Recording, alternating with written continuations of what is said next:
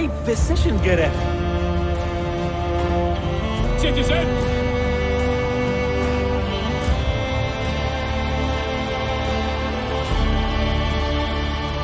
It's a me, Mario!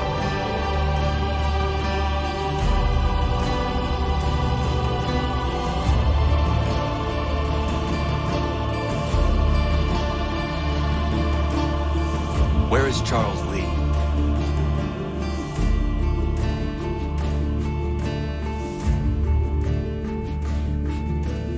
Bene. Now I have a way back up in case I fall.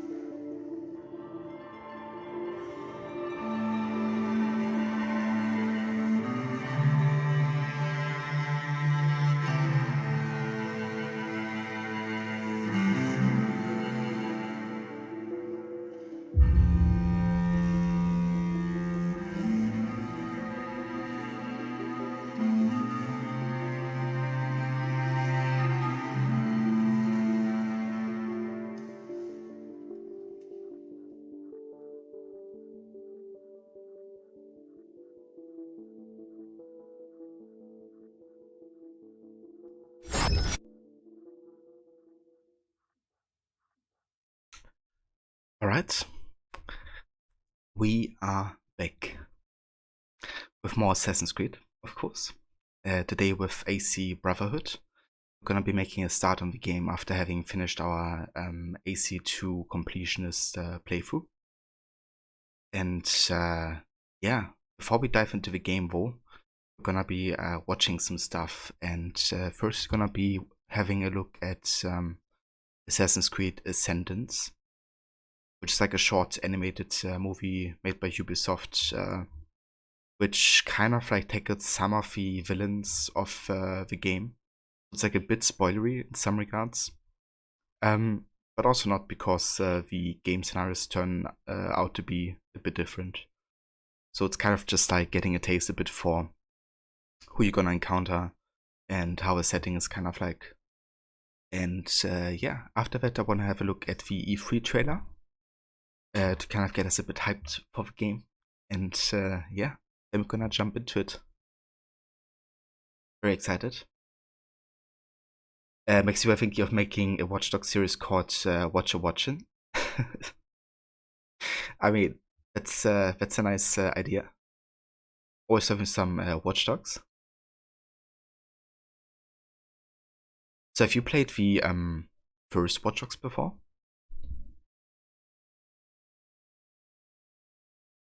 Because that's honestly still my favorite. You have? Nice. Yeah. I love that game quite a lot. Okay, you play for more. Fair enough. Which one would you say is your favorite so far? Also with like what you have played of Legion. Actually turn on some music again. At least for a second here.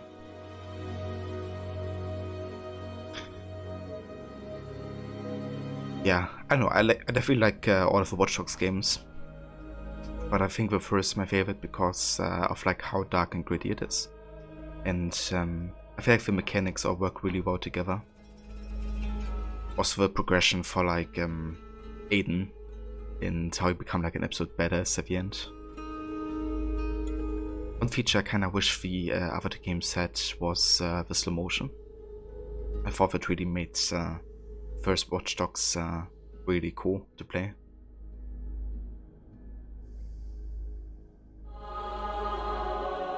Enjoyed Watch Dogs 2 a lot more, but Aiden is the OG always. Yeah, fair enough.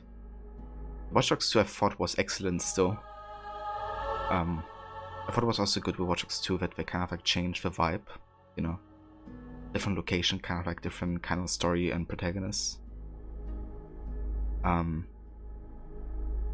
I also really liked that there was like an Easter egg to Aiden when he's like imprisoned and you kind of like free him. But yeah. Have you played you haven't played the DLC for Legion yet, have you? Because that's kind of like a prequel story to the main story of Watch Dogs, featuring Aiden and Wrench from Watch Dogs 2. I can really recommend it, like if you're into these characters. Honestly, that was for me like the best Legion story. But the DLC. You haven't played it yet? Fair enough, yeah.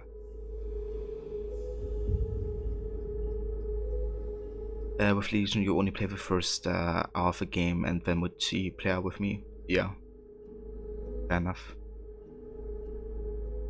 Yeah, dude, if you would like to play some multiplayer for Legion sometime in the future again, I could definitely reinstall the game. Now that I'm finished with a playthrough, I wouldn't mind playing it on occasion. I kind of wonder how active multiplayer still is. I reckon there's still a few people to play with. But yeah, anyways, I would say let's have a look at the AC Ascendance movie. It's only like 8 minutes long, so rather short.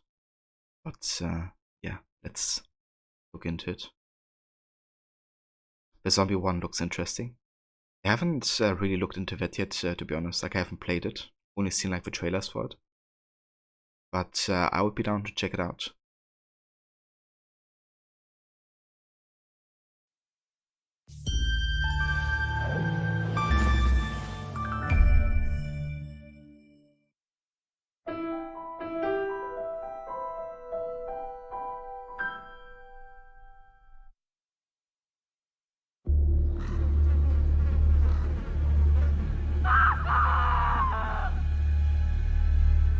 Show yourself, or she dies!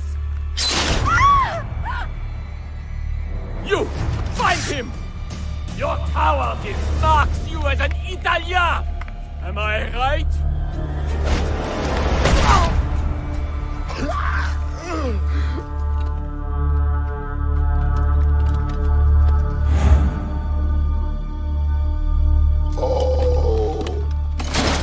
Merde! The House of Valois will hunt you for this! Où te caches-tu, sale Florentin?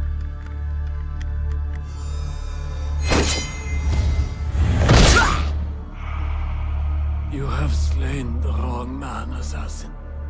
My part was minor compared to Cesare's ambitions. What ambitions?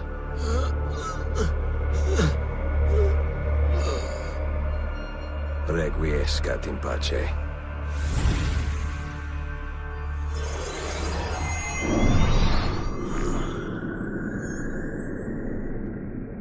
Requiescat in pace. Citizen!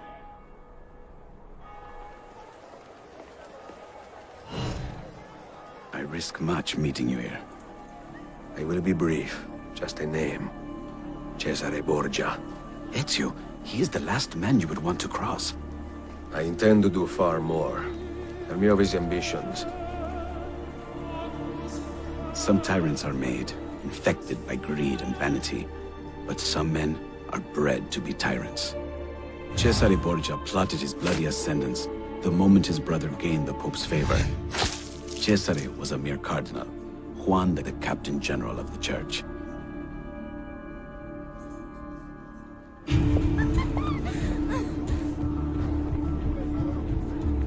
Brother, my imagination failed to capture the splendor of this district when you described it. Surely the Captain General is not afraid to get his boots dirty. It's not my boots that worry me. These whores, courtesans, please. They are clean? Clean enough. Come, I will introduce you to Fiora.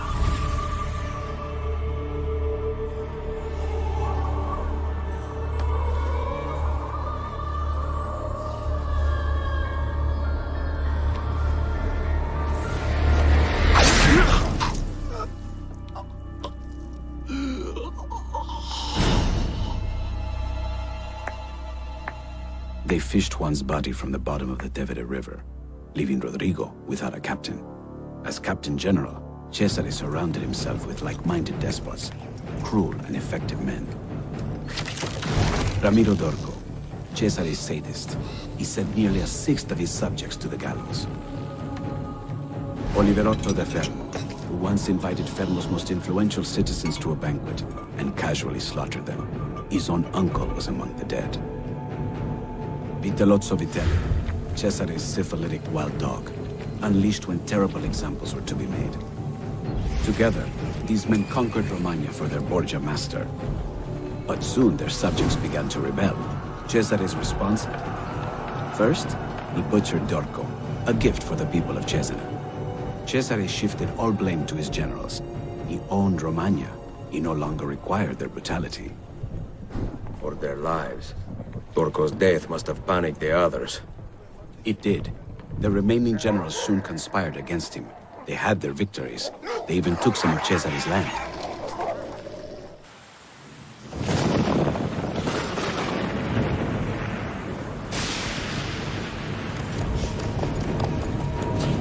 Cesare accepted their every demand. They would return to his service. All would be forgiven. Months later, Cesare threw a dinner in their honor. Friends, I thank you for delivering Romagna into my hands. But now I must shed my bloody gloves.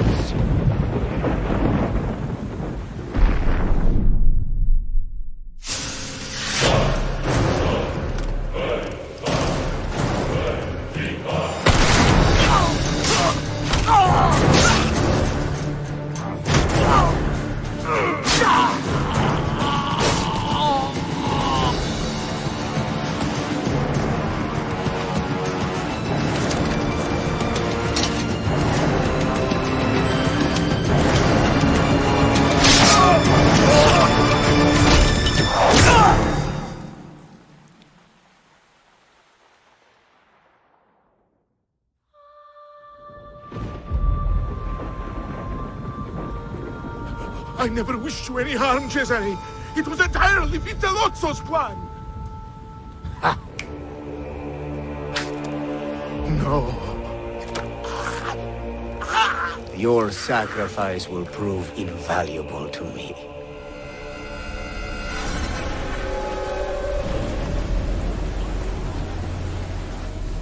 Both Cesare's allies and enemies praised his brilliant move against the conspirators. His cunning has bought him more power than you can imagine, Ezio. Italia is well within his grasp. His influence will mean nothing when he faces me alone.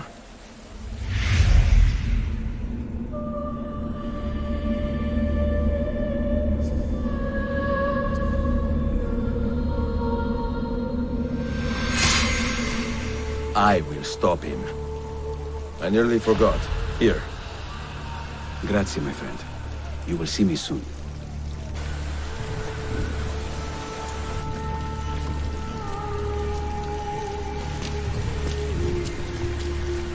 He's expecting you. Go on. Are the designs ready, Messere da Vinci?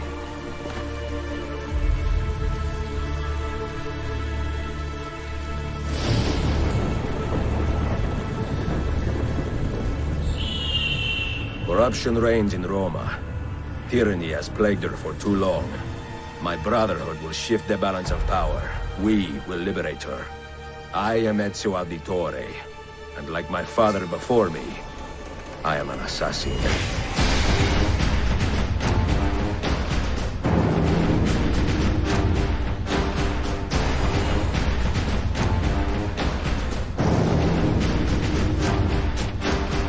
Right, and that is AC Ascendance.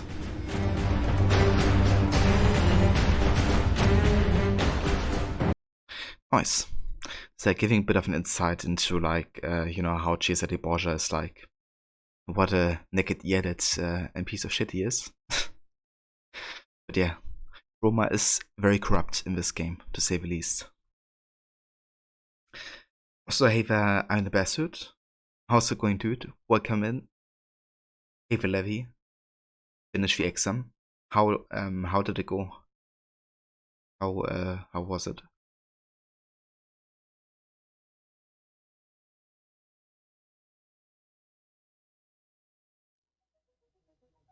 You still failed. Oh damn. Better than last time. So how many points did you get this time?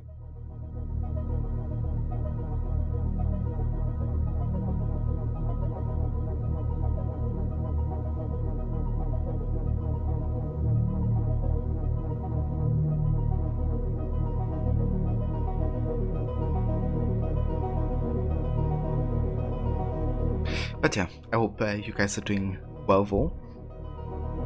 Hope you're having a good day so far. So we're just currently watching some AC Brotherhood kind of like short movies and trailers and stuff. Just watched AC Ascendance, which kind of like tells a bit more about the backstory of Cesare Borgia. And yeah, we're about to watch the E3 trailer now. Kind of get us a bit hyped for the game itself. And yeah, we're gonna jump into it.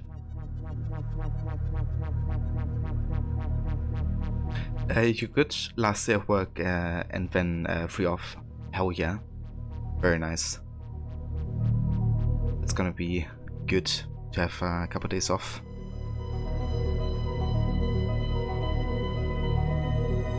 Uh, 64%, but you can still get some back. Like after the point giving you had 70%. So you might still get enough to pass though, but you doubt it. Not for the test anyways, but would have liked to pass. Yeah. So how about the others? Did somebody pass this time? Or did still like everybody fail?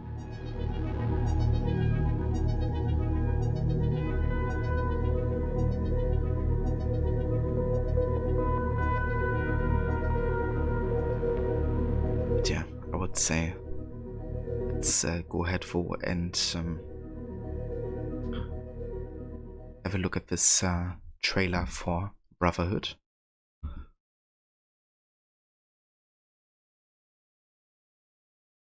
the ones from a group that also done failed, so you don't know about the others. Fair enough, yeah.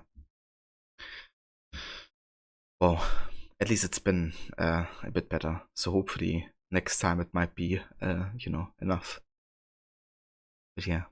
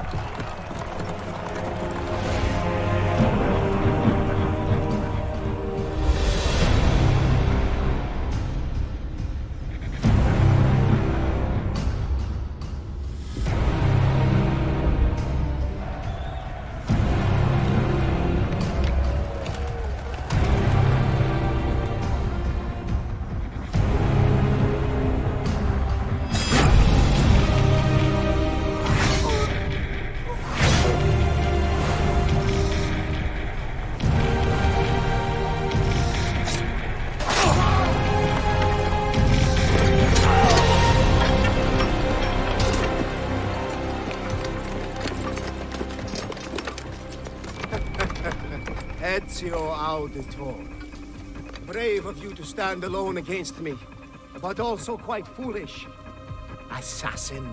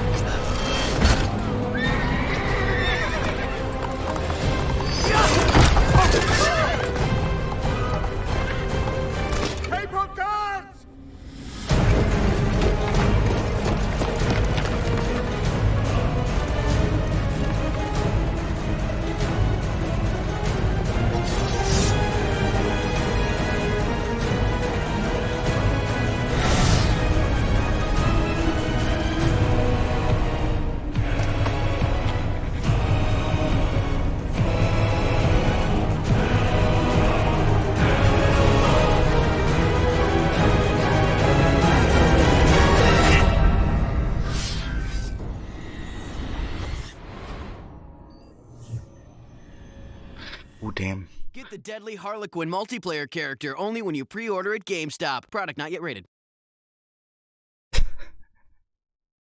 Right.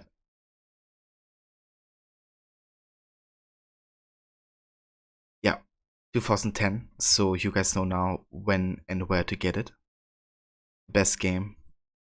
Gotta make sure to pre-order and get your hands on that, as well as a Tarlequin DLC.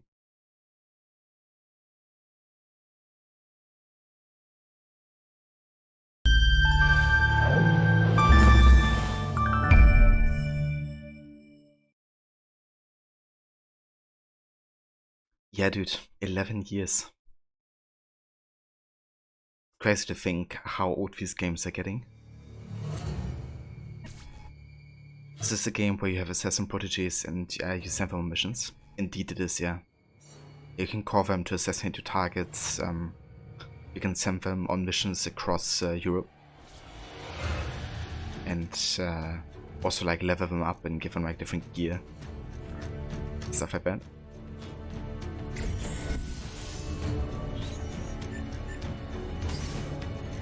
Alright, let's check our graphic options here. All good there. Seems good.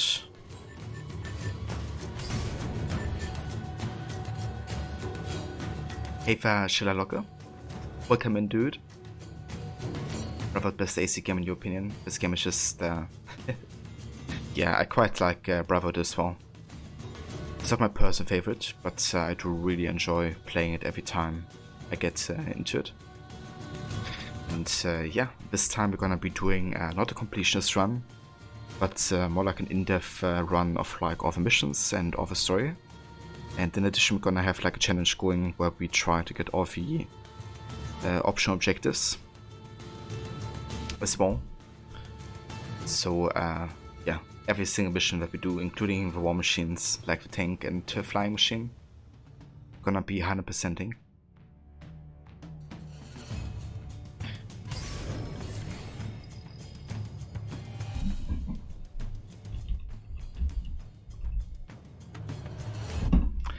Alright, let's get into this game.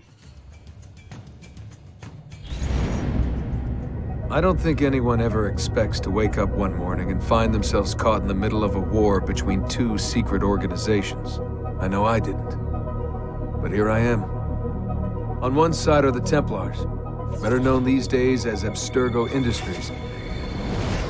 They're in the business of control. Politics, economics, technology. They won't stop until every single one of us serves them. Literally. Fighting against them are the Assassins, a group dedicated to safeguarding humanity's free will. I was born into the Brotherhood. A couple of weeks ago, the Templars found me. They took me prisoner, strapped me into a machine they built and put me to work. It's called an Animus, and it's where I spent most of my time. Exploring the memories of my ancestors, discovering entire lives locked deep inside my DNA. First, I revisited the life of Altair ibn La'ahad, an assassin from the Crusades. The Templars wanted the location of something known as a Piece of Eden, an ancient artifact capable of bending people to their will. Once the Templars had what they were looking for, they decided my usefulness had come to an end. But Lucy saved me. Lucy. When things were at their worst, she revealed herself to be an assassin and helped me escape. I was hoping that would be the end of my misadventures. But we were just getting started.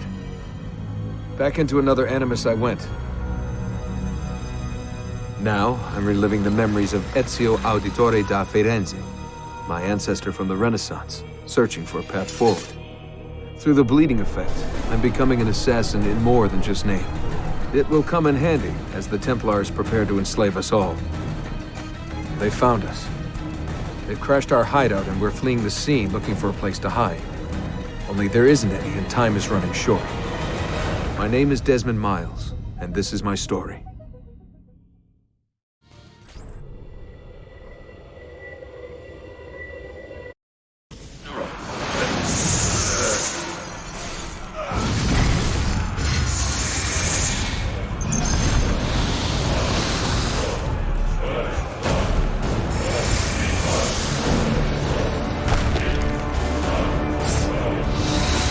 How did you find it? Mario Auditore led me here.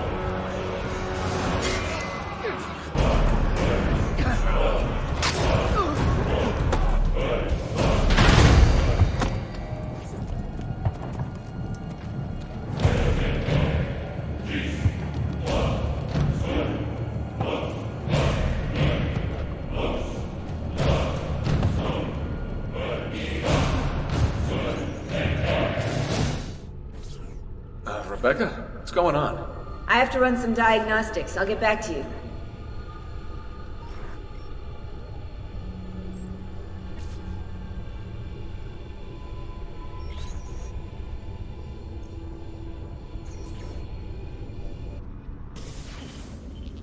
It is done. The message is delivered. We are gone now from this world. All of us. We can do no more. The rest is up to you, Desmond. What? Who is Desmond? I don't understand. Please, wait. I have so many questions.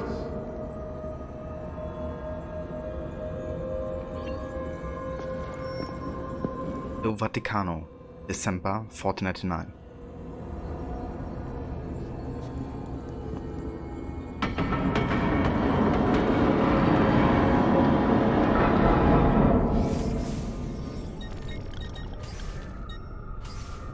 Alright, so we're not going to be reading every single database entry like we've done it in AC2. Rather, what I'm going to be doing is we're going to be focusing on other story-related database entries instead. Especially in Brotherhood, there's also like a lot of database entries that I actually copied from the second game. because of like it being still the same, setting, like roughly. So also not to like, reread stuff we already have read. We're gonna be focusing more on like the characters and anything with like story importance. There we have Ezio Auditore, born 1459, profession assassin. Well, this experience has been quite the education. Although there's nothing in the history books following Ezio's disappearance from Florence as a teenager after the execution of his father and brothers, we now know that he fled with his mother Maria and sister Claudia to his uncle Mario's Tuscan villa. Trained there as an assassin, he prepared to hunt down the Templars, the men behind the execution. And hunt them he did, killing them one by one until he reached their leader, Rodrigo Borgia. With the help of his uncle and the other assassins, he discovered Rodrigo's plan to open an ancient vault beneath the Vatican, supposedly leading to God himself. Ezio defeated Rodrigo, entered the vault alone, and communed with a projection of Minerva, a member of an ancient race that existed before humans. This all sounds very far-fetched when I write it out like that, now doesn't it? Fortunately, we have the enemy's records to prove it, so we didn't dream it or anything. Unless we're all in a dream right now.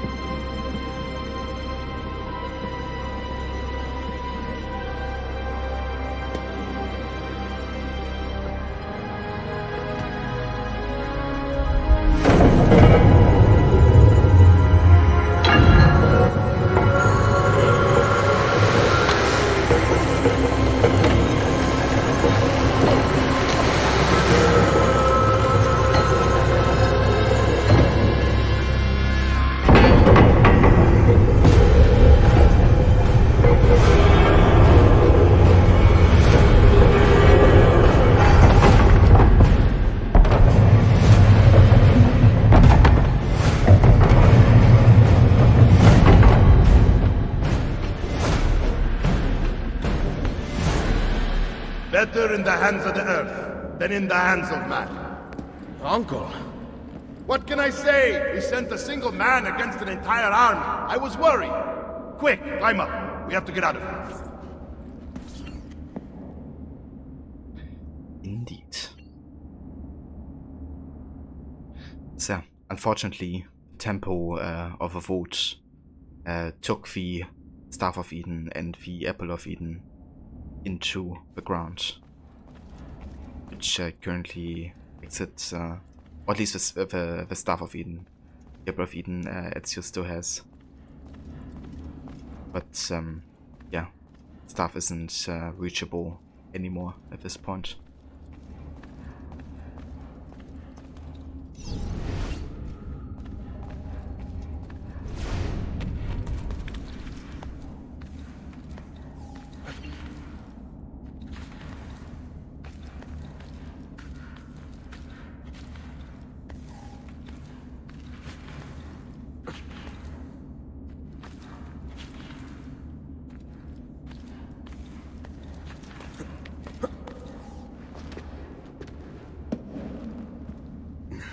You would not believe the things I have seen, Mario. Then be sure to stay alive that I might hear of them. I expect opposition. And I expect the Borgia to mourn the loss of many lives tonight.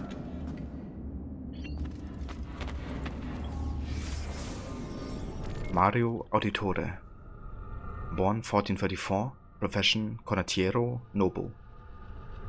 One of several important condottieri patrolling the Tuscan countryside, Mario Auditore was a born leader.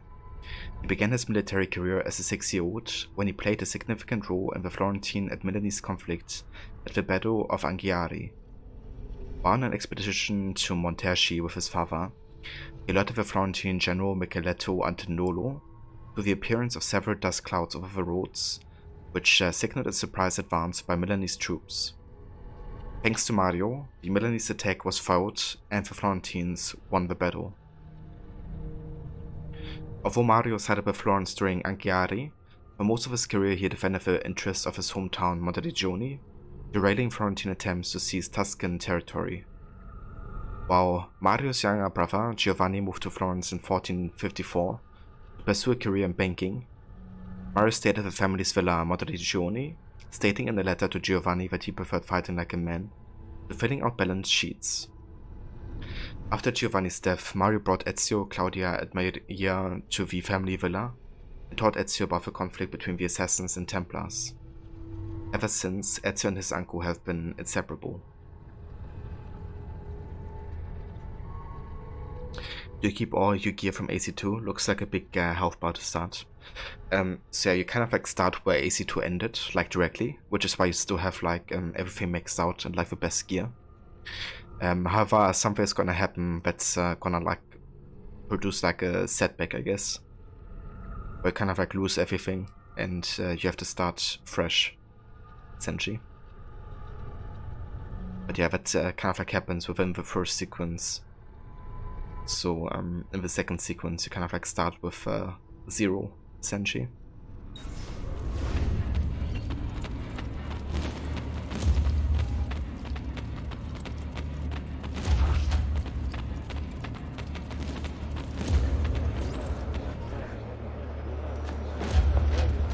Che cosa fate qui? Assassini!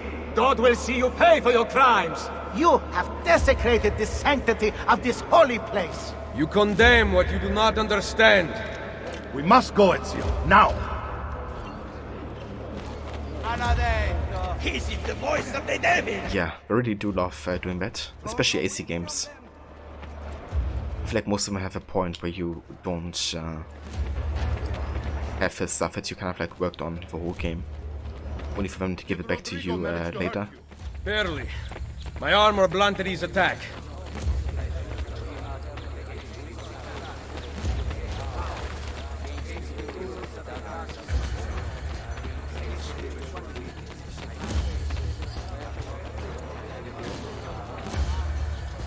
Be ready to fight. What are you doing? Saving you from the lookout. Not bad for an old man. Agreed. You still have some skill. Buona questa. Excellent. Good one. Impressive.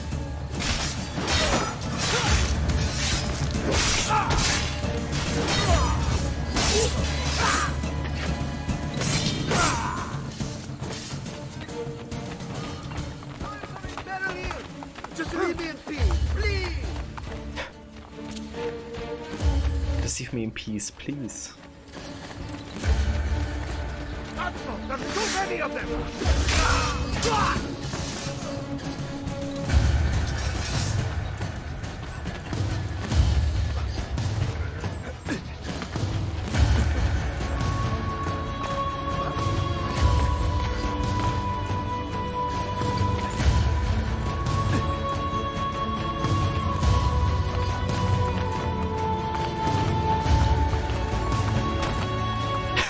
What the fuck? Are you alright, Mario?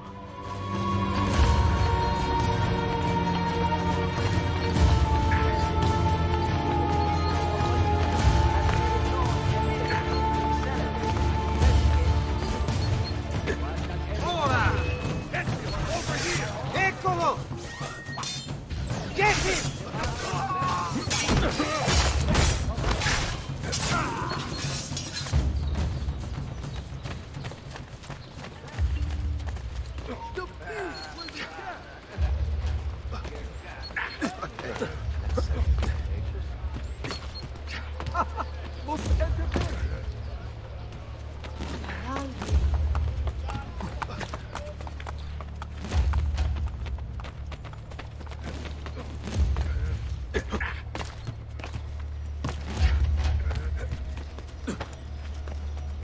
It's a me, Mario! Indeed. My favorite side character on AC2. next to Leonardo da Vinci.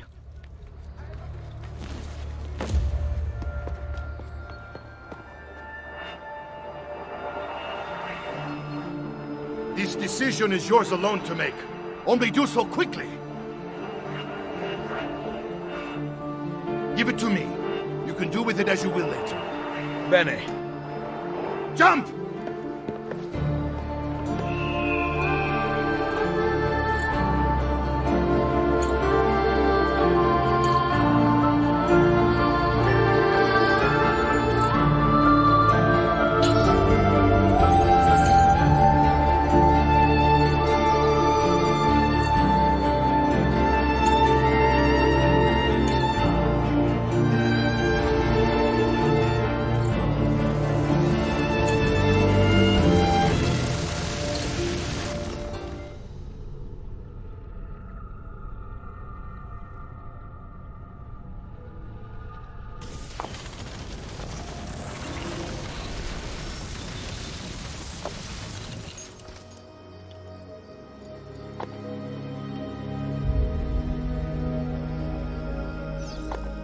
And then Minerva talked about the sun.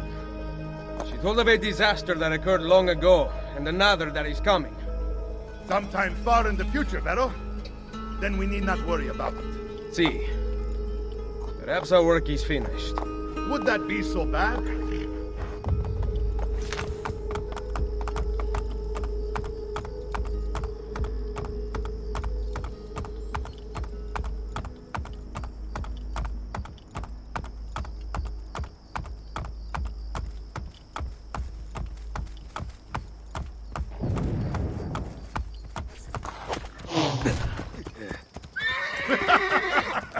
We upgraded the arsenal while you were away. Ah, and it is now customary for you to fire cannonballs at visitors. My apologies. We only installed them a few days ago. My men are still being trained in their use.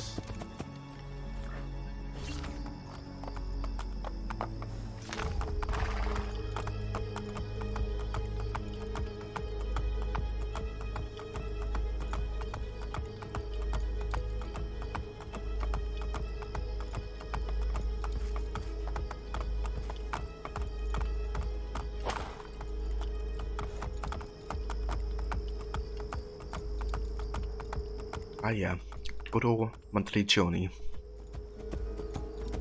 Andiamo! I love building up this place and kind of like, you know, Welcome back, Ezio. bringing life to it. Look, it is Ezio. Let me see. Buongiorno! Salve, Mario. It's good to be Look home. at two of them. Feli, this place just keeps getting better. Thanks to you. Brother. Claudia. It is good to be home. How is mother? She's fine. I heard you were returning, but I'm glad to see it with my own eyes. The Contessa of Forli is here to welcome you. I had no idea you were so famous. Caterina? Here? Is it finished then? Is the Spaniard truly dead? Gather the others in Mario's study tonight. I'll explain everything there. Steel yourself, Ezio. They will have many questions. Claudia, tell the Contessa I look forward to seeing her this evening.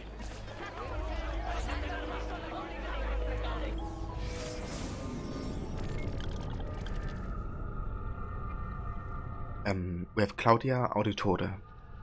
Born 1461, profession noble. The third child of Giovanni and Maria Auditore, and the first girl in the family, Claudia lived a privileged childhood in Florence high society. After the murder of Giovanni and her two brothers, all that changed. Claudia, Ezio and Maria fled to Monteleone and the safety of her uncle Mario's villa. Claudia remained in the villa caring for her nearly comatose mother, while Ezio set off to avenge the murders. Record book recovered from the archaeologist reveals a relatively unexciting existence. The 3 months spent managing the villa's finances, brief periods of activity were supplied by Ezio's visits, and the renovation she was able to carry out with the money brought back from his travels. Under her care, the town blossomed, ushering in a new era of prosperity for Monteleone. Claudia, however, remained cut off from the world she loved. To hear of Ezio's adventures only reminds me of my own lack thereof. This is not the life I dreamed of as a child. Ezio does not understand. He treats me so delicately, I despair of ever emerging from this prison. She writes one particularly poignant letter dated July 1495.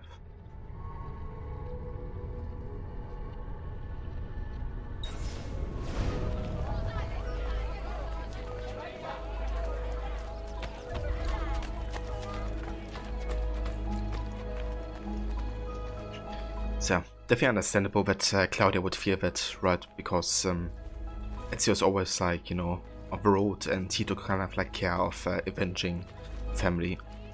But I mean, Claudia would have felt quite similar, right? To kind of like want to help bring down those responsible for the death of their family members. But instead, she had to, you know, be Montegioni and take care of her place.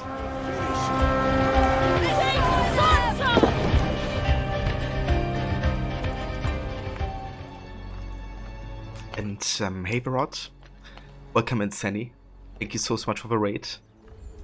Welcome in Raiders. I hope you had a good rest of Gwensha today. How's it going? Hey Lucinda, welcome in.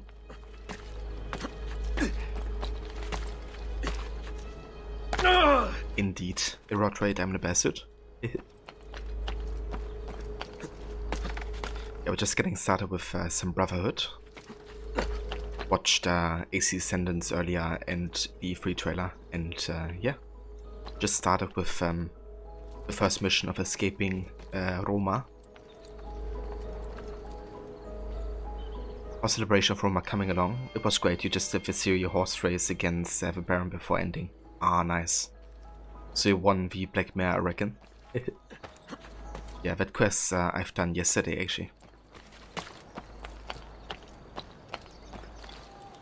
And thanks for a shout out there to Rock Maxi. Appreciate it. So for anybody who didn't join with a raid there, definitely check out Rod's channel. He's also a massive fan of Assassin's Creed, playing that on the weekends usually. And under the week he's playing currently Witcher 3 and Tomb Raider games on Fridays. So good variety of different kind of like kinds of games, and always also connected to like certain challenges or first time playthroughs and stuff.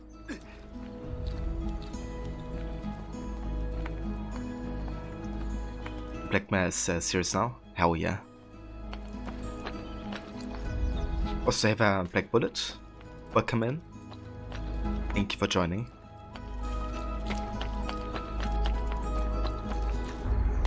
Alright, let's see how we can help some folks here.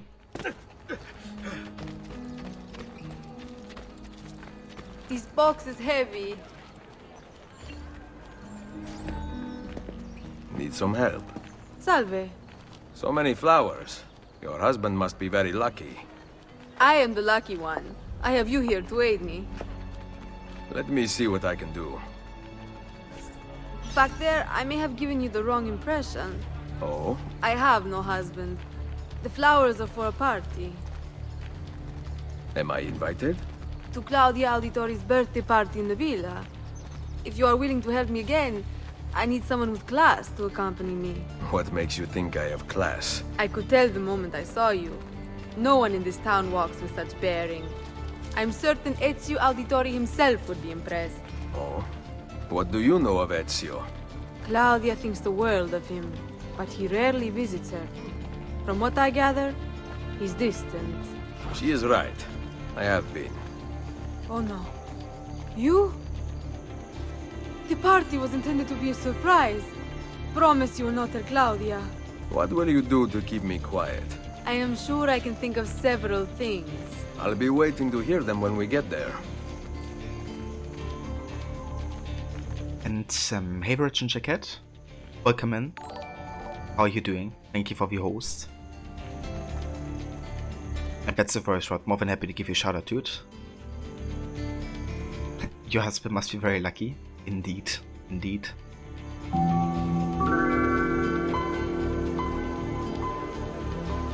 And Black Bullet, thank you for the follow. Welcome in again. Rod, Ezio sound like someone I once knew. Yeah, no kidding. That's Christina's voice actress, isn't it?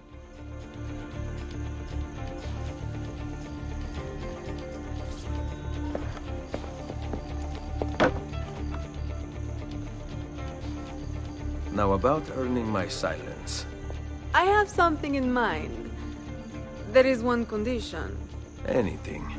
You must wait until tomorrow. If it pleases you, I will not stand in your way. It will be worth the wait, Ezio. Trust me. Trust me.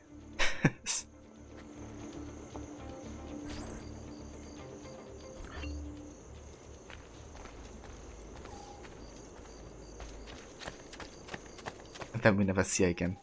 Yeah, that's when Caterina came and visited Monteregioni, and Ezio was all like, oh, never mind.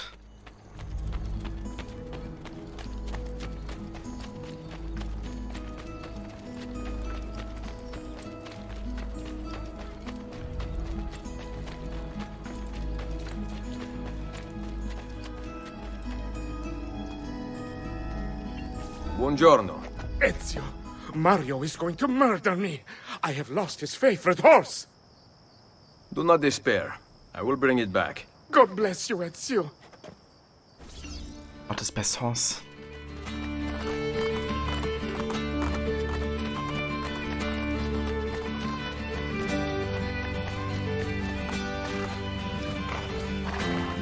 Come on. Thanks.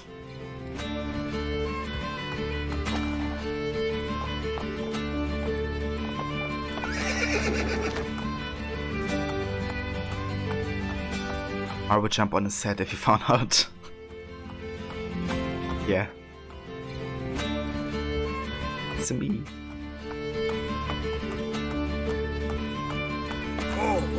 Voice Rod. Take your time, dude. Here. Grazie, Ezio. I can no longer keep up with the horses. Promise me you will enjoy your good health. Do not spend as much time in battle as your Uncle Mario. My battles have already been won. That is good news. Arrivederci, Ezio.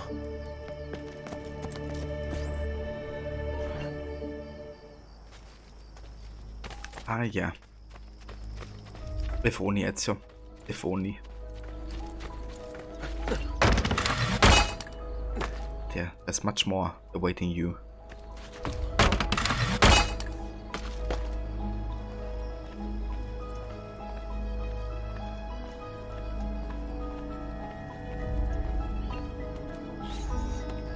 So, these are the new cannons? Yes, Signor Ezio.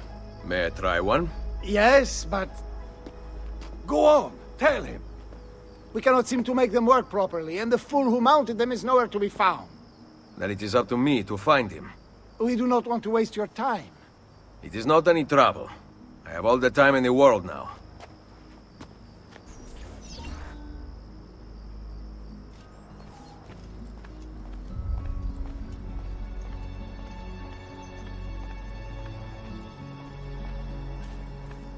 Like I sound like Shay's Quartermaster Chart's gist. Yeah, definitely a bit, wasn't it? Though I do believe that the voice actor did like his first actual role in Rogue, at least for the AC series. So I don't think he voiced a character before Rogue yet. But definitely sounded a bit like him.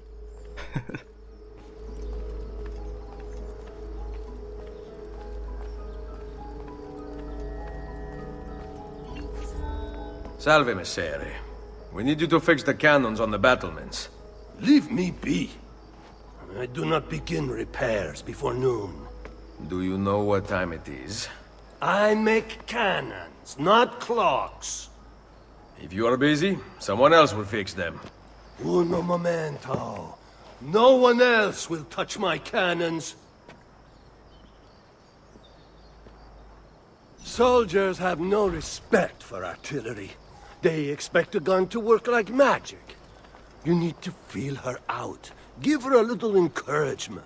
We are only equipped with simple cannons now, but I got hold of a design from France, yeah? A hand cannon. Something called a wrought iron murderer. Imagine firing a cannon from your hands. That is the future.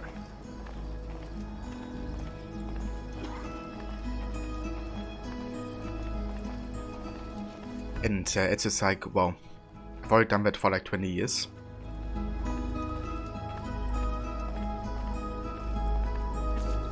What have you done? We used them. They were not ready for firing. You could have gotten us all killed. Let me see. His breath is more fatal than our cannons.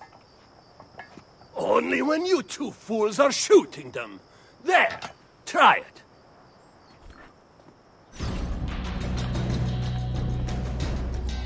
Aim at something to test the alignment.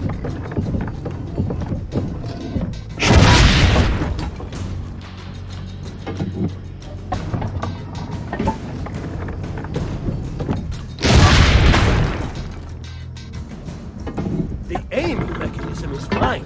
The problem must be behind the cannon. Again. You gotta have that high precision.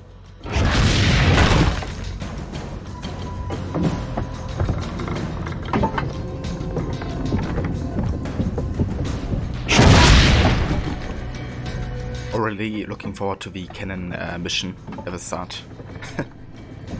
Because you gotta be super fast in this game, that mission. This IMDb has Brotherhood? Really? Yeah, so I wonder if it is as a voice actor though, because he's actually been one of the main guys behind the casting process of voice actors in AC games, apparently. But I guess he could still be credited on IMDb for that, right? For like being involved in like the casting. I wonder though if he actually did voice the character in Brotherhood.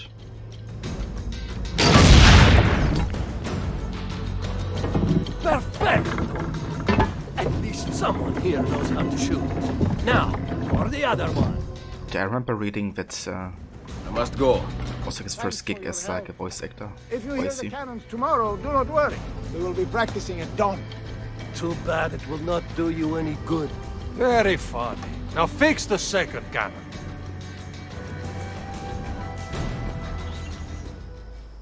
It has additional voices. I guess then it could have been him. If it says that explicitly. Yeah, I don't know. I don't know where I read it, but I remember reading or like watching an interview or something where they said it was his first time doing a role for like AC. Because I remember like also looking up his Wikipedia, and I think it said that he was like mostly involved in like the casting process. Kind of like voice acting director or something like that.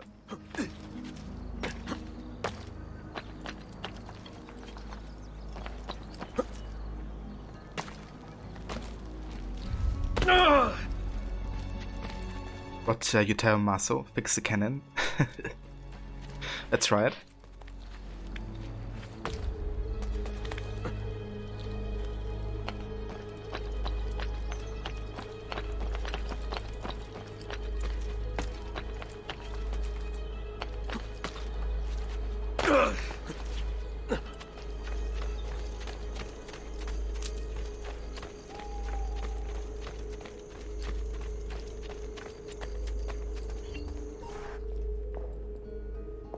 Buongiorno, Ezio. Caterina, to what do I owe the pleasure of your presence here? I desire an allegiance. The papal armies have resumed their march on Forli. Your mercenaries would be a great asset to my cause. It is likely that I can give you what you seek. But we will talk later. Mother. Machiavelli. It is done. Though not, I think, as any of us expected. I entered the Vaticano and faced Rodrigo. No! He used the power of the papal staff against me, but I defeated him. Combining the staff and the apple, I gained access to the vault. There, a moving painting of the goddess Minerva spoke.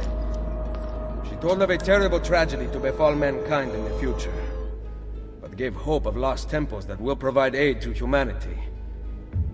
And then she called out to a phantom, Desmond, as if he were there, standing beside me. After her warning, she vanished. Amazing. I cannot imagine such wonders.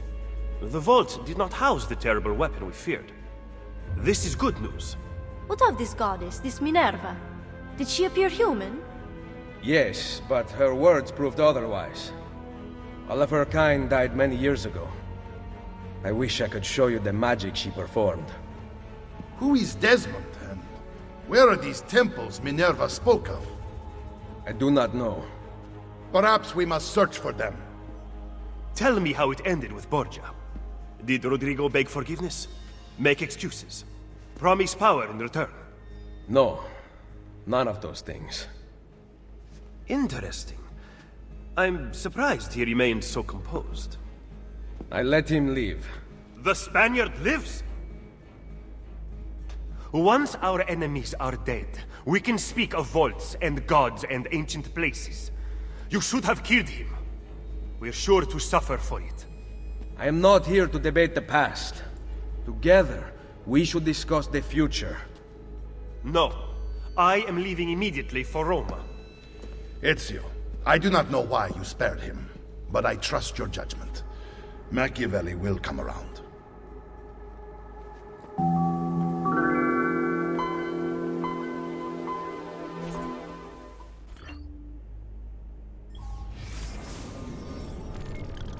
And hey there, Moloch. Welcome in. Thank you for the follow. But Vranch, no, I'm leaving immediately for San Francisco. Indeed. He's gotta watch some dogs there. Yeah, Watch Dogs 2 is great. I definitely enjoyed it as well. Maria Auditore. Born 1432, profession, writer, noble. Tomorrow I will make torta bolognese.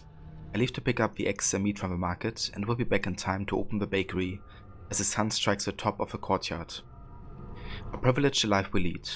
It is hard to remember on such a day that what is given may also be taken. These are the final lines of Maria's diaries. Born into the powerful banking family the Mozzi, Maria is one of the most famous historical sources of her time period, due to her multi-volume diary, which has been translated by several notable scholars and is on display in the Uffizi Gallery in Florence. Now, thanks to the Animus, we know why her diary ceased after her husband Giovanni's arrest, during which Maria was mistreated by Florence's guards. She entered a semi-catatonic state. Cared for by Ezio's sister Claudia at the Villa Auditore, she remained silent for years until Ezio brought her a bundle of feathers he had collected during his travels, an activity that her youngest son Petruccio once engaged in. Brought back to life by Ezio's gift, her temperament has been improving steadily since. And yeah, I think this kind of confirms that the guards have done some stuff to Maria that really traumatized her. It's not really said what specifically, but I guess you could imagine. Which I guess just added to the trauma of it happening, but also the loss of her sons and her husband.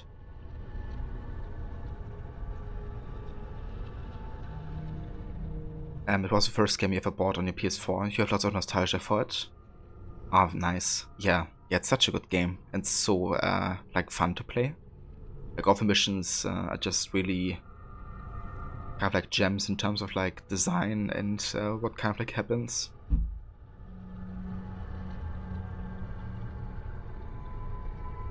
And hey there, Grace. Welcome in. How's it going?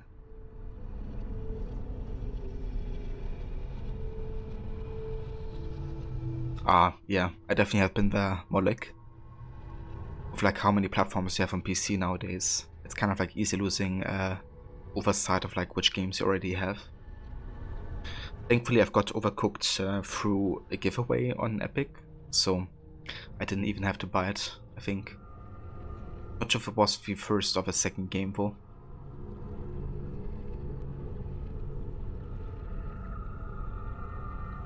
Ah, nice, Grace. That's good. Always good to take care of.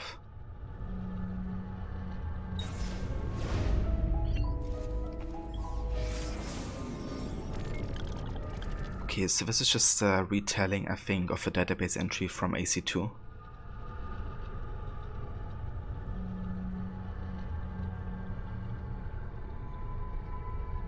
Yeah, it's the exact same. So I'm not gonna read it again because we already have done it in AC2.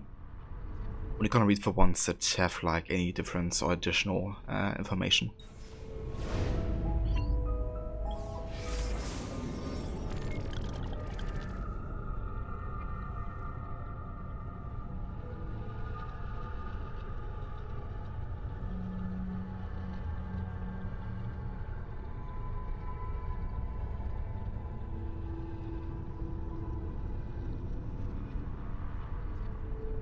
Okay, so this is actually new here, about 14.99.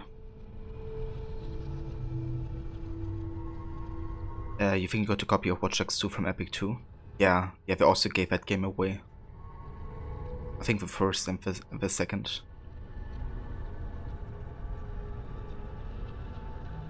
But yeah, I can recommend Ubisoft Launcher though. Like, not exactly for like how good of a launcher it is, but rather price-wise, I think it's definitely quite good to buy directly there.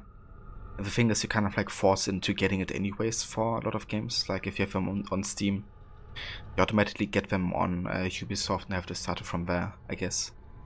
So yeah, I just kind of like go directly to Ubisoft and buy them there for that reason.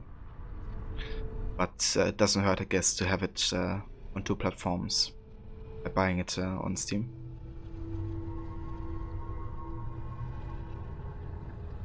I don't know, I really enjoyed Valhalla myself actually, but I definitely know what you mean, because it's very evident how much they have strayed away from the core gameplay of what kind of like made Assassin's Creed. So I would really wish that the next game would kind of like focus a bit more on social stealth and parkour, which I think were always like big pillars of the AC series. I do kind of like that Valhalla had a bit of social stealth, but obviously having like a different setting that would benefit from that a bit more would be a good choice, I guess.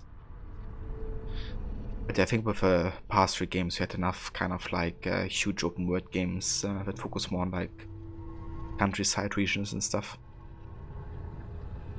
I think it's time to go back into like a really dense kind of like city, or like multiple cities.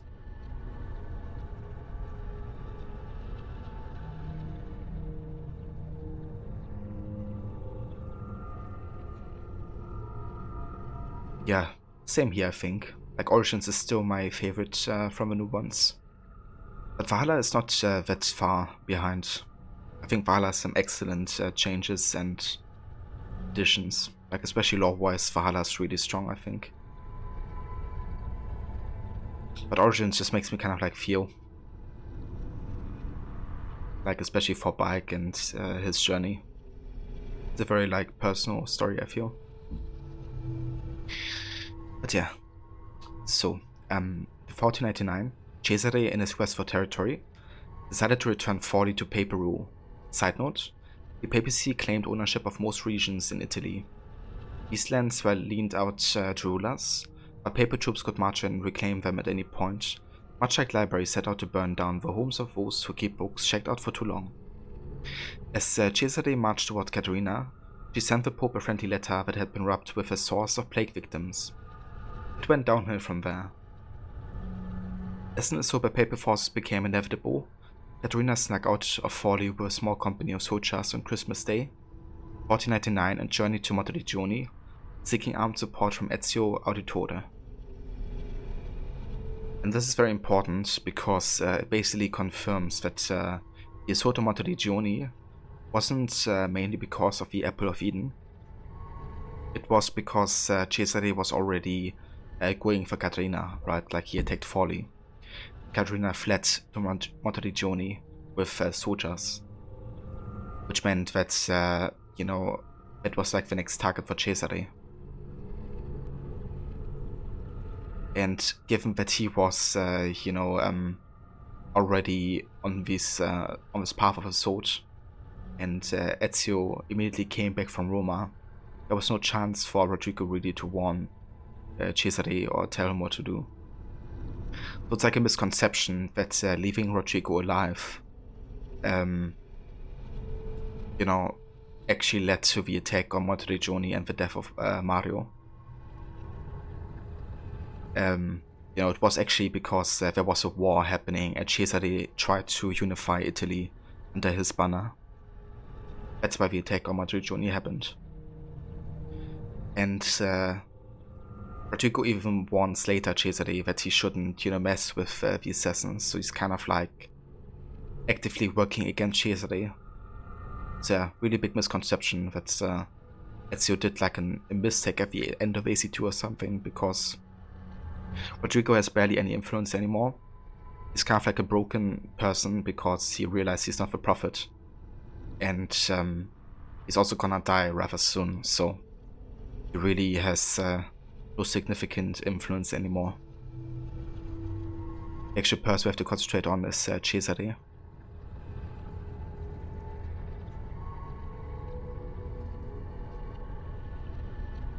Yeah, I mean, I would love to see an AC India game. I enjoyed the Chronicles India game, but having like a full-fledged, fleshed out, you know, version of like a 3D AC game set in India would be quite nice, I think. But funny how the games themselves are a good source for finding out lore. Yeah.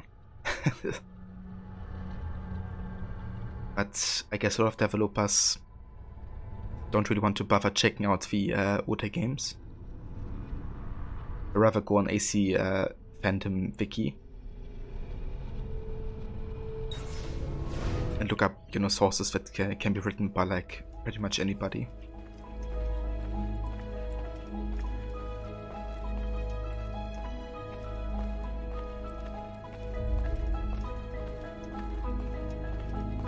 I think it's so good that Darby McDevitt actually made these videos about like the lore of AC.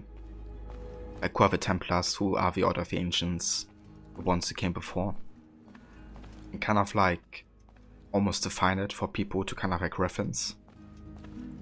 Because fan videos are like one thing, but if you know, an actual main writer for a series does that, it's kind of like really getting a lot of the questions out of the way for people.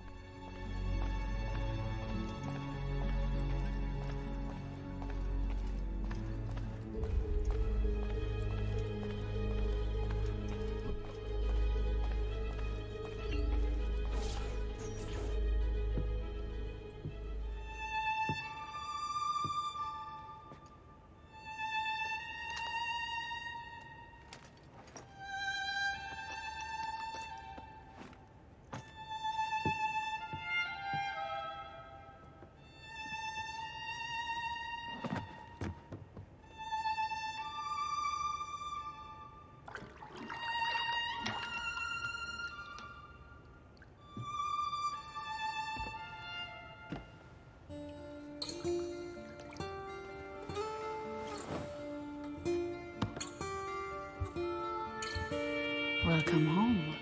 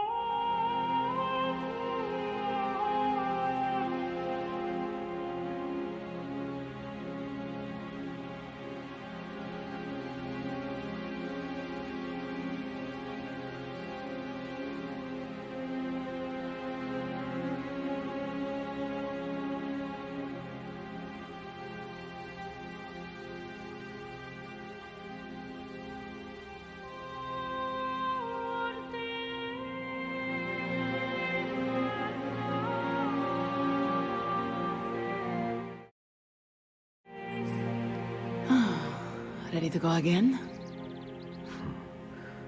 You don't need to ask. One should always have the freedom to choose. Shh! What's that? Probably just training exercises.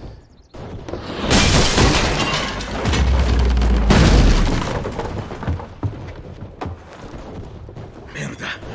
I have to find Mario and rally the troops. My men are in the courtyard. I aim to lead them around back and flank our attackers. Stay out of sight.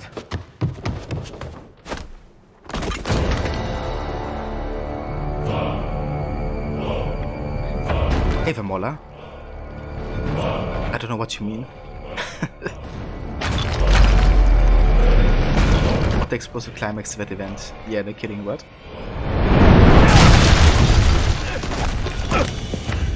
It's the Borgia! How did we not see this? They must have massed to the east during the night. We need to hold them off until the townspeople have escaped. I will take care of it. Use the cannons above the rampart. I intend to lead a frontal assault.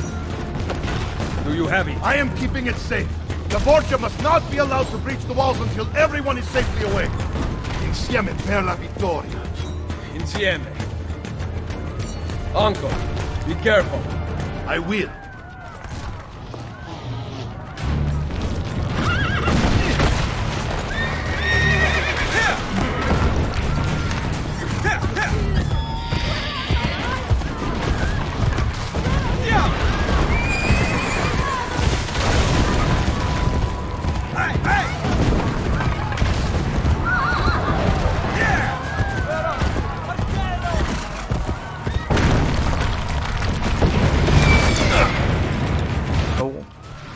Posse.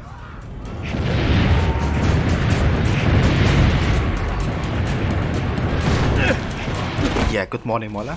Hope you're having a good one so far. Reverse Maxi.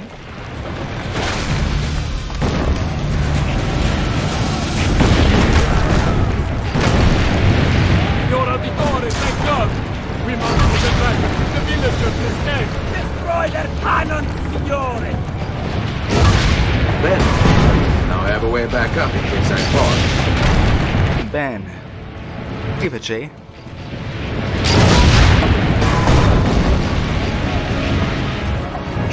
This part's really tricky, Maxi. Not gonna lie.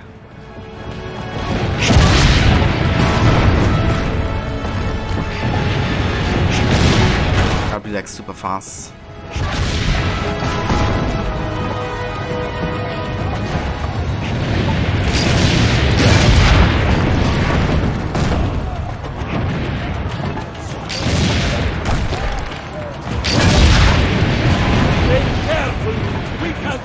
This attack much longer!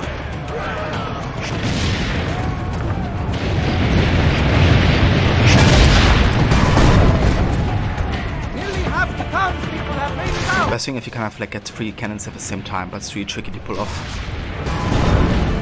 Because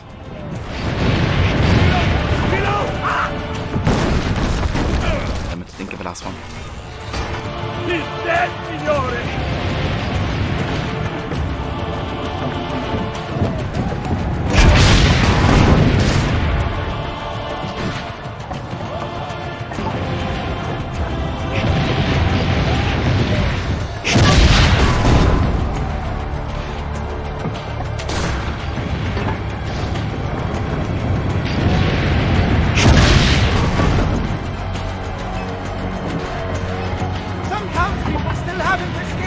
Keep going!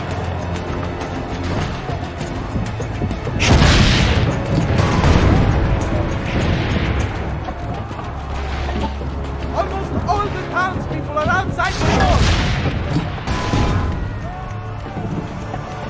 It's gonna be close.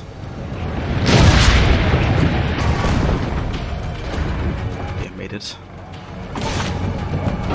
Save them! Wait! Soldiers are climbing the walls! Signore! Forget the cannons! You must stop them! Go! I will carry on here!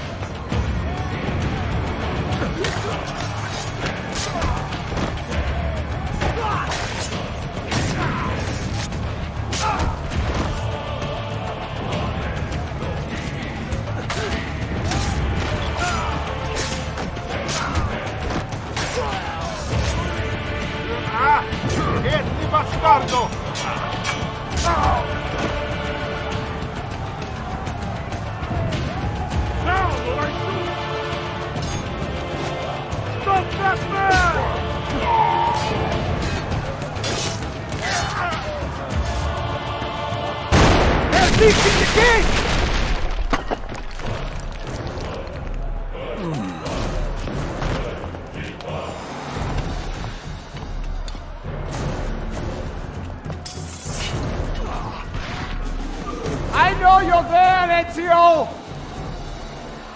The Pope told me about you and your little group of assassins. Andres!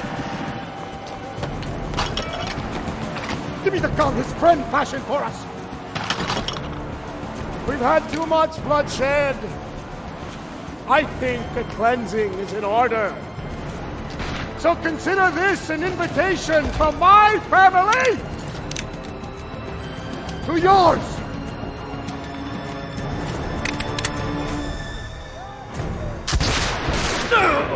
Requiescat in pace.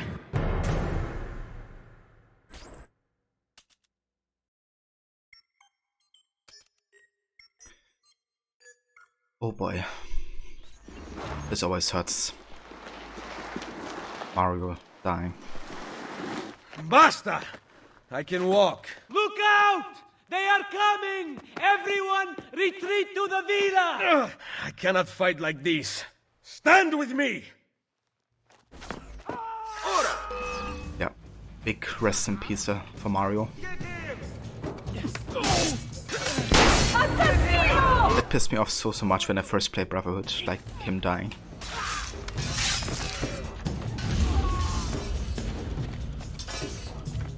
I was like, you can't do it to my favorite side character. May you walk the land of the Duats.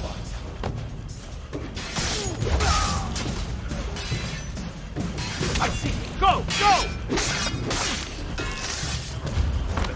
Indeed, babies guys walk the land of the Duat.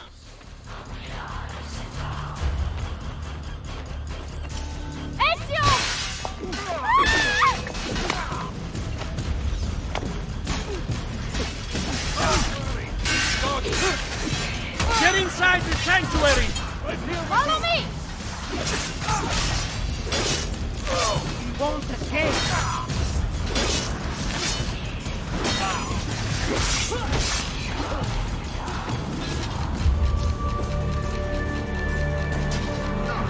Ora! You... Get away!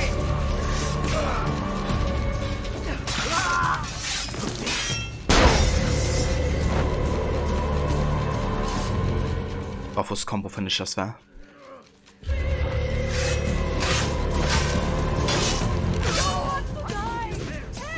There! Get him! Please don't kill me!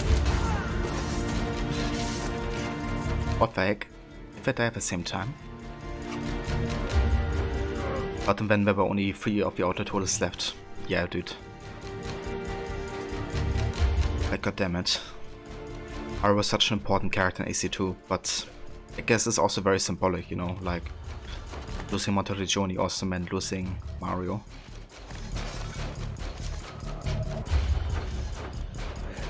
It's, I really wish it didn't have to happen. I can't... I will hold them back. Stop! Wait for us! We thought you had been killed, Sir Ezio. Not yet. Where does this passage lead? To the north, outside the walls. I am surprised it exists. Let me through. I must go help the troops.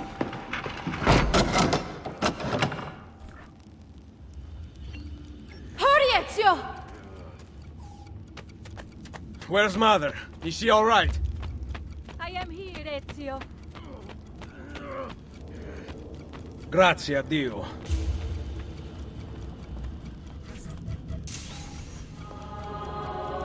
I could not leave without you. The way out will be dangerous. Protect our mother.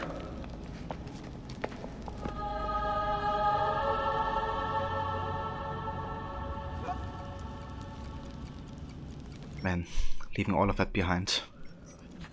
Also the sanctuary. Where is Mario? I thought he would be waiting for us. The Borgia infantry are circling the town! Mario is dead. You must leave this place. Take Mother to Firenze. Get me a horse! You are not coming with us. Where are you riding? To Roma! Go, my son. Destroy them. But remember for whom we assassins fight. For the... Citizen!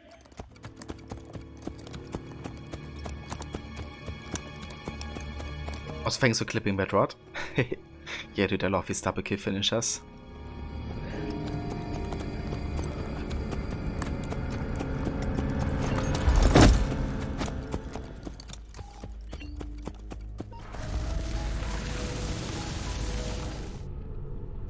Itoria agli assassini. Lucy, I can't seem to get a position on Ezio's PoE. PoE? Could one of you tell me what's going on? Sorry, Desmond. Piece of Eden. In the Vatican, Minerva talked about other temples, that they're the key to preventing whatever terrible thing is about to happen to the Earth. Right.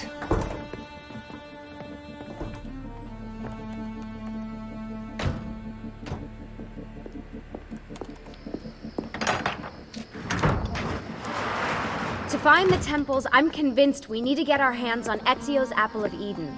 Minerva altered it somehow when she touched it. Wait, we're at the Auditore Villa. Yes, it's our last safe house in Italy. It turns out the Templars are watching the border. Ezio hid the PoE sometime in 1507, but when I try to access that DNA sequence, he seems to be remembering something else. Like a memory inside a memory? Yes, exactly. Maybe. Exactly, maybe? I believe you experienced something similar back at Abstergo, didn't you? Subject 15 exhibited memory within memory-like patterns, but she was pregnant. The memories of both the fetus's father and mother were competing. Desmond's not pregnant, at least, as far as I can tell. Might just have had a big lunch. Can you skip ahead to a later memory? No, it doesn't work. Well, that sounds familiar. We couldn't access Altair's later memories until Desmond had improved his synchronization. Then it's possible something similar's occurred here. Ezio's troubled state is being transposed onto Desmond, destabilizing the memory. Either that, or Rebecca's just not a very good engineer. Thanks, asshole. What? I'm simply listing possible explanations. And that is amongst the most likely. Touchy? This place isn't secure. Cell phone surveillance can see right through the walls. Don't you mean satellite surveillance? Are you kidding? Abstergo upgraded his cell towers ages ago. The waves go through everything above ground. They're gonna find us. No, they aren't. Come with me. Oh, Lucy, you should know. Like I wouldn't find you.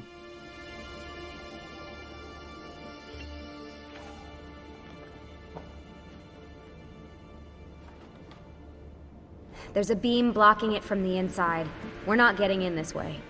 What's our next move? The road just loops back into the highway. This is not a good place for us to be right now. Do we have any tarps? We need to cover up the van. I really hate to stress this, yeah, but we are running out of time. Well, help us then, Sean. Do you have any ideas? I don't know. Maybe there's another way into the sanctuary. Hey, I think I've got something.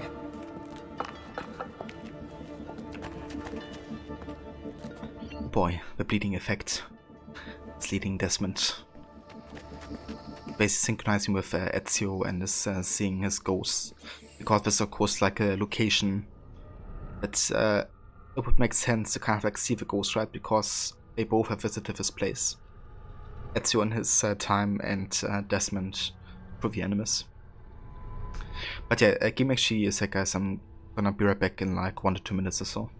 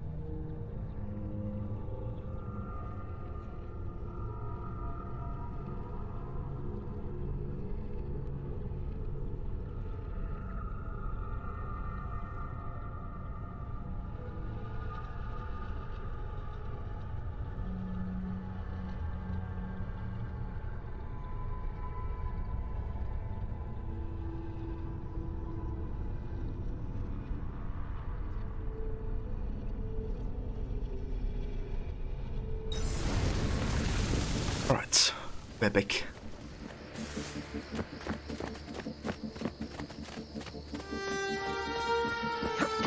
Follow me.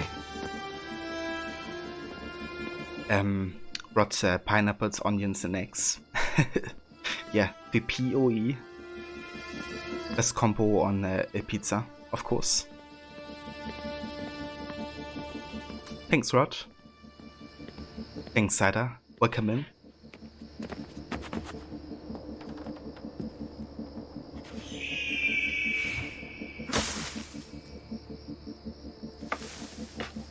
Desmond, that was pretty awesome. It just felt natural.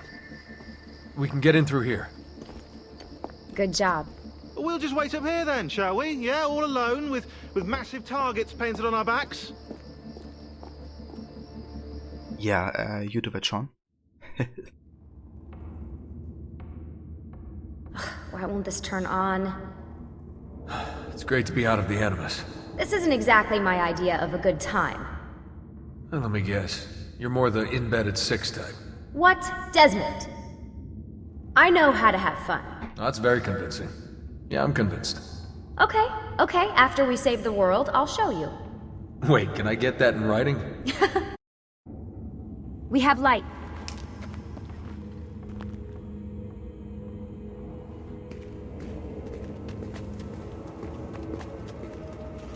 What was that? I don't see anything.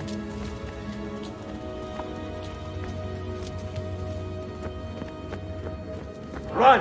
Get out before I soldati catch you! Correte! Go! Damn. Secure Ezio. Through here. What? Ezio and the villagers. After the attack, I can see them now. I know it's difficult, but try to compartmentalize, Desmond. Focus on the present. What if I can't stop the visions? How long before I start painting symbols on the walls? Don't joke about that. 16 is dead. We're focusing on the present, okay? I mean, Desmond wasn't joking. You know. Lucy actually downplays the effect of a bleeding effect by saying that Desmond would be joking about that, to be honest. Because she's of course partially responsible for Clay to get to that point, right? Like she was there during his enemy sessions. And she also prevented Clay from getting out of Abstergo. So she is responsible, at least partially, for the death of Clay and for him getting to the point where he, you know, painted the symbols on the walls with his blood.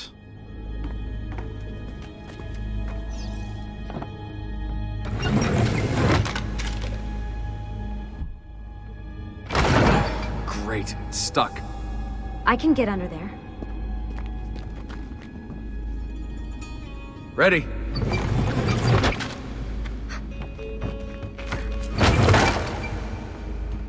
Any chance you can lift that gate?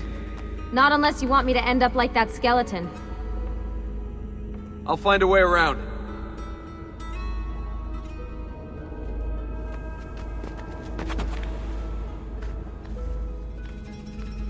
Parkour? I can drop into the corridor below through here. Watch out for bats! Where? I meant in case you see any. Remind me not to make you a lookout.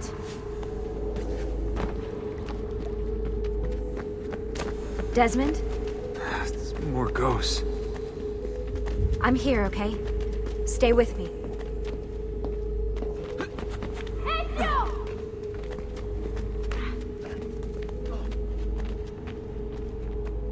I like Count Unity when you have the Helix rifts. But you also see like the ghosts of a past, right? Similar to Desmond here. Did anything fall on you? No. Is Mother alright? Desmond, we can't climb this. How about you give me a boost? That's a bad idea. I could throw you into the air and you grab the ledge. Even worse. Follow me.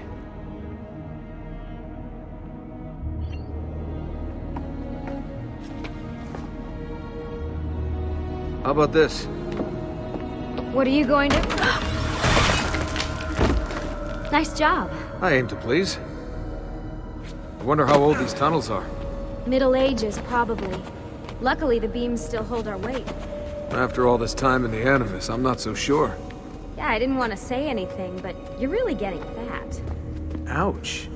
I even told Rebecca to widen the Animus. Seriously? No.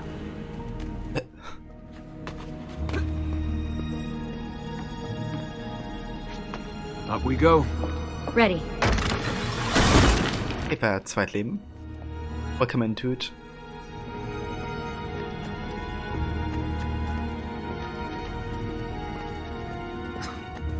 You know, when I came here last... When Ezio came here. Yeah, I meant Ezio. Shouldn't put you through all this. It's not right. Hey, all joking aside, I'm having the time of my life. It's thanks to you. Just focus on where you're going, okay? Oh, nice. So it's actually the Auditore crypt right now. That we are in. It's like the last part of it. And here we have the sarcophaguses for Domenico Auditore and his son as well. Which is Ezio's great-grandfather. He essentially built the Villa Auditore.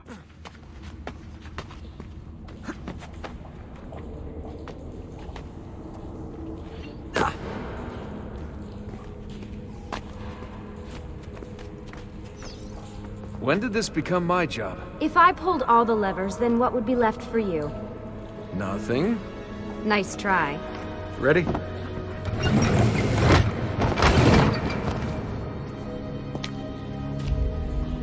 Found a switch!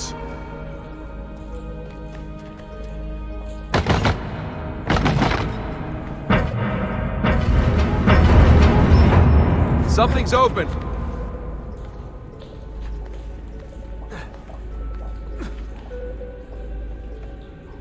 I'm stuck over here, but I can see a lever across the water. Great. Ezio gets a bath with Caterina Sforza, and I get a swim in a toilet. I mean, sounds amazing, Desmond. I've got this one! A swim in the toilet. Who doesn't want that to happen? There's another lever up ahead. Come over here.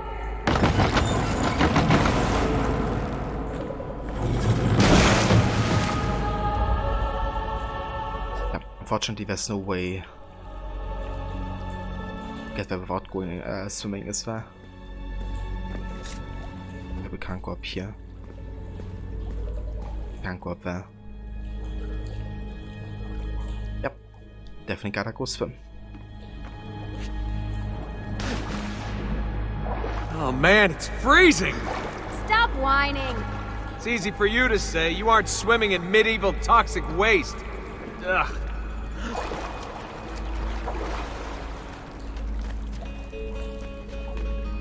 I smell terrible. You're exaggerating.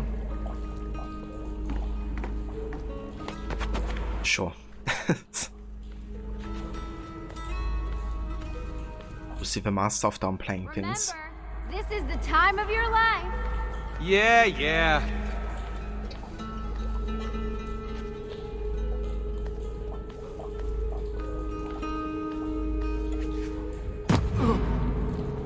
Ready? Go for it. Okay, release it. How come you don't have to get wet? Because you're here, Charming. aren't I?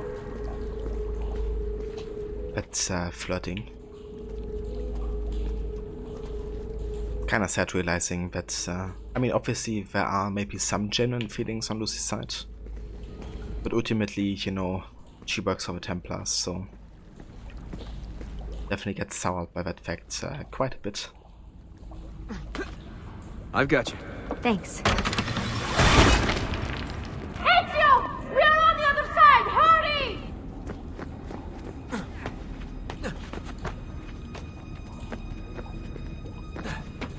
Cazzo! Dio mi salvi!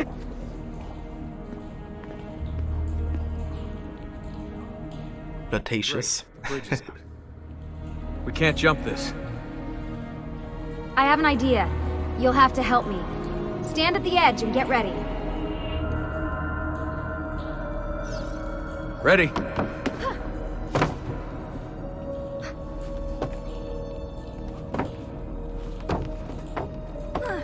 Made it! Let me see. Oh, you go on ahead. I'll just stay here to die in the dark with the bats.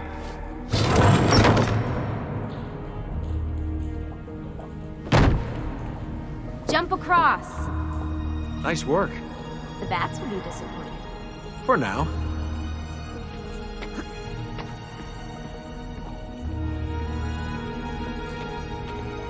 Soldati, I have found an entrance.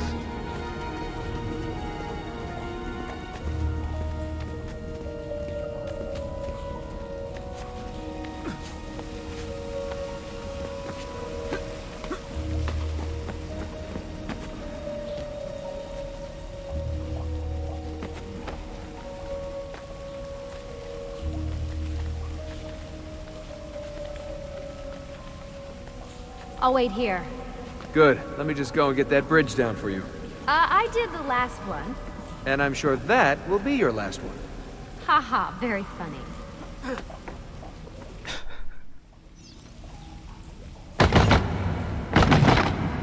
Got it! Thank you, Desmond. Thank you, Desmond.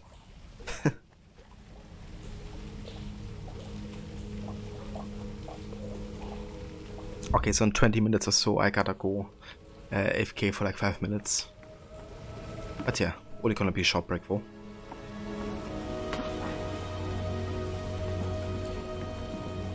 Very funny Veronica Mars.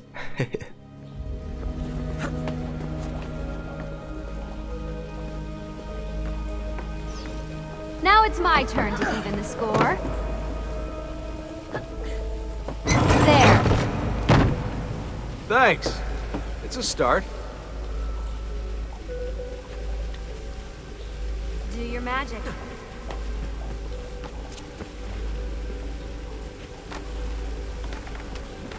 Yeah, no magic to be found here. Only science fiction. Saint Odyssey.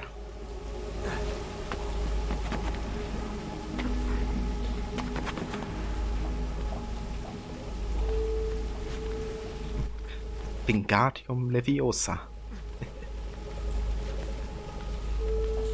Bombarda.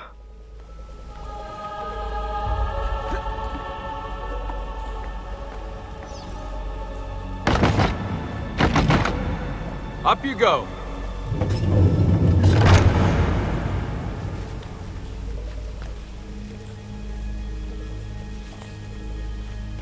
Thanks. We make a good team. Yeah, I know what you're implying. Okay.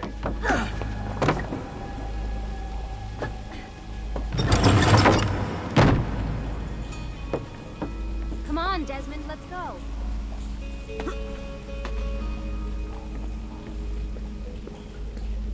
I can see the sanctuary.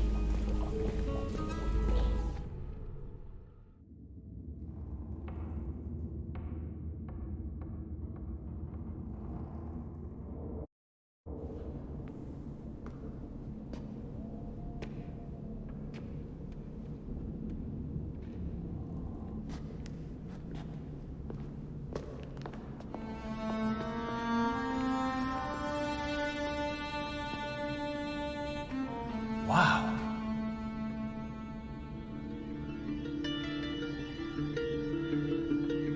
He looks so old. Ezio must have come back here way after the attack. But why? Desmond! Right. Let's open that door.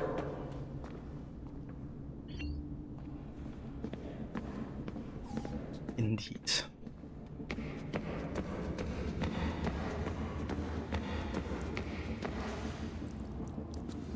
Damn, these water effects.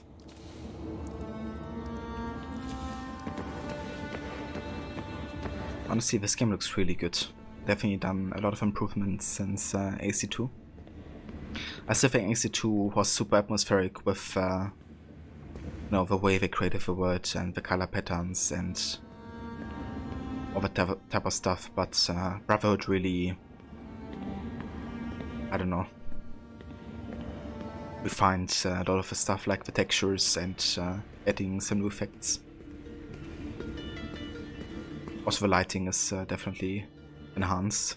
Try using that special sight you learned from Altair. There's something here. Can you open the damn bookcase, Desmond? Maybe. Let's wait a bit longer. See if Sean has more to say. Prego.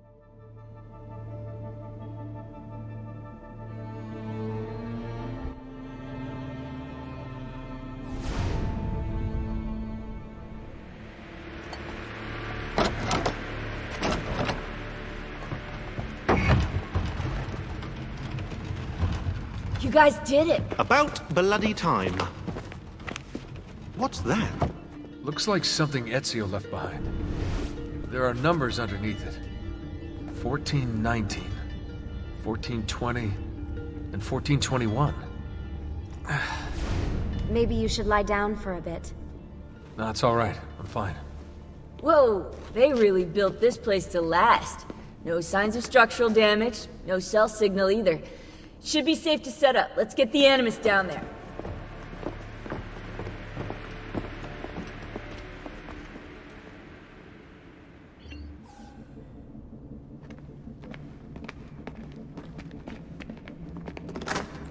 Okay, everything's good here. Sean, hide the van in town, and make sure you aren't followed. What is that smell? It's my clothes. They smell like you swam through a sewer. It was Lucy's idea. Wait a second, guys. We need power down here. There's a line running nearby I can hook into, but the wattage is weak. Oh yeah, of course, yeah. Anything else you two would like? You know, some caviar perhaps? Maybe you'd like me to knit you a lovely hat? No? Fine, follow me. Imagining that Sean would actually knit a hat for Rebecca. Actually, let me do that immediately. But I open this when you pay your damn rent.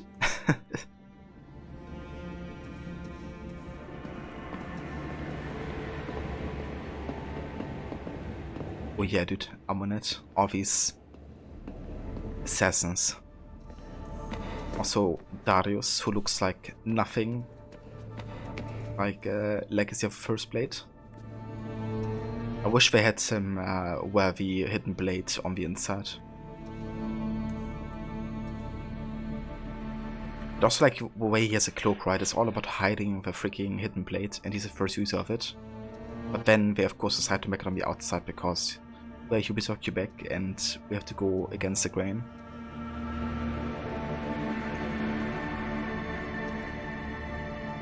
Really wish they gave him the hidden blade like that, plus a cloak to hide it. And yeah, then of course, Amunet. Oh, she definitely looks more like this in the Hidden Ones DLC, doesn't she? Like when she actually becomes an assassin. She has the same hairstyle and the same kind of like clothing. She doesn't have a snake though. That's something they kind of left out of Origins.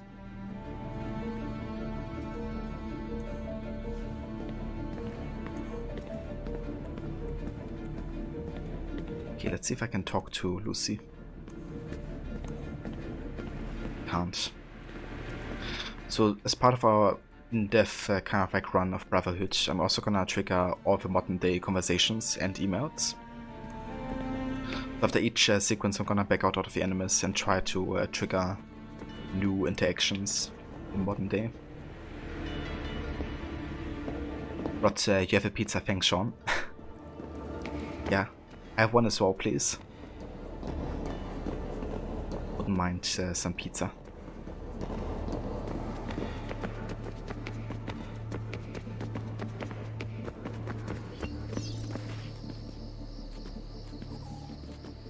Right, look around Monteriggioni for circuit boxes. Rebecca's little doodahs, they'll reroute small amounts of electricity to the power line underneath the villa. Don't ask me how they work. If I understood that, I wouldn't be the fella hiding the van.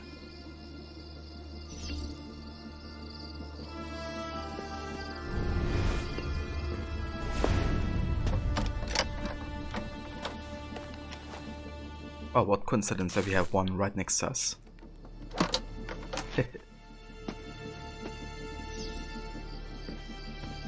Right, time to find the other ones.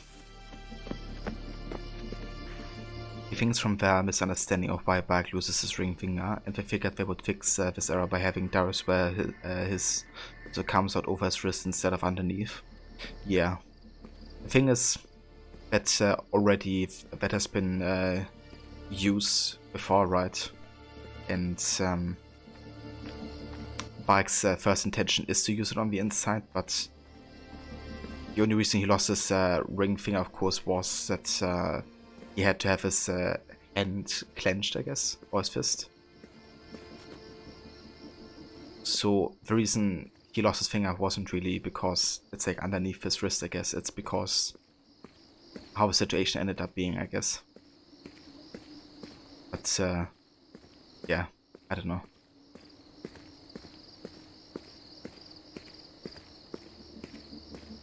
Kinda wish they didn't do it for Darius.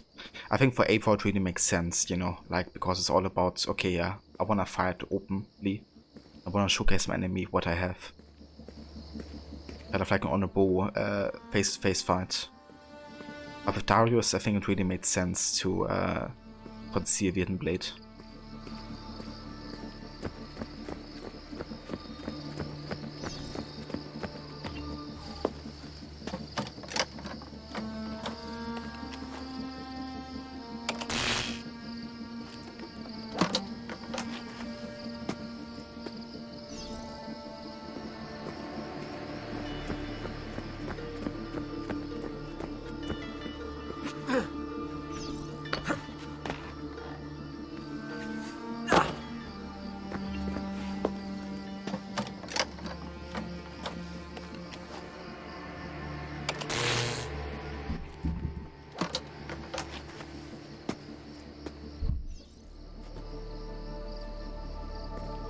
Right, one more. Let's do it.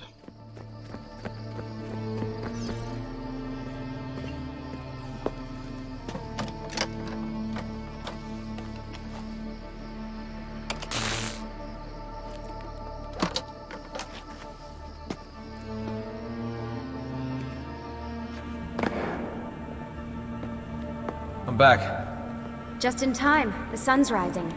Yes, it's booted. We're good to go. Did you miss me? No? Anyone? Hello? Am I speaking out loud? Hello? Workaholics. Let's get started. Oh man, I love Sean. He's such a funny character.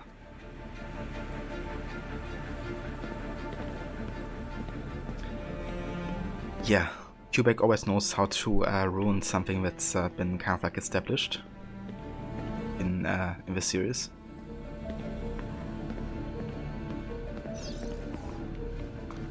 Do you have any clue about those numbers under the drawing?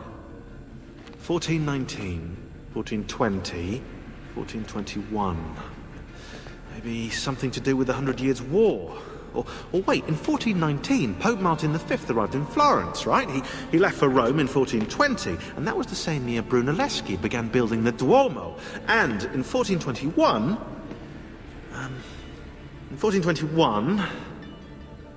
Yeah, I'll have to do some more research, I think.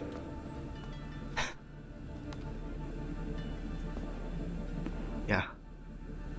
In 1421, the Pope ate 72 pizzas. Yeah.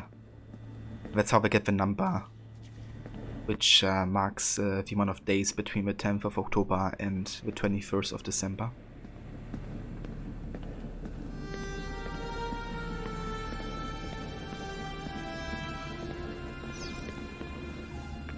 So, what do you think of Monteriggioni? This is not Monteriggioni. Monteriggioni existed in the Renaissance. Ask me how the town was in 1554 when it was seized by Florence, and I'll tell you. Huh. I figured you'd like it nowadays. Seems not to have changed much. Exactly. History is the study of change. Change is life. When things become static, it means they're dead. True that. I reckon the Pope ate one pizza every day between the 10th of October and the 21st. Give him the final clue. Yeah, that's the day the apocalypse has to happen. I mean, that makes perfect sense in Quebec logic. You know I love talking about this stuff, Desmond, but we have work to do now. I'm busy right now. You know I love talking about this stuff, Desmond, but we have work to do now.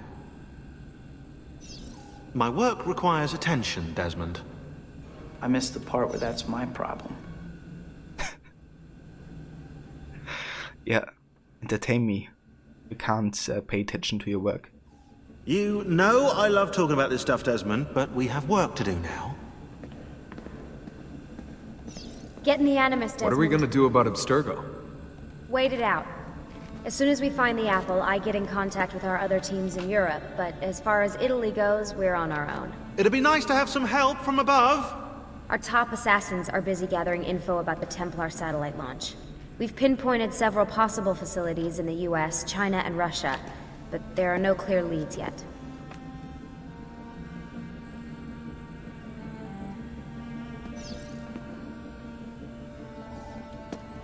What are the other teams doing? Combating Abstergo's search for pieces of Eden. As far as I know, Abstergo has no clue about the temples and Ezio's apple. We might actually be ahead for once. Of course. They know nothing about it. Was he channeling some Vidic asking him to get into the Animus? Yeah, I was actually thinking the same. Like, you know, get in the Animus. I like how Desmond kind of like talked over her though. Being like all intrigued about, you know, what's currently happening outside of Monteriggioni. We have work to do. I'm kind of busy here. There's no time to talk. We'll talk later. Now get in there and find the apple. We're counting on you. There's no time to talk. I get into the Animus when you fix this damn door. You seem focused. I've been busy patching new systems into Baby here. She's only gonna get better. Is Desmond going to be able to relive memories this time? As a matter of fact, he will.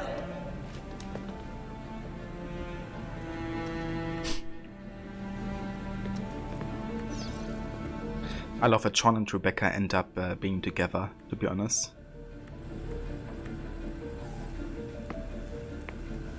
Always a tech geek? Nah, I was into sports, but then I broke my leg and started playing with computers. Who knew that coding could be just as exhilarating as strapping on a board and dropping out of a helicopter? Just FYI, you might want to get your adrenal glands checked. You know? Because that is not normal.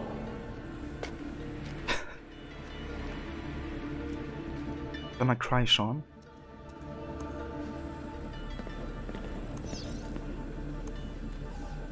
We'll talk later.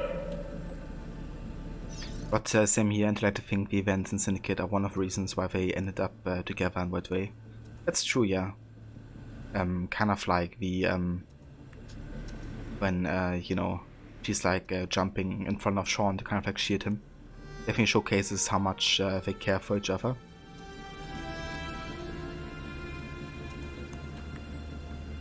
Would I describe myself as a romantic dude? I know that's a good question. I guess it depends on the person. But yeah, I would say so, I guess. Gotta stay with the code. Focusing on this.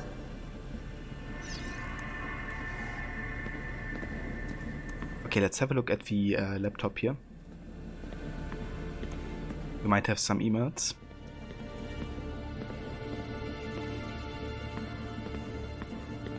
Okay, we don't. Okay, that's good. That's good timing, because then I'm gonna take a break now, because I have to go AFK in a bit anyways for a couple minutes. So I shall be back in like 10 or so, and I'm gonna jump into the Animus to start sequence 2 and go to the city of Rome.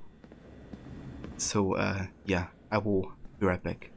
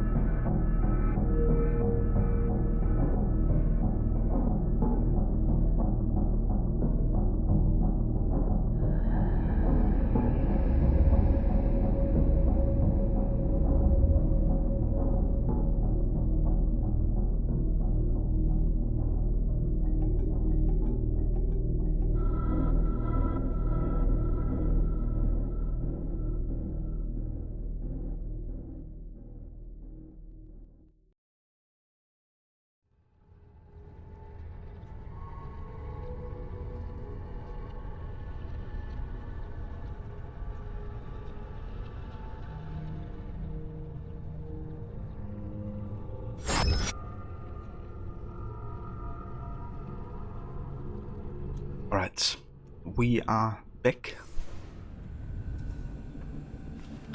with more AC Brotherhood. But shoot the flying demon. Yeah, dude, that music. Gotta love it. The flying machine music. Makosa.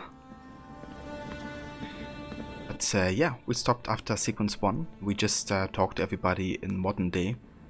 So the next thing we can do is actually go back into the Animus and visit more of Ezio Auditore da Firenze's memories. Because yeah, next we are headed to Roma. Because of course we gotta get back the apple and also take care of Cesare Borgia, murderer of our uncle Mario.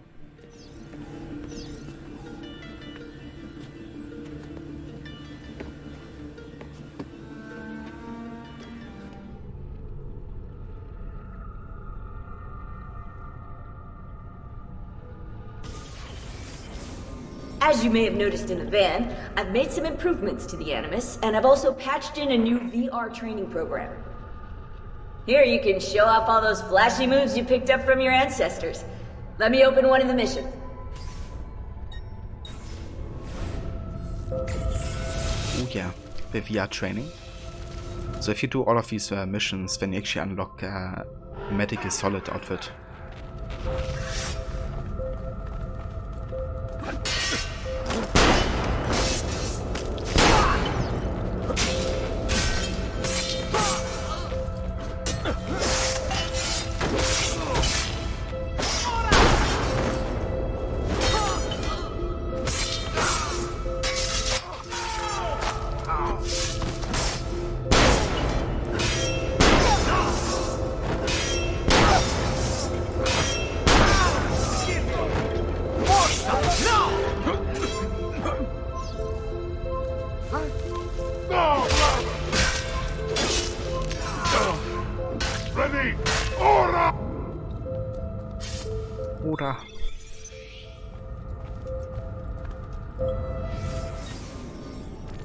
You can access more VR missions through the Animus desktop. As you complete training sessions, I'll add additional challenges. To stop your subconscious from rejecting Ezio's later memories, you're gonna have to live them in the order his genome recorded them. Highlight sequence 2 for me, Desmond. Good, now select it and you're gonna see the memories inside. Once you've unlocked a memory, by accessing this menu, you can relive it as many times as you want. But what if there are memories I just want to forget? Desmond, this is very important. If you need to take a break, log out of the Animus. You can leave the machine whenever you like. I'm all set to go. Don't worry. One last thing. As you raise your synchronization by executing events the way Ezio lived them, you might even discover some repressed memories. Okay, let's get started. Select the first memory. Oh yeah, I love that feature. Desmond, replay missions. I've been looking at those gibberish 5-digit codes from the end of Subject 16's files, and I seem to have discovered a remarkable coincidence. The codes correspond perfectly with coordinates inside the Animus. I've tagged the landmarks, pinpointed by the coordinates with eye icons in the database. Now, odds are you won't find anything there, but, well, who knows?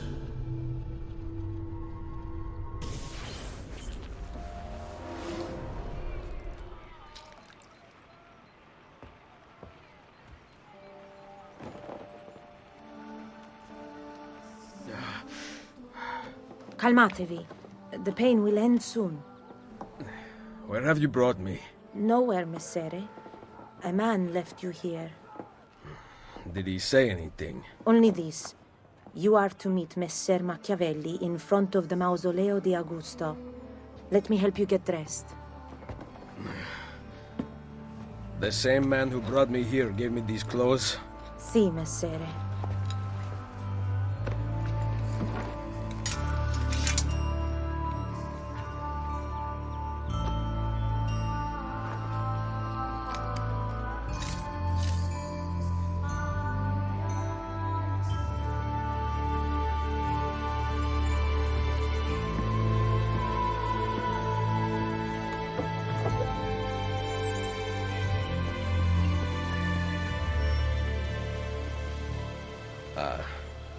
Roma. Yes, or what is left of it since the Borgia came to power. And the mausoleo? Unfortunately, you cannot see it from here. How about from the top of that church? Yes, but the stairs up are closed. That should not be a problem. Vi ringrazio di tutto quello che avete fatto per me, buona donna. Addio. Sequence 2. Wilderness of Tigers. As good as new. Find the doctor to heal the wounds from a villa attack, then climb the church tower to locate the Mausoleo di Augusto. Full synchronization, do not drop below 1 health square. Oh. Yeah, Ezio has been better before.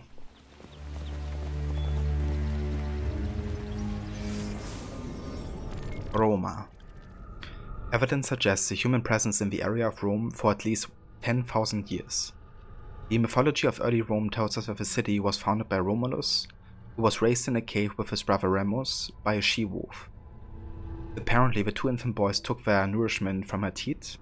A story like that must be true, right? Archaeological evidence supports that Rome did in fact grow from pastoral settlements on Colle Palatino, the future site of a Roman forum, upon which there are several caves. Eventually, the Republic of Rome was founded in around 510 before current era. The successful and wealthy republic gave birth to the Imperial Roman Empire around 27 before current era, which were sprawling territories ruled by succeeding emperors.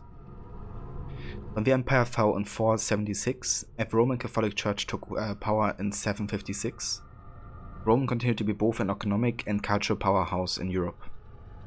In the mid-40th century, Florence surpassed Rome as the epicenter of the Italian Renaissance. This irked the papacy to no end, so they set about spending vast amounts of money and resources, commissioning architects and artists to create masterworks in an effort to bring the focus back to Rome. The result of this vanity-driven ambition was an unmatched creative and scientific output that is still marveled over today. It's safe to say that Rome is, historically, one of the most important cities in Western history and arguably the world. I need to find the doctor.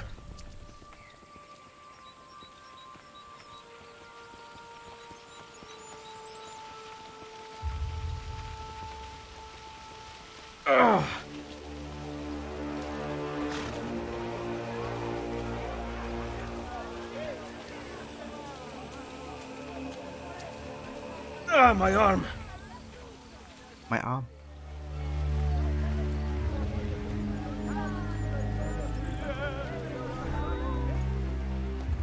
Salute.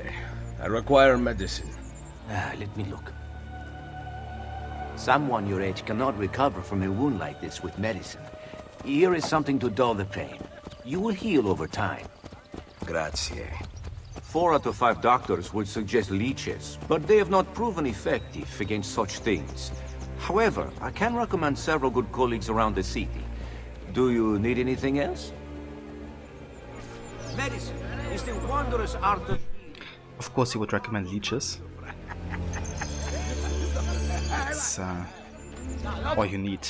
Someone my age. Imbecile. My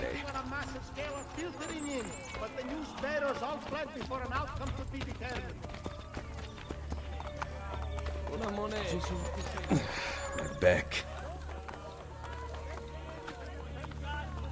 He's like Bully McGuire. My back. My back.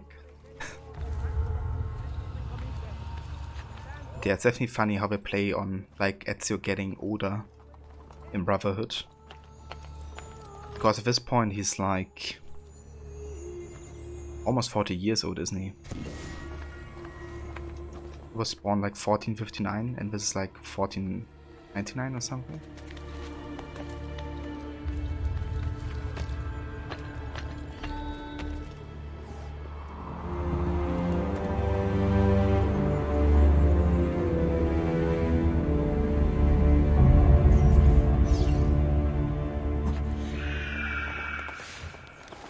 Gone out that a peasant is resisting arrest. We will show him how things operate under the Borgia. Machiavelli can wait.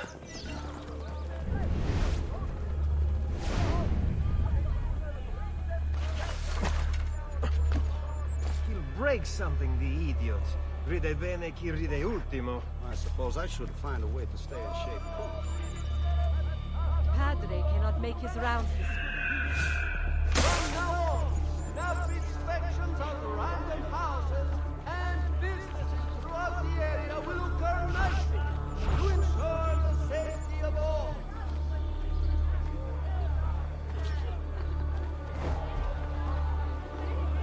Alright, so the only thing we have to keep in mind here for our full sync is to stay below or above 1 health square. Which should be fairly easy to do. Just can't get hit too often in combat. And even then we can like heal ourselves, so should be good.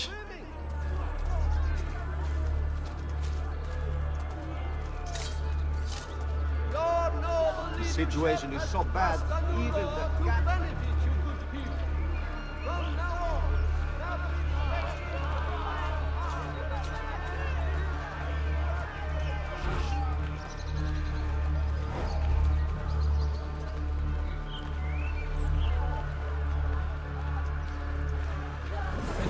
was surrounded.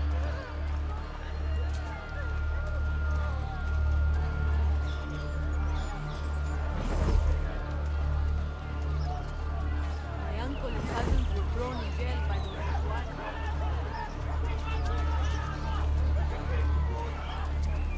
I saw another procession go by earlier. The poor girl walking behind the cart had not 17 summers and already a widow. The doctors could do nothing to save her.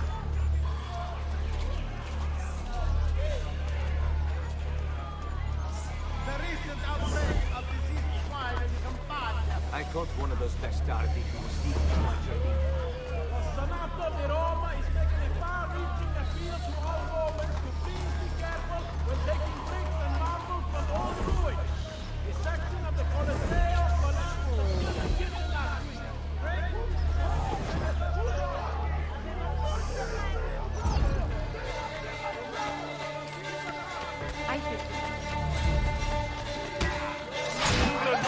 Trying to go visit my brother.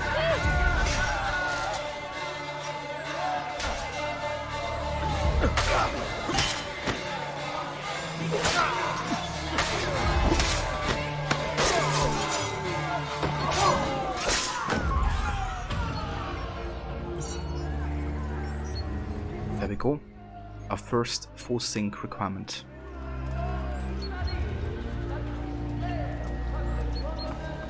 It was interesting to me how many people, you know, really don't like that feature all that much, because obviously if you don't get it, it's kind of like frustrating, right? Because you wanna kind of like get the percentage, especially as a completionist.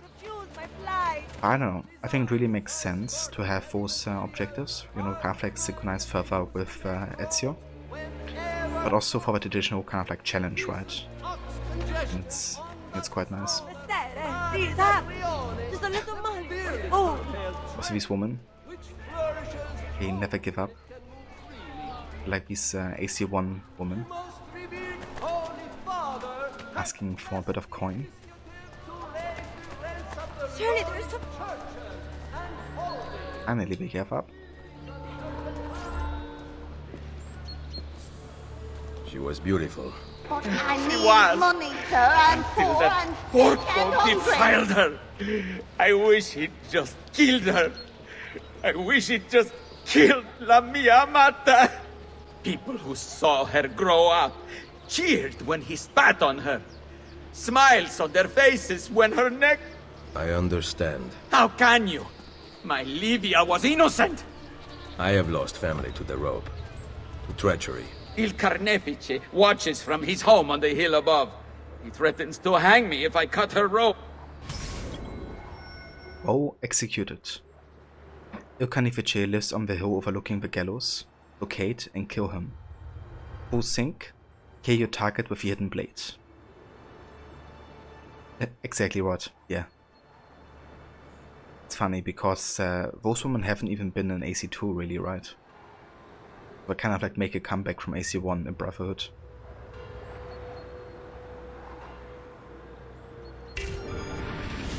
When you are ready, take her down. I will deal with Il Carnefice.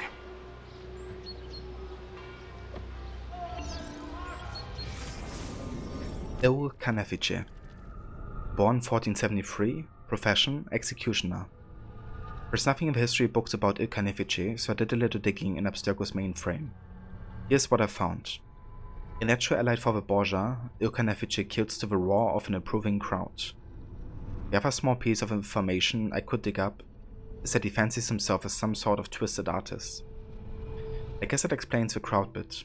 I wonder if he does tricks while performing executions, or whether it's all in the subtle way he pulls the lever. They replace them with the minstrels for R2? Yeah. Honestly, I enjoy the minstrels more, because their songs are funny.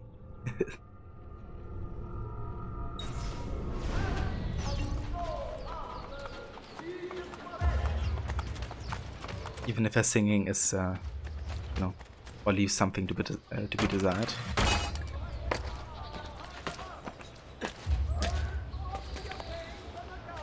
Direction when you don't stop, yeah.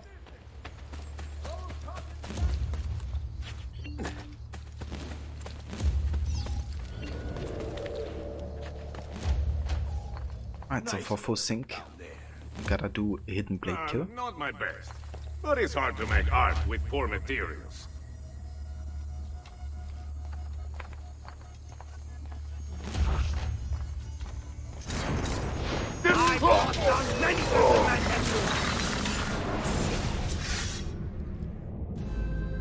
Requiescat in pace.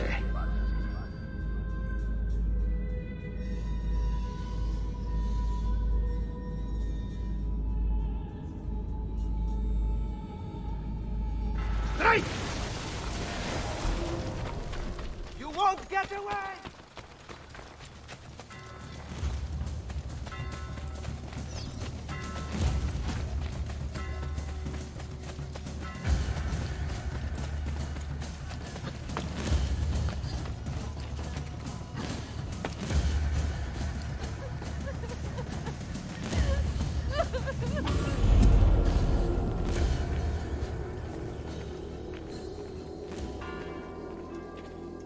I love that music when you finish a mission like that. Kinda like the dark undertone in general in the soundtrack of Brotherhood. It sounds like a bit more sinister, I guess, than AC2, which was a bit more dreamy, I guess. But it makes also sense because Rome is a very corrupt city. And the Borgia have influence like everywhere. I want to go back here for the chest because I kinda knew there was one still there. Probably gonna pick up quite a few chests because they also have these unique materials, which we need for like shop quests and that kind of stuff. But yeah, it's not gonna be a completionist run, doing like everything or getting all the collectibles. I'm only gonna focus mainly on everything that has like story relevance.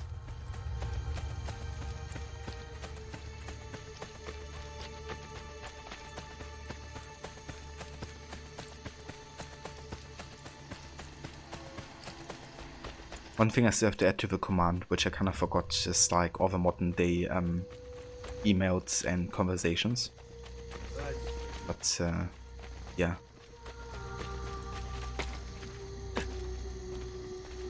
We'll get to see Duccio again. Yeah. In the DLC. Looking forward to see that Duccio.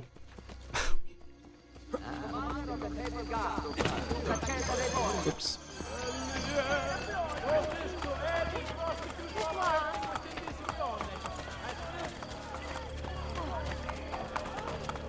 La carità! Please, relieve these soup. Please, I beg. Oh, go! I want some too! Così mi piace! The easy way. Oh, grazie Dio! Honestly, I miss Brotherhood a lot. I think even more so because last time I played this game I only did like a no upgrade challenge, which meant I was kind of like not doing a lot of the content, right, because I just tried to beat the game with like minimal upgrades.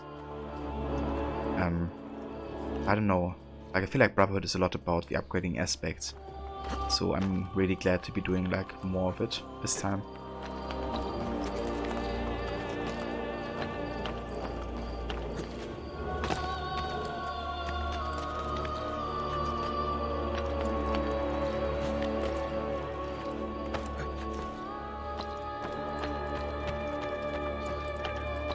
renovation of Roma has begun. Oh yeah.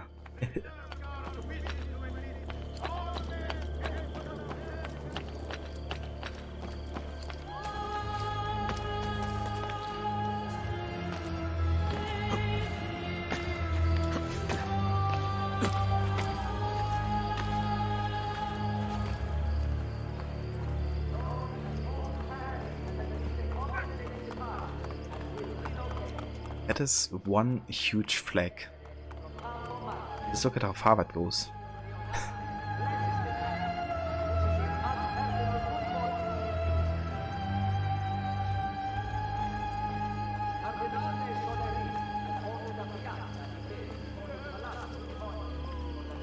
It got flagged for being too large.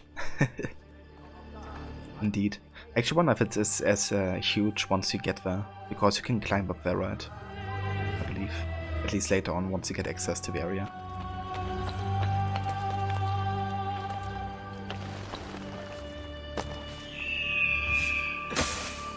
Oh, there's Eve. What up? We need some extra cash.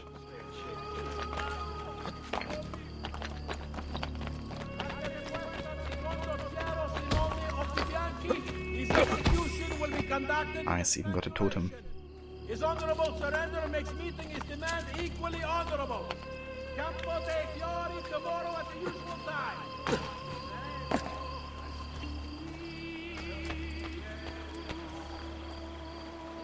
Okay, let's see if we have anything down here. Just something to renovate, but we can't do that yet. Although once we get our first Borgia tower, we can renovate the shops here, because we get kind of like control of the district.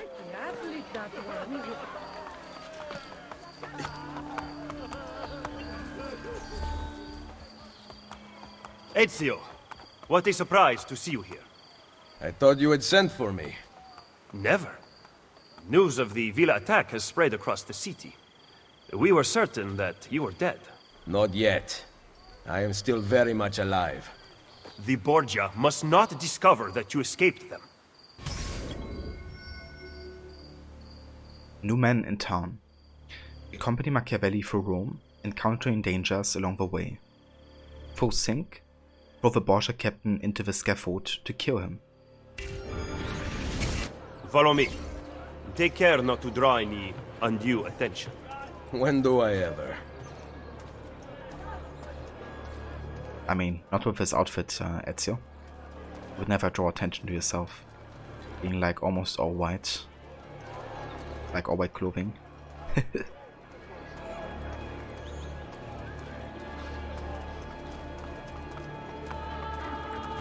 You would be wise to purchase missing equipment. You will not live long in Roma without supplies.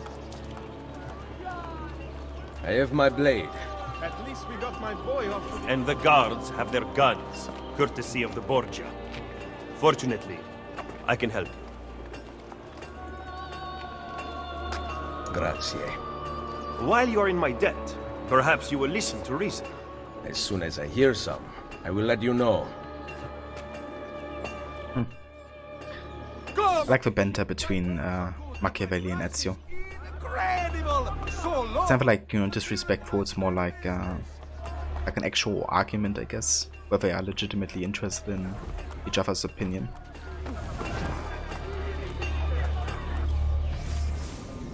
Like also later with, you know, the argument if I should recruit citizens to the cause or not.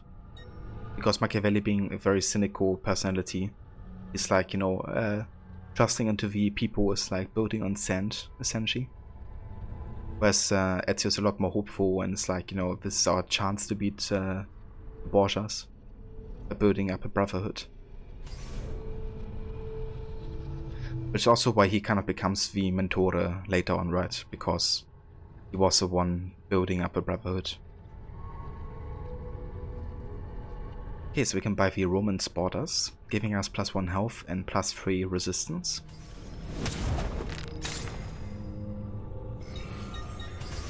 We can buy the Stiletto, kind of like a digger.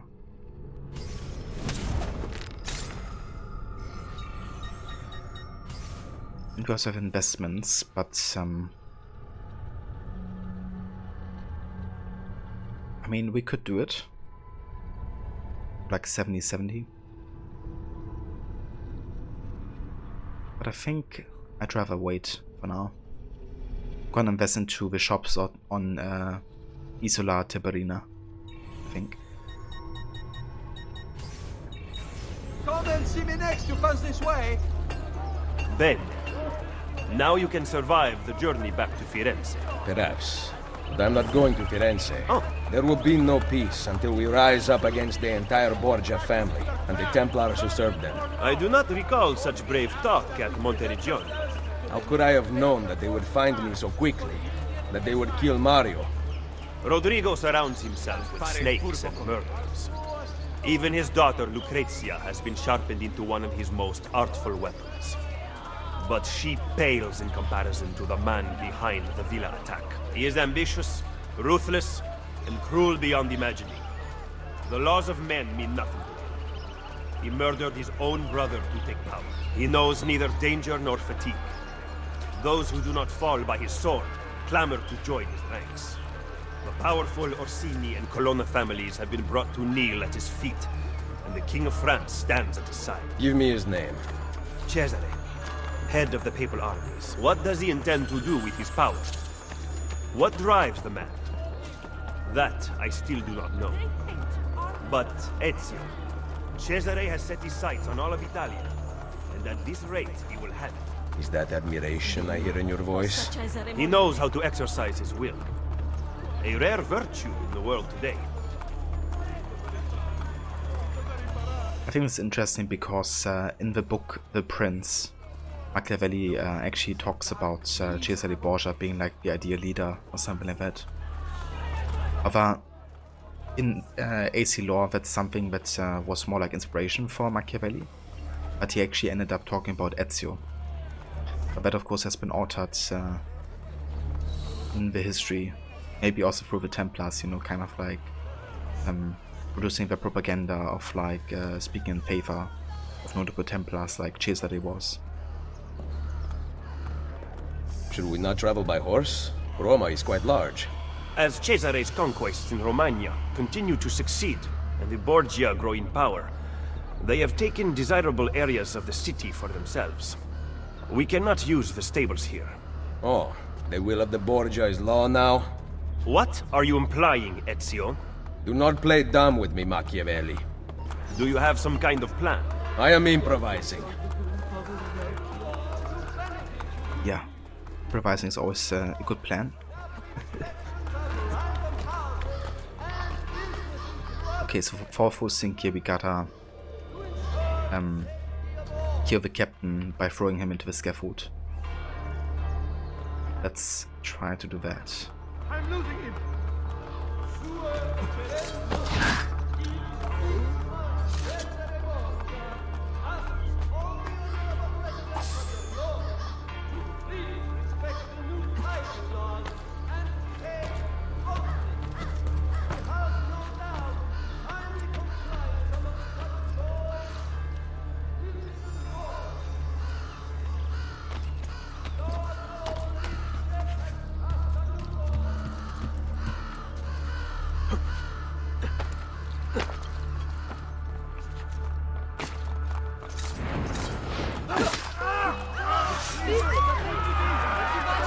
Let's show him. Come on, you lazy dogs. We've an assassin to roast.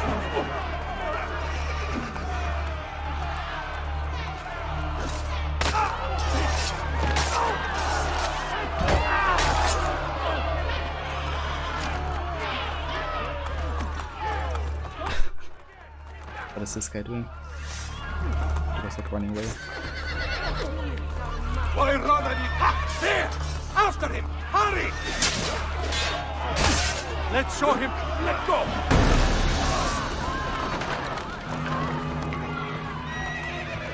Right, that's what we had to do here.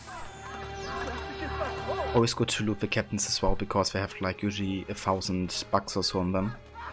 Really good to have early on. And of course they also have like medicine and bullets and all that type of stuff. yeah, now that we have killed the warship captain here, it's time to burn the tower. Actually, hold on. Gotta do it once you have talked to Machiavelli.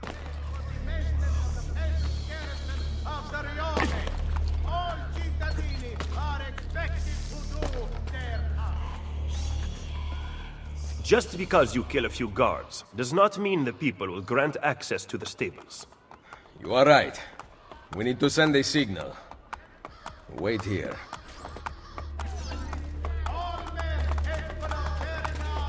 Yeah. Now we can ignite the Borgia Tower.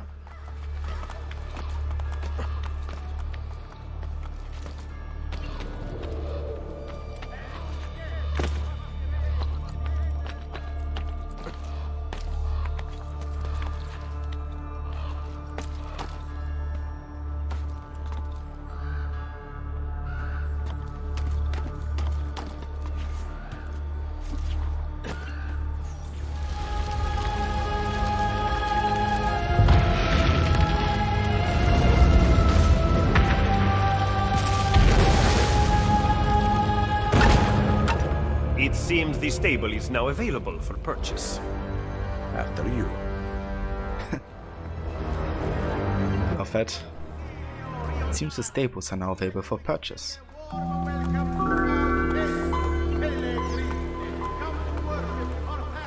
Eva Digital Descendant, welcome in. Thank you for the follow.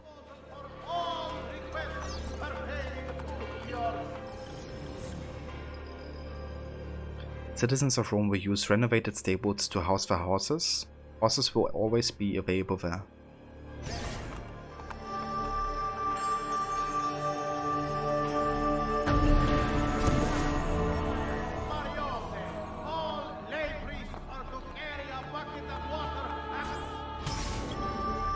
Easy come, easy go. Accompany Machiavelli to the Campi Doglio. Full sync, don't lose any health.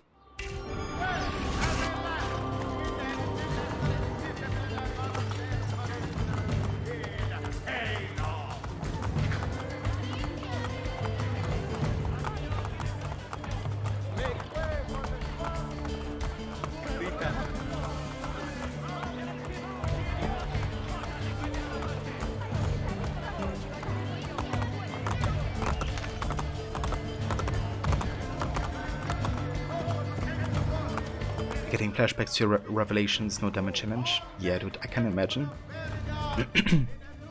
Must be tricky as hell playing through missions without taking any damage. Especially like some scenarios where I just get overwhelmed with enemies. Excel at opening wounds, Ezio. But can you also close them? I intend to heal the sickness, not treat its symptoms. Stop sparring with me. Fine, let us talk openly then. Rodrigo Borgia's death would not have solved anything. I am inclined to disagree. Look at this city, the center of Borgia and Templar rule. Killing one man will not change things. We need to take away the source of their power. Are you suggesting we appeal to the people? Maybe. Relying on the people is like building on the sand. You are wrong. Our belief in humanity rests at the heart of the Assassin Brotherhood. He must be from your inner circle. Go, get back what he has stolen. I will wait at the Campidoglio. I am meeting a contact there. Give me back my money! Yeah, for sure, Rod. Like, Come back here! you know, some missions just really are designed to take damage. Like, it's almost impossible not to. Definitely good to make exceptions for some, otherwise it's just way too frustrating. Sparing your life. It's your deja vu. Yeah, like in Venice. With Rosa.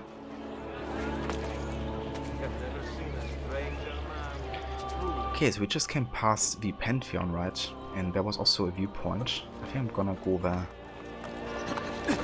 Because we also have a glyph inside as well. Also really cool and interesting. Fortunately, there's only 10 total in Brotherhood, but they're a bit longer than some of the ones in 2.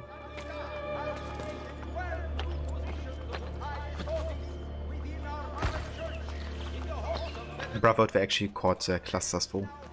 They kind of changed the name on that.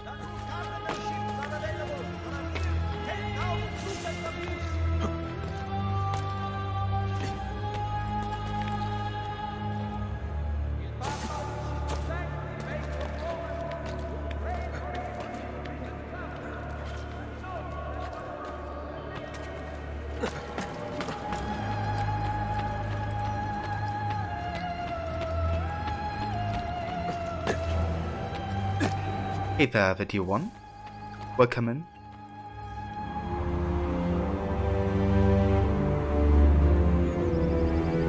That's a massive building. We actually have a feather here. I think I might get all the feathers.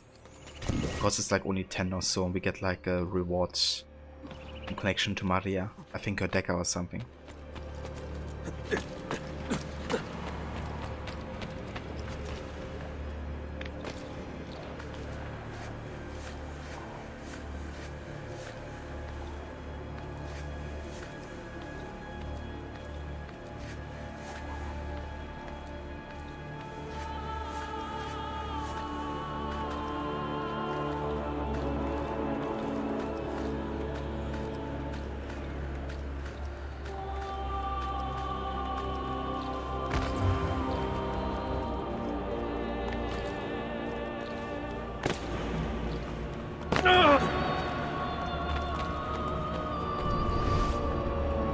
There we go. There's a cluster. Let's get up here.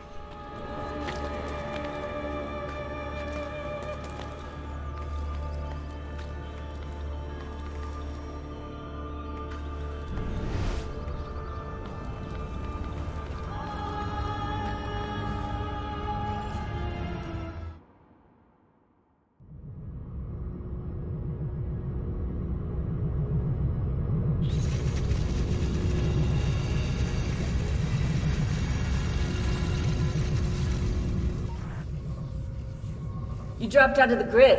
Where were you? Not sure. Some kind of fragmented memory? Maybe you should stop. I'm good. I want to keep going. Cluster 1.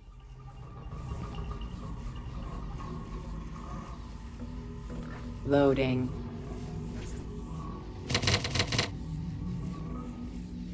Masters all, they did not work, but ruled from on high.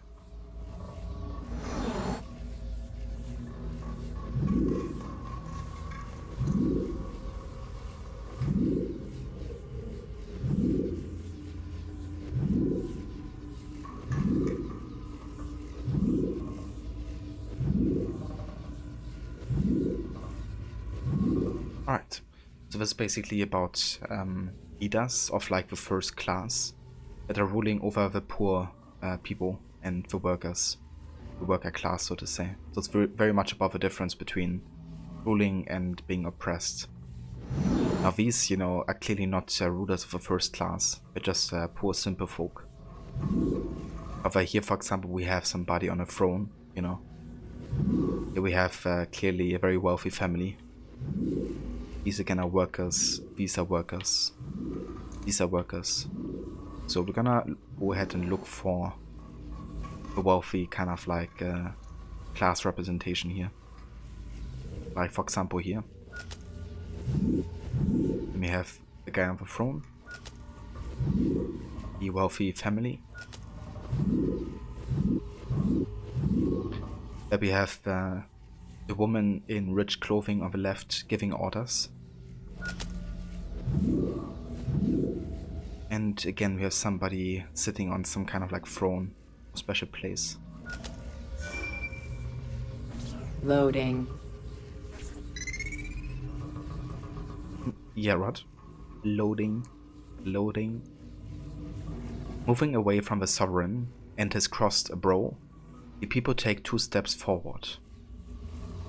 So the cross brow, of course it's talking about the king here, with the cross on top there.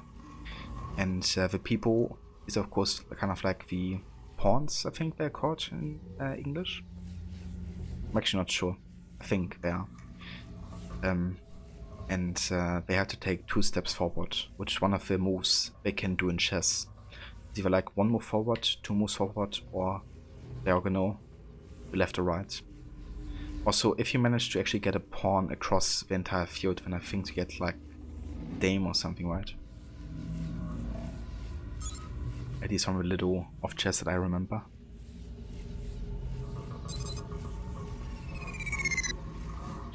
Loading.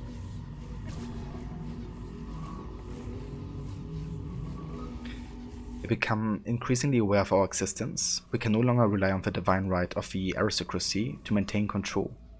We need a new system, something much more subtle. So this is kind of like the Templars' plan to go out of a first class into something that's, you know, on every front of society, but nobody really knows that they are. So instead of invading only one class, they want to invade all the classes at the same time. Loading. Quarantine zone. Okay, here we gotta find red dots that are kind of like a virus, I guess, or something we have to find.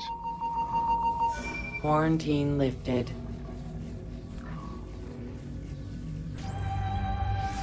I'll put 16's video files here. Hopefully they'll begin to make sense as you free up each file. Yeah, really cool. Because at the end of this, once you get all the puzzles done, you also unlock like a kind of like Animus level, which is really cool. Because you even get to interact with Clay, aka Subject 16.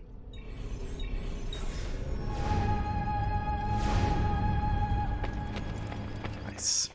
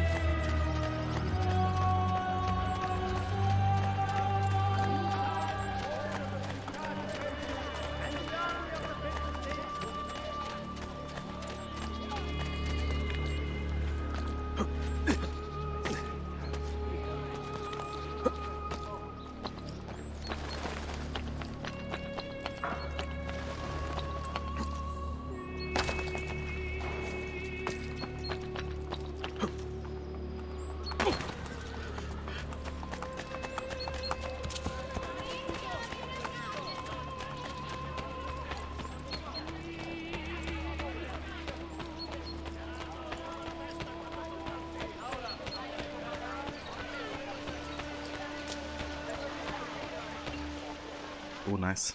Another viewpoint and another cluster as well. Hey, Desmond. I don't know if you're looking for something from 16, but last time scanning in eagle vision seemed to help. Oh, really, Sean? I never knew. But like, I just literally, you know, did solve one of these. Music and aesthetic in those cluster sections match the rest of the game so well. They really do, dude. I really wish we had more of this in the following games. I was also a bit bummed out that Revelations didn't have those clusters or glyphs.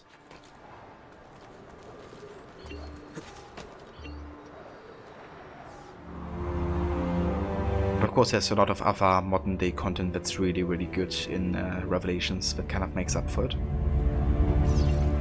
Desmond Journey and the Lost Archive DLC being, you know, some of them. Oops. I actually wanted to trigger Eagle Vision. Not synchronize again. Because we gotta find, of course, the cluster here. Let's have a look. Where is he? This triggers still the synchronization. Yeah, just get down here. The triple sync. Yeah, I think I see it. It's on this side. Hey, Desmond. Hey, Sean. Thank you.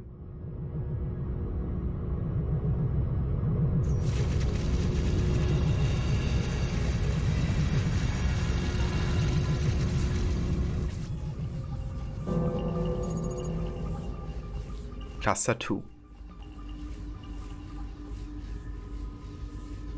Loading. The individual intends only on his own gain, and he is in this, as in many other cases, led by an invisible hand to promote an end which was no part of his intention. So the invisible hand, of course, here is, or are the Templars, aka Abstergo. It is kind of like making people believe that they fight for their own gain, because a lot of what the classes are about in Brotherhood is kind of like the shift of Abstergo from the Templars to that organization, and how they try to, promote kind of like capitalism and make people believe that they are kind of like, working for their own gain, but they're really just part of a system that is like extorting them in a way, And the Templars or Abstergo are kind of like behind that, making people kind of like pawns in their systems, essentially. Loading.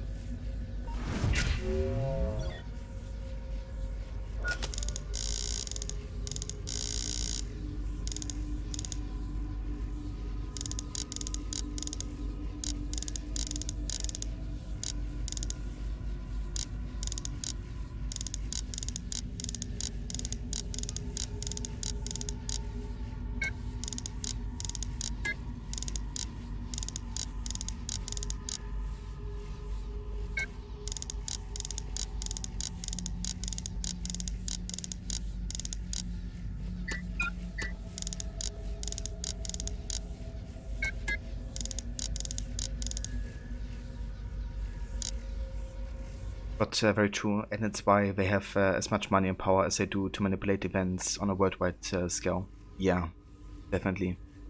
I mean, also like the involvement in the Second World War, right?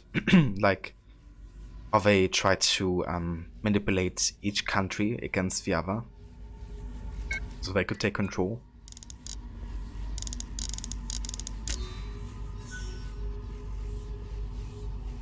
By far the greatest part of those goods which are the object of desire are procured by labor, and they may be multiplied, not in one country alone, but in many, almost without any assignable limit, if we are disposed to bestow the labor necessary to obtain them.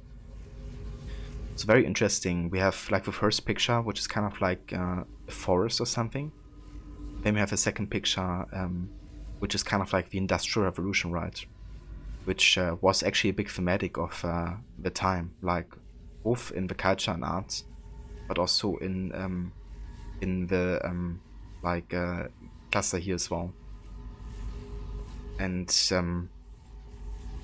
yeah, it's very interesting, kind of like the shift, because the Templars also have added to it, which I think is also interesting in the context of Syndicate, right? Because Syndicate is really about the time as well.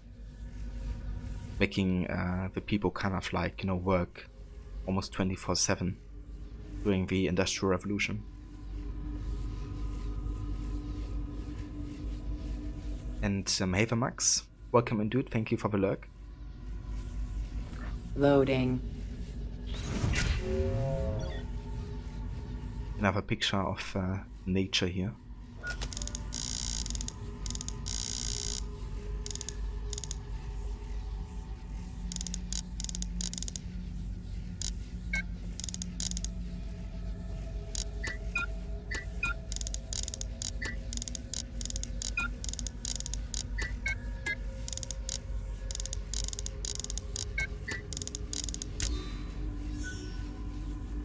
A great empire has been established for the sole purpose of raising up a nation of customers. It cannot be very difficult to determine who have been the contrivers of this whole mercantile system, not the consumers, you may believe, whose interest has been entirely neglected, but the producers, whose interest has been so carefully attended to. So again, kind of like a nod to, nations developing more capitalistic purposes. Loading.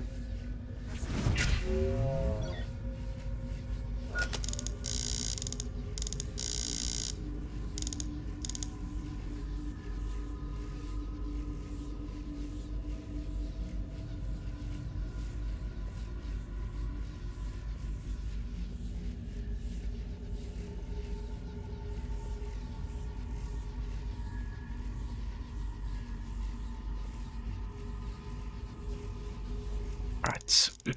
Let's have another look here.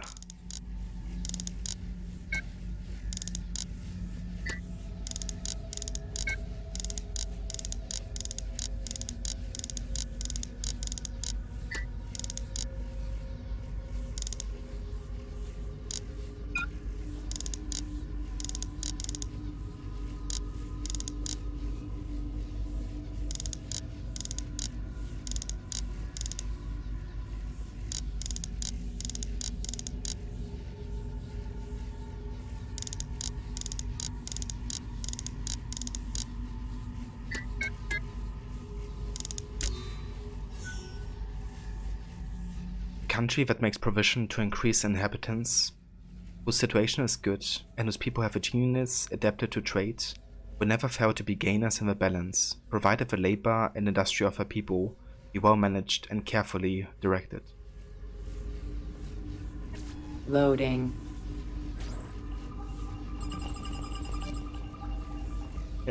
Lo lo lo lo lo lo lo lo lo lo lo. It's a Trollololo song or something. At least part of it. I love that original Trollololo song. Yeah, dude. Kind of funny. Loading. The workforce increases. Brother right beside brother. Okay, so this is about... I mean, this would kind of like lure the jumper over here. Which we could then take out with a queen, right? So I think it's about... Okay, never mind, it's not. And it's this side. Loading. Before Bully McGuire there was Trollololo Saruman. Dude, that meme is so damn funny. It's one of my favorite Trollololo song memes on the internet. The way he stands on the tower and sings that song.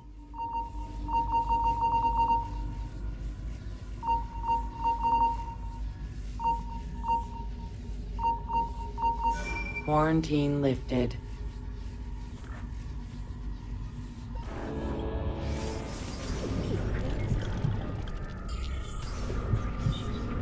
Right, so we have V so far. Not too much. I don't know if you're looking for something from 16, but last time scanning in eagle vision seemed to help.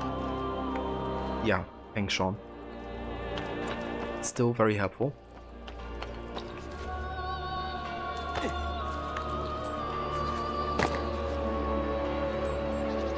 And he keeps singing as he falls to his death, you think too? Yeah, he does. And then it gets interrupted by him being like, you know, spiked up essentially. It's kind of funny the way that's been edited. Or it, like suddenly stops because of the way Saruman dies.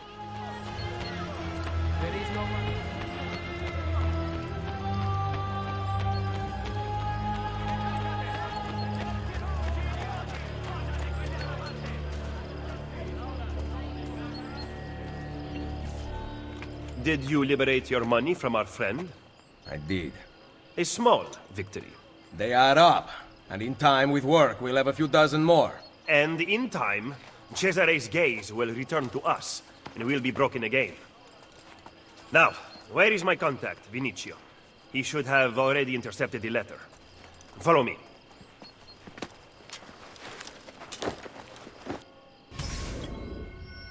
Who's got mail? Rendezvous with Machiavelli's contact and retrieve a letter he carries. A letter? For me? Who think? Catch the Borgia courier in under 1 minute.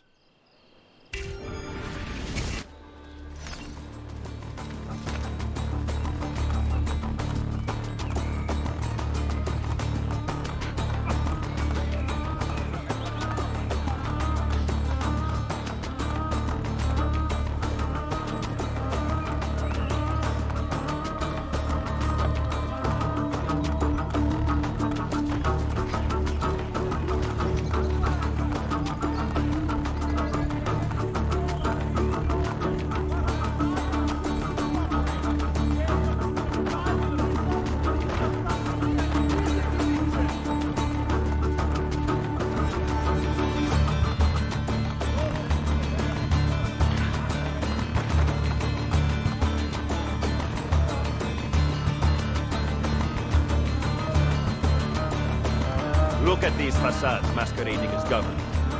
The Pope is very clever to keep this place in business. It fools your friends, the people, quite easily. When did you become so cynical? I merely describe the reality of Roma today.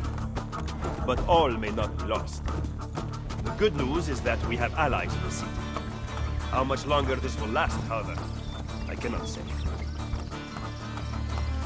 Yeah, dude, what a catch this music. He was attempting to steal official Vatican mail. Perdonatemi, signore. You must be mistaken. Who are you working for, ladro? I am working for no one. Then no one will care what we do to you.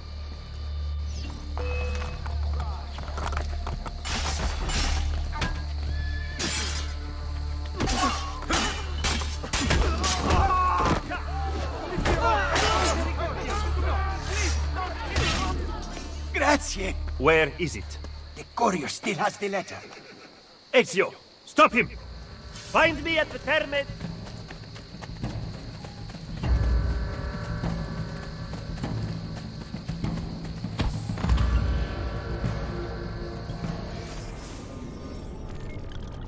Encoded Romulus letter 578 456 34 567 48. Yeah, no kidding.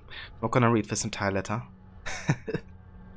But clearly all of these letters or numbers represent a certain amount of letters or words.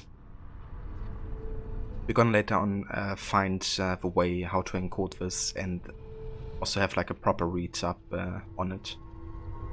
But yeah, the way it is now, we have no idea what or when this has been written.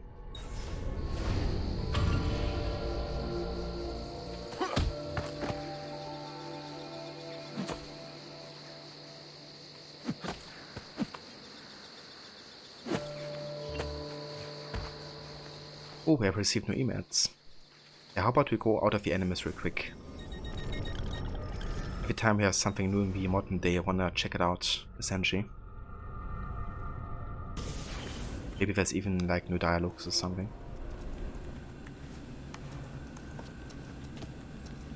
Don't stand up too fast. Everything all right? I don't like being stuck underground with them out there looking for us. You're doing a great job. We're safe here. But for how long?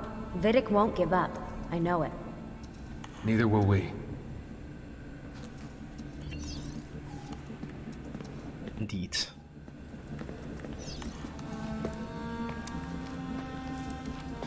Why do we have to stay down here all day? Abstergo's still looking for us. It'd be better if we never went out at all, but then we'd run out of supplies. It's like being in a cave during a rainstorm. Yeah, well, knowing the Templars, monsoon season's about to arrive.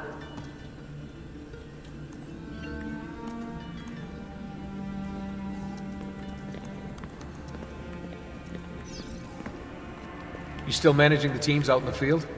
No phone line. Rebecca's working on patching us into the network. So how's it feel letting the lady do all the work? She's no lady. Hey!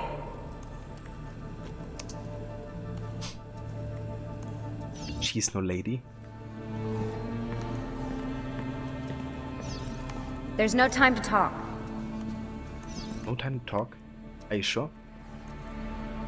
I'm kind of busy here. We'll talk later. Now get in there and find the apple.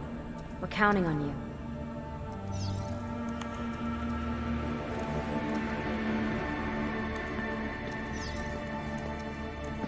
You think we're safe here? I'm more concerned with the other assassins out there. If Abstergo stumbles onto information about the temples, we could have a disaster on our hands. The only people alive who've heard of the temples are here in this room. For now, and who knows, maybe they're listening to this conversation and you just gave everything away. You brought them up first. You are paranoid, Desmond. Ah, well played. You are paranoid, Desmond. Hey Veroni, welcome in, dude. Good day to you, I hope you're having a good one so far. My work requires attention, Desmond. I'm busy right now. We don't have time for chit-chat. I'm busy right now. You know I love talking about this stuff, Desmond, but we have work to do now. Citizen! You ever use the Animus? Your ancestors have such interesting lives. I went in once. It was pretty lame. Yeah, what were you? Some kind of spinster, probably. Worse, a Prussian mercenary. I spent hours firing guns. Boring! Yeah, guns are for sissies. True that.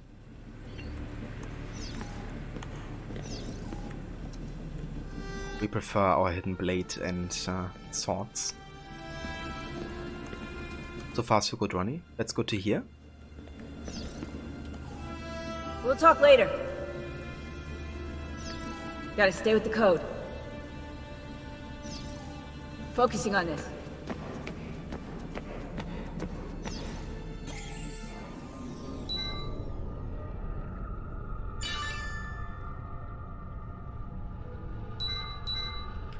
Weekly schedule.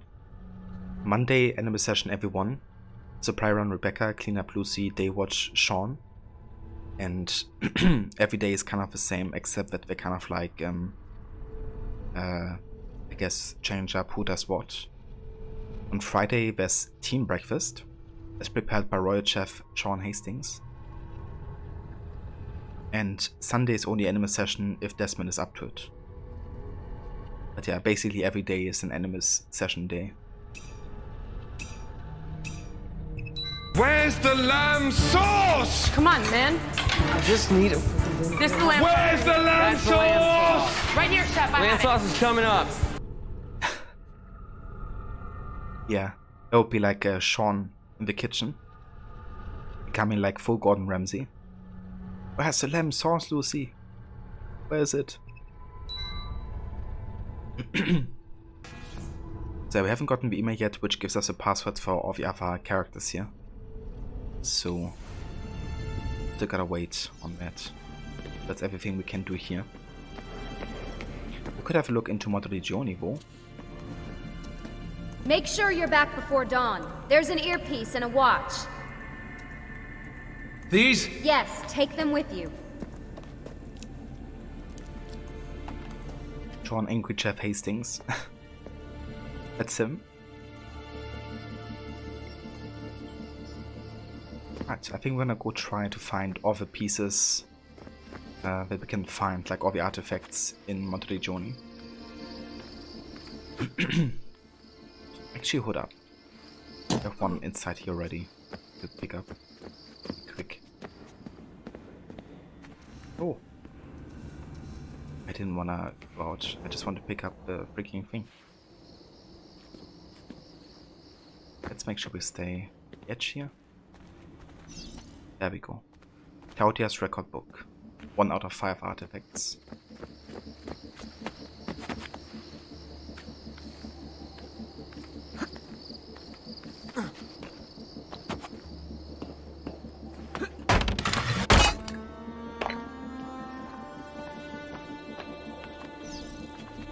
Two out of 5. Maria's feather chest.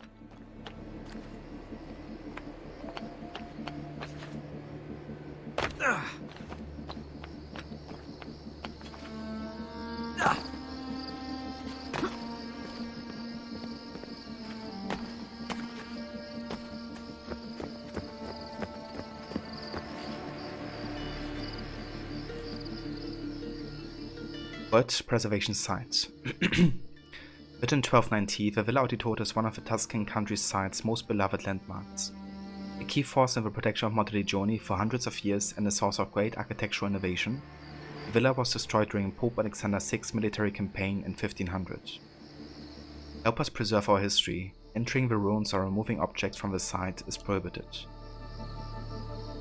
Sito Patrimonio de Umanità. Eretta nel 1290. Yeah, just kidding. Not gonna read it in Italian. I don't speak Italian, so I just butcher it, pretty much.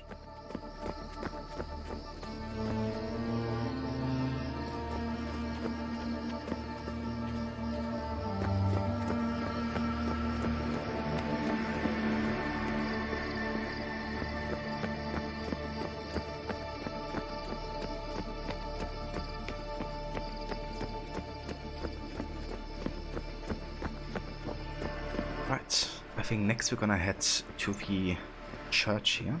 There should be something inside as well.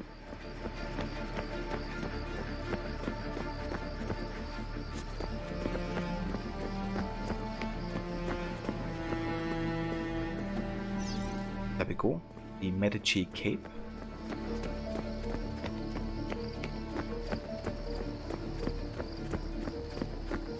And we should have kind of like a place like this where we have, I think, the sword Mario or something like that. Let's see if we can find it. Ah, there it is. Mario's sword. And we have one more, which I'm not entirely sure where it is right now. I think it's towards the Thief Guild or something. Like somewhere up here, maybe? Ah, there it is. Ezio's belt. And that's 5 out of the 5 artifacts collected. Oh yeah.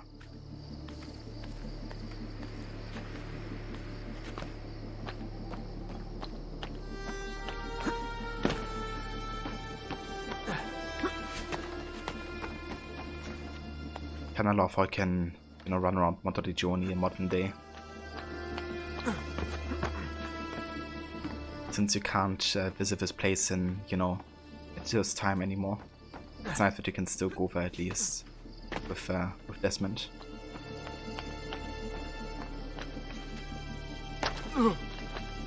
Just remember the first time you played this, you had one left to find. There was the one right inside the entrance to a villa.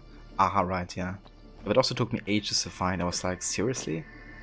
Especially considering how easy it is to just get back into, you know, the sanctuary with the loading screen.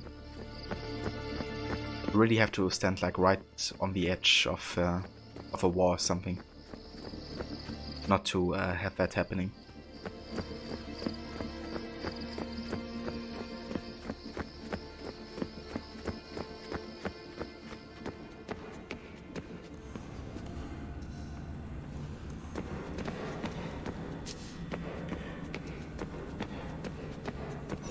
Alright, there we go.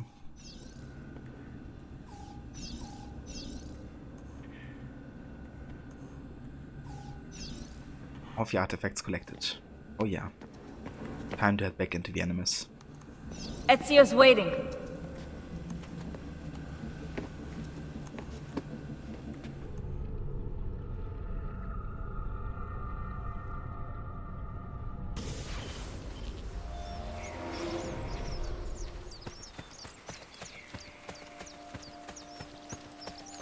Right, I think we can have a look inside this Colosseum, because there's a viewpoint and also a cluster we can find. And you know me, I love my modern day puzzle clusters, so I'm gonna be doing that.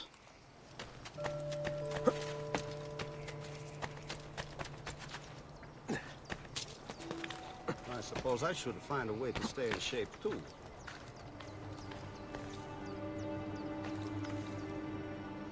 But I'm waiting for you, Desmond. Be right there. Yeah, dude.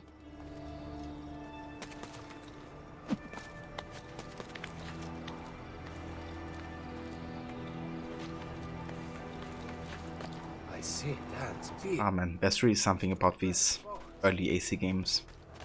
Especially the Ezio trilogy. This is so good. I never get tired of it.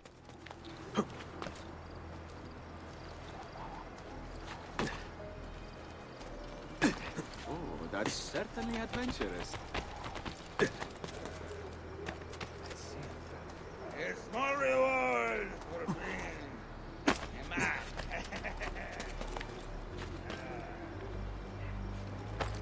I suppose I should find a way to stay in shape too.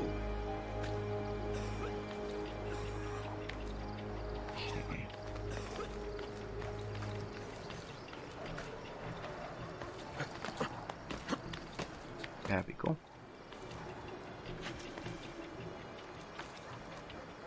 No matter how many years pass, you always enjoy revisiting the earlier games. Yeah. I think I never get tired of these, to be honest.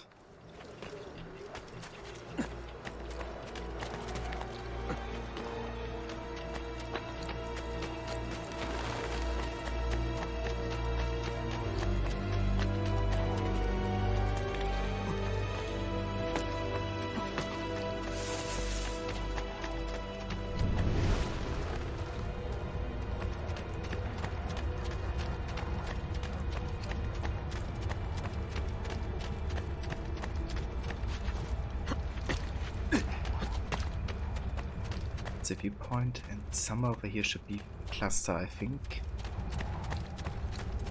There it is.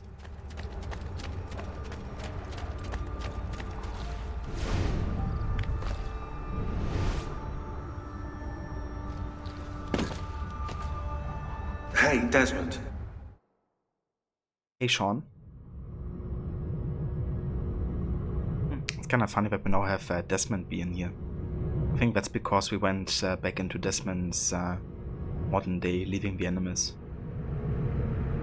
Which makes Desmond go inside these clusters instead of Ezio.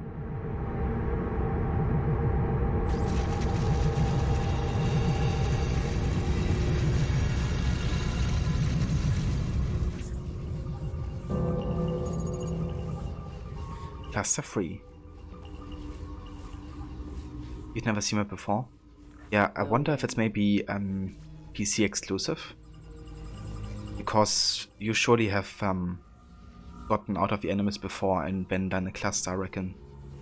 I'm not sure if it's maybe only happening on PC or something. Loading.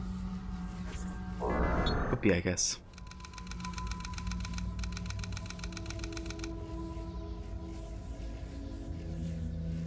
Washington sits above the green, in 1944, keeping a cool head. Below the right one is the standard bearing 48. Behind, there's a company whose power is growing.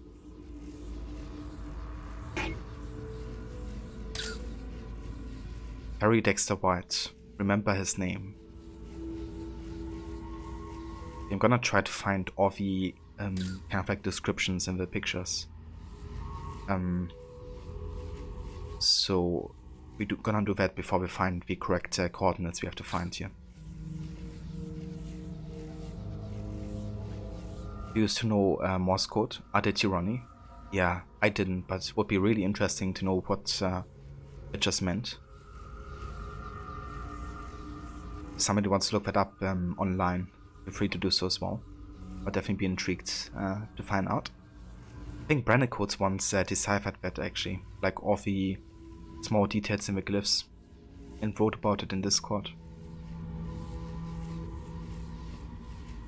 I find myself more and more relying for a solution of our problems on the invisible hand which I tried to eject from economic thinking 20 years ago. John Maynard Keynes. Right, let's have a look in the next picture here. 1910. That's all we have here.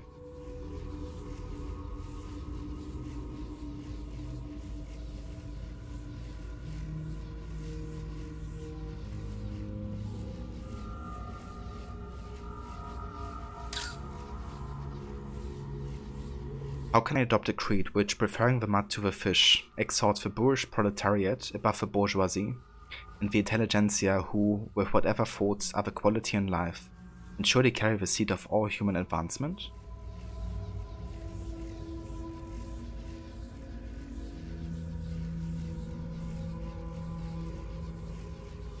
Oh, there's something also here, which again I can't read decipher.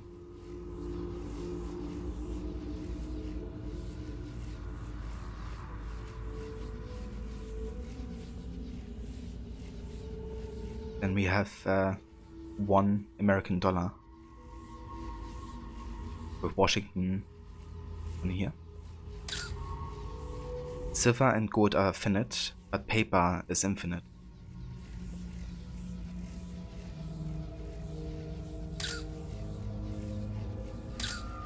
Yeah, this is the picture we have to look for. We're gonna do that at last. And we have Stalin. Owing to pressure from below, the pressure of the masses, the bourgeoisie may sometimes concede certain partial reforms while remaining on the basis of the existing socio-economic system.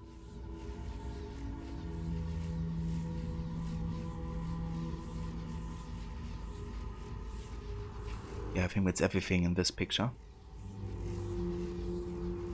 There's an old kind of dollar that is not used anymore. Ah, okay. Makes sense, I guess. I do actually still have $1 in my wallet, which I kept from my visit in the United States. But yeah, I always have it in my wallet.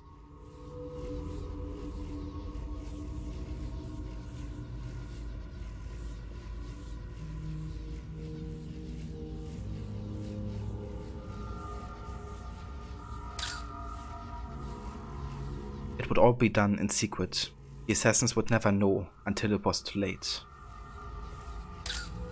And there's the Abstergo flag, which is what we are looking for here. But first I'm going to listen to Sean's advice just to see what he has to say about this. That red 48. That's the atomic number of cadmium. I don't need to tell you that.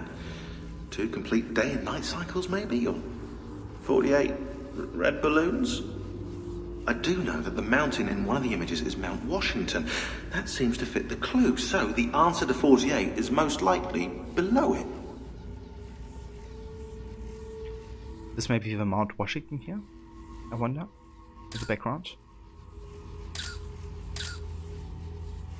That is a $1939 from before we went off the silver standard. Used to be able to turn in dollars directly for precious metals. Ah, okay, interesting.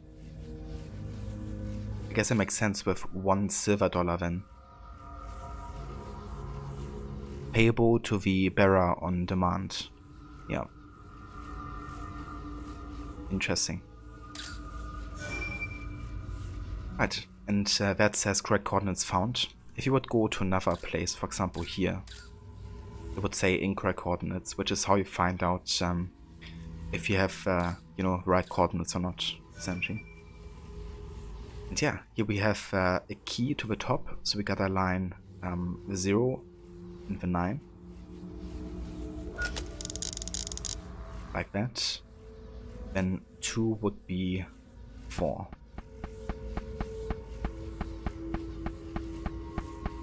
Like this.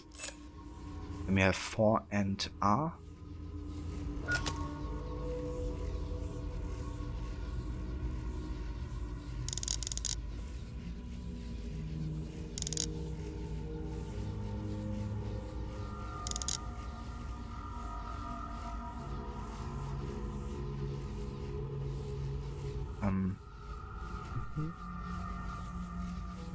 Yeah, I guess. And then we have 7 and 0 here. This one. Then 5 and this, which would be 9 and the other 0. One opposite to this one. And then over here we have 0 and that, which would be 8 and the other 4 opposite of this direction. Which also guess makes sense with a day and night cycle, kind of like the opposite of each other, which the signs represent here in the passcode.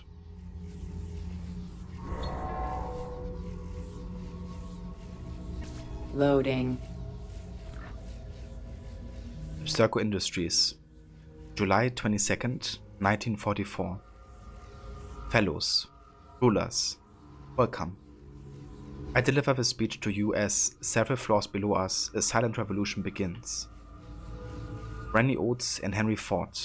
As many of you know, these founders gave us the assembly line, a device we have used to control both indoctrinated into the worship of our money, capitalists and workers, slaves, alike.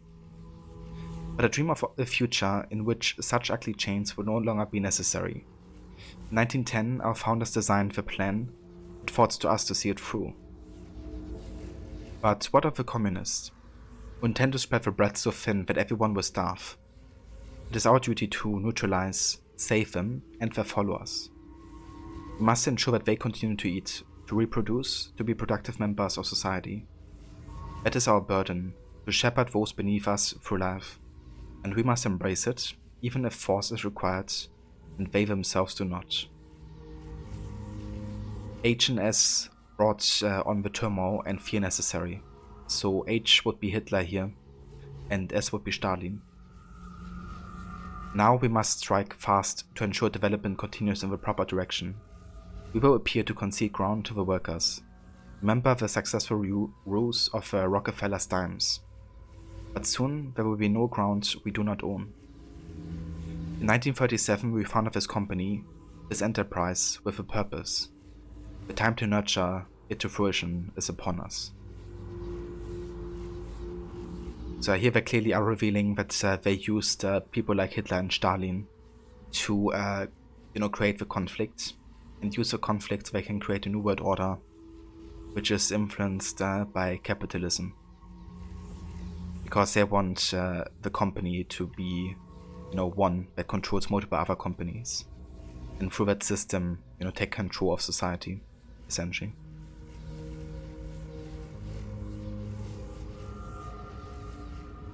Loading.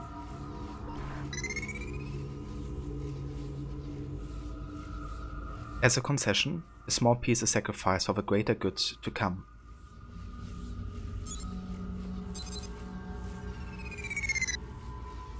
Loading.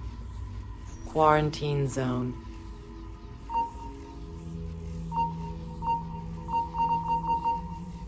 Right, that's 1,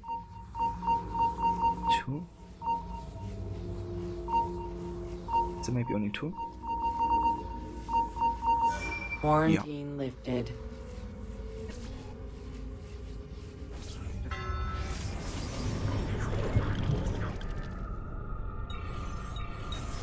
I don't know if you're looking for something from 16, but last time scanning in Eagle Vision seemed to help.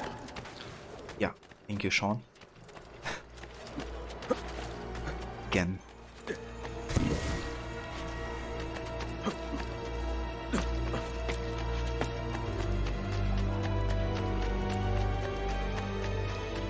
Right, let's get a viewpoint.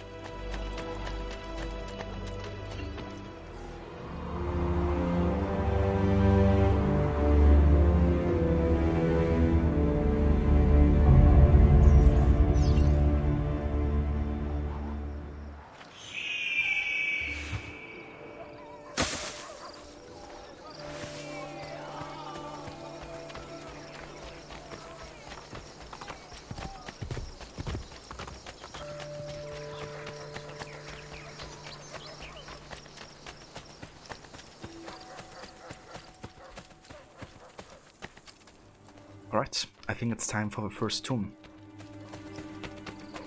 Always love doing these in the Ezio games.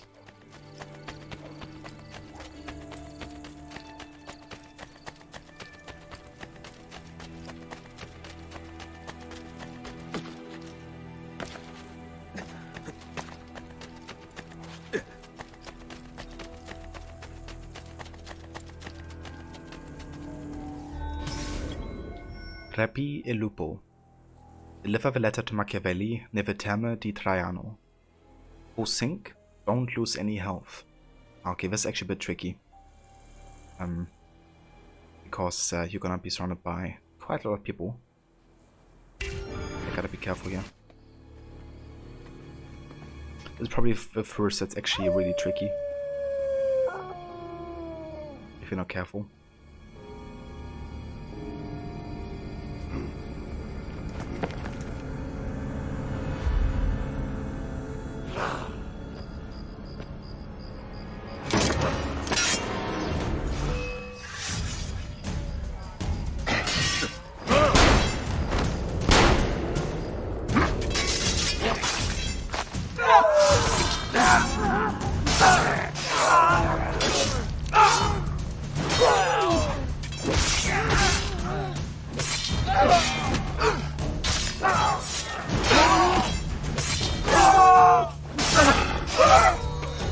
There we go. Nice, we did it. Murderers come from?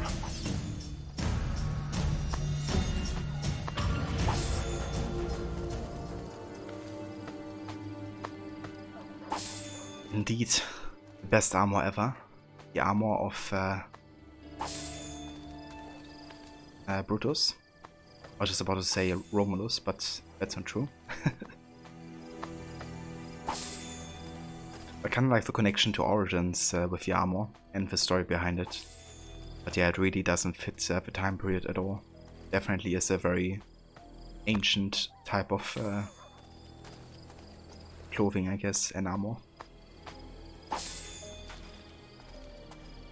Yeah, to be honest, I was also quite underwhelmed when I first played Brotherhood. Especially after Assassin's Creed 2 and the armor you got there. Wasn't quite the same excitement behind it.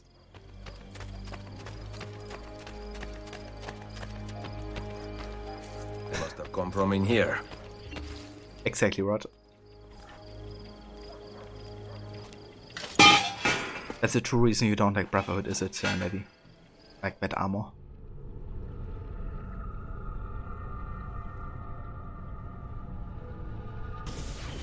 I knew it.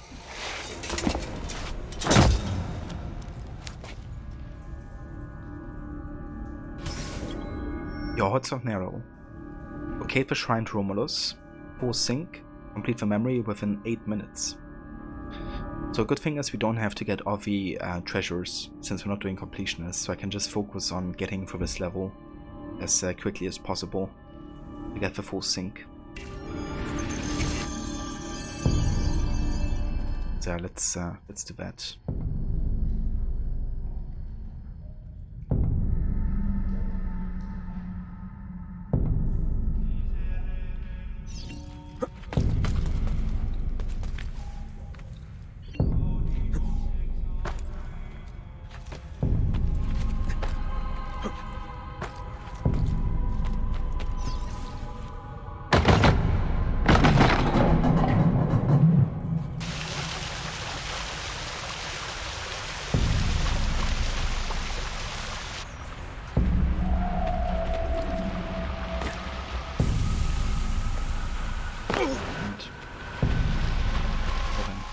Again.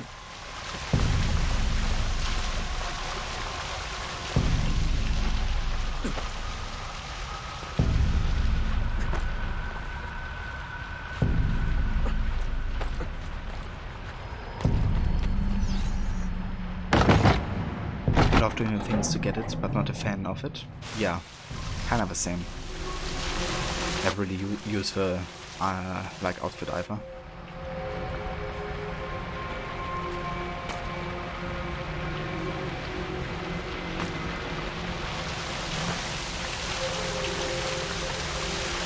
Come on, let's go. Let's.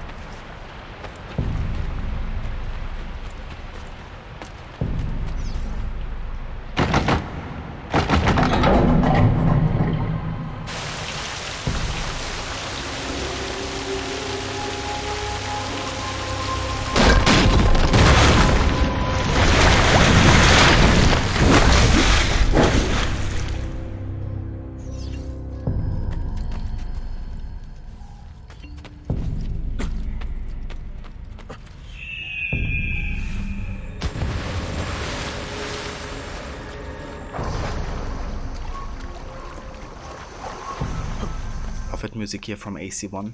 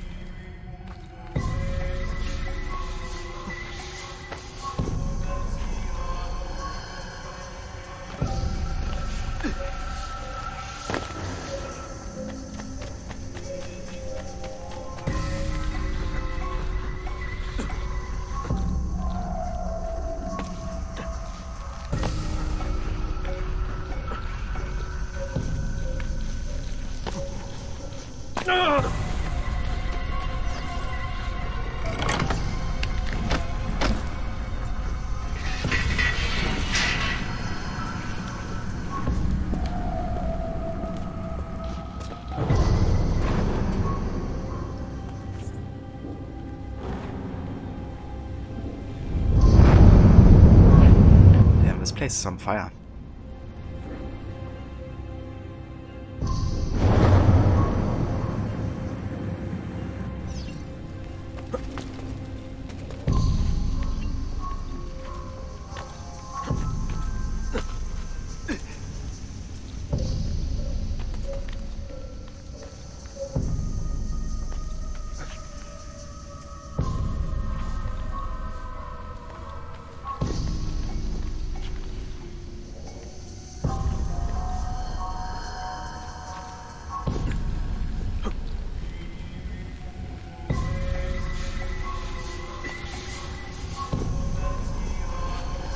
Alright, Levy is currently AFK actually. I can ask her when she comes back.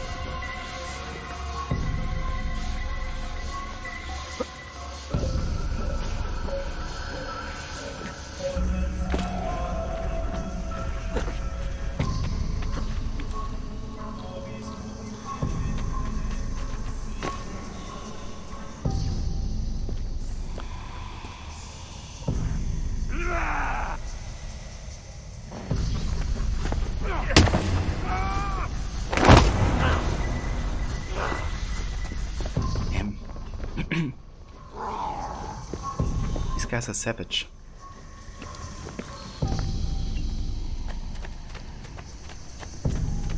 That's the way we came. I think that's where I have to go up.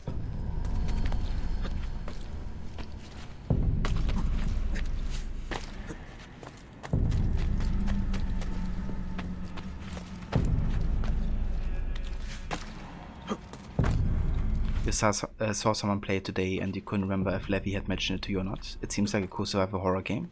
You have multiple characters you play as throughout the story. If one dies, then another will pick up where they left off. Now I can get back up here. That's really cool. I always thought like how cool it would be to have like a movie like that, you know, where you have like multiple protagonists and once somebody dies, the next protagonist kind of like starts their story. Having that in the game is also really cool idea.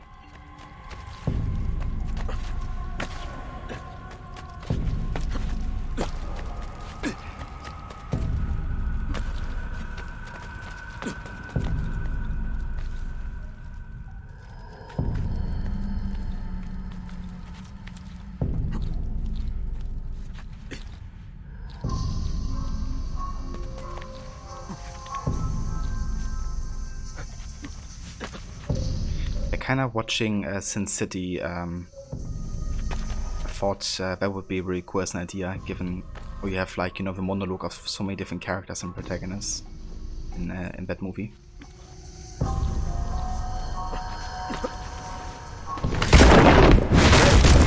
Now I have a way back up in case I fall.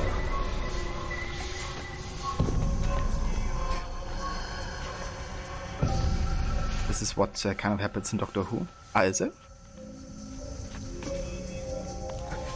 I haven't really watched Doctor Who yet.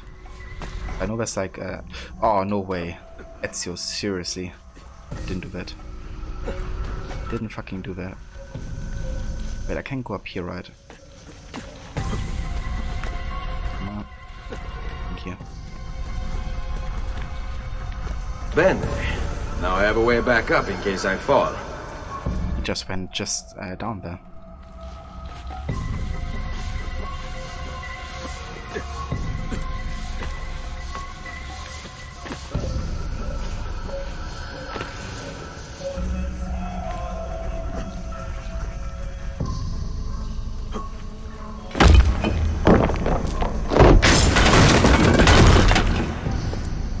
This time I got to use the route up if I fall. The route up if I fall.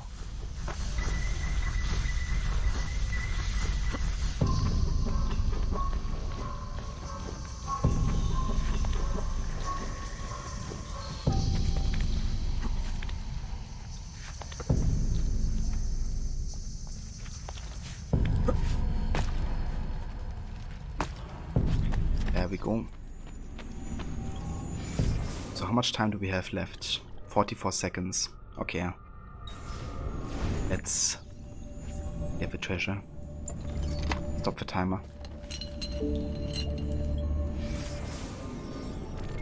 Scroll of Romulus number 1. I leave my family's armor here, one of the finest sets ever made. May you who find it receive strength in battle. Change of handwriting. We've taken it and set it back, behind the iron door. 6 keys unlock it, spread amongst our brothers. It shall be said to come from Romulus, and they will worship it. So that's the armor they're talking about. Rod, you can get it on the Xbox store, but it's all at its full price at the moment. Wait to see if it comes on sale throughout the year. Maybe it might be on sale during October. Yeah, maybe like during a Halloween sale or something. Would definitely be fitting. It is the same character played by different people. When the Doctor dies, he regenerates into a new body. Ah, okay. I gotcha. Still like the same consciousness. Interesting. The armor looks better in the illustration. It really does, doesn't it? It looks nothing like this in the game.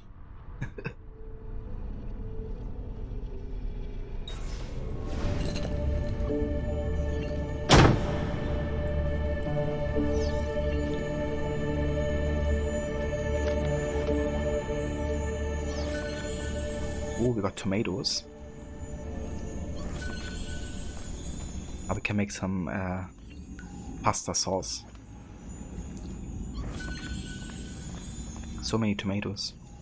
Who doesn't want to have, like, you know, old ancient tomatoes? Maybe they're like sun-dried or something. When we were a child, I remember being scared by the music of Doctor Who, the main theme, and the aliens in the show too. It's kind of funny how things that are kind of like comedic can scare you as a child. I remember watching The Dance of the Vampires as a child, and I was like totally creeped out by all the vampires and stuff.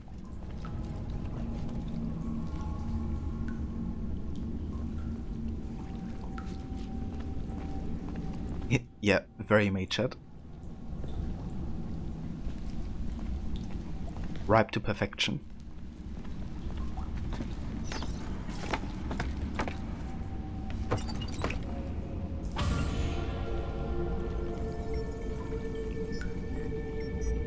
Alright, nice.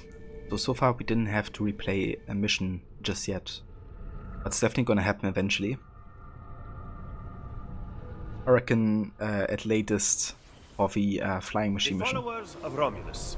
This band of false pagans has been terrorizing the city for months and driving the people into the arms of the church. Quite convenient. Exactly.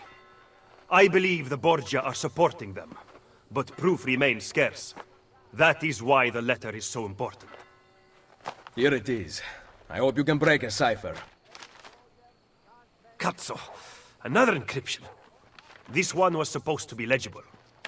They are transmitting them using a code sheet. Without it, we have nothing. Sometimes logic is not the only way to win a war. Andiamo. You said we had allies in the city. Bring me to them. Follow me.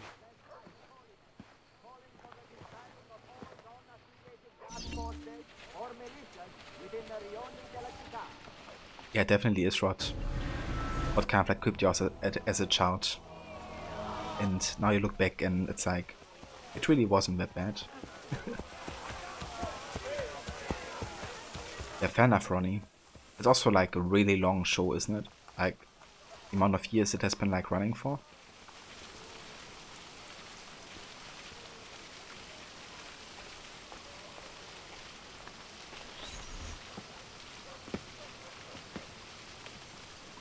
We recently began traveling through the tunnels to avoid the guards, but many of the entrances in the city are broken. By using them, we can get to our destination rapidly without encountering resistance.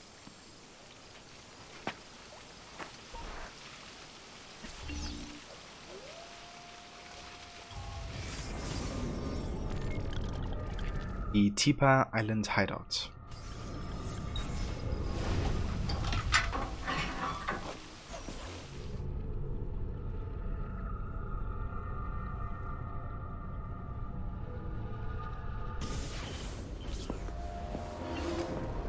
Ben trovato, Nicolò.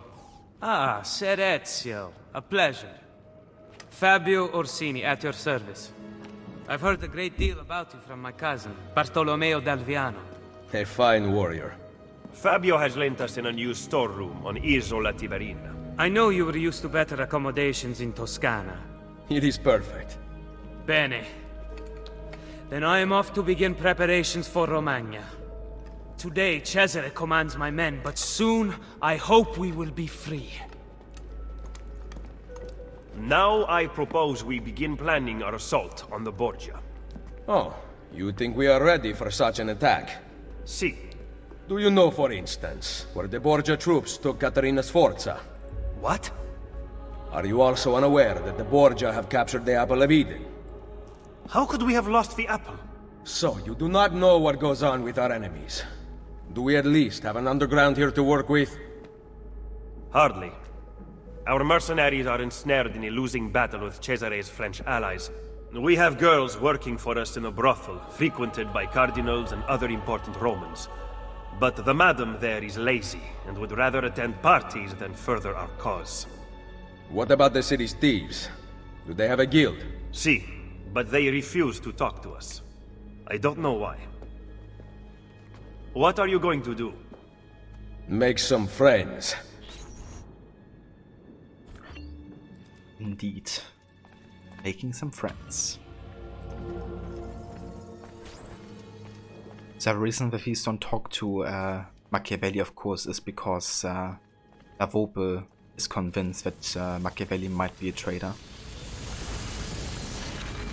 But yeah, it is not so.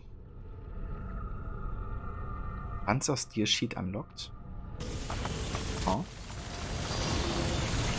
Sequence 3. The Fighter, the Lover, and the Thief.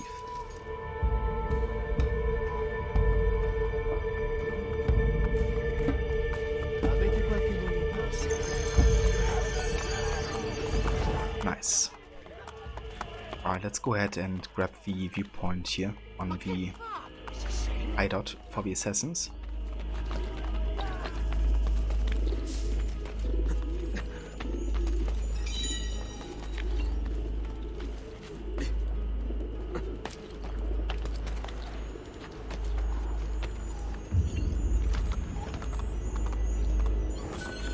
One of the actors who played the Doctor was John Pertwee, and his son Sean became an actor as well.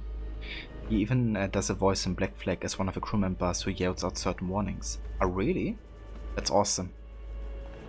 I love these, you know, crew members so much that kind of like say stuff like, Captain, fancy to swim.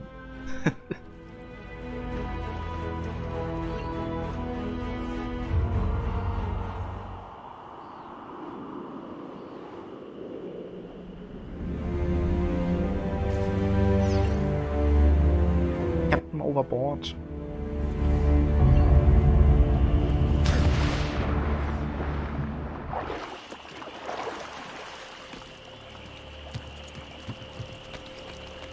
Okay, let's go to the bank here because we have like 50 bucks to pick up. Yeah, exactly, Cider. It's like, yay, we have 50 florins in the bank. Renovate this bank. Income generated by renovated buildings is deposited in bank vaults. Renovating banks will increase the amount of money the vaults can hold.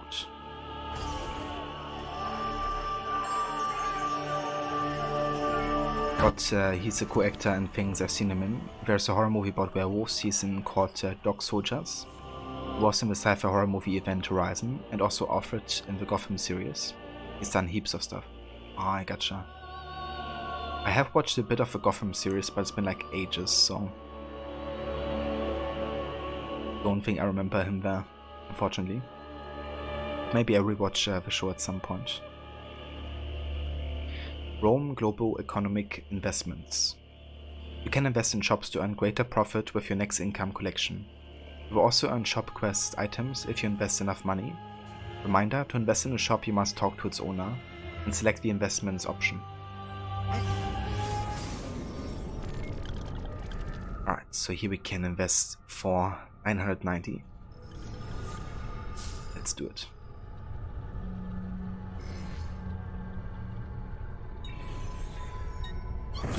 get some money.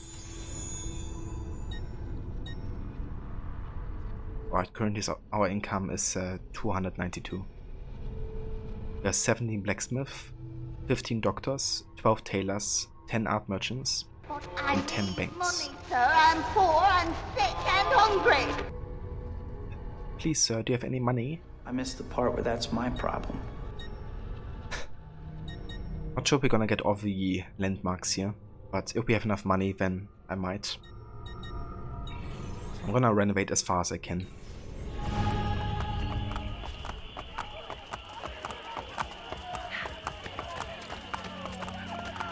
Let's also renovate the blacksmith here. And yeah, Rod. Banker is like, I missed the part where it's my problem that you need money. Renovate more shops and then come back.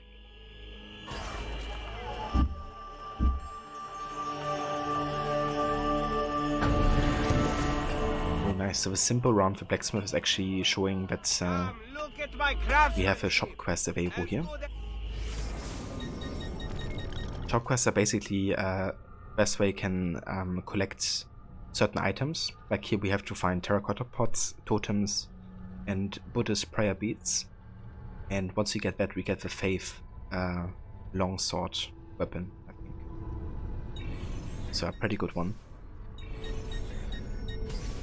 Then the crossbow, something I definitely want to get my hands on as early as possible, because it's such a good stealth weapon. Also has a really good range. Small.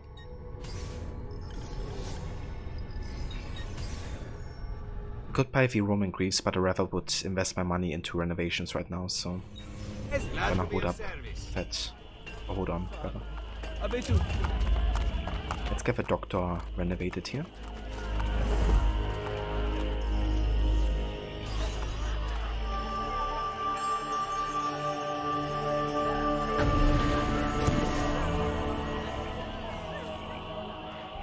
Do you require medical assistance?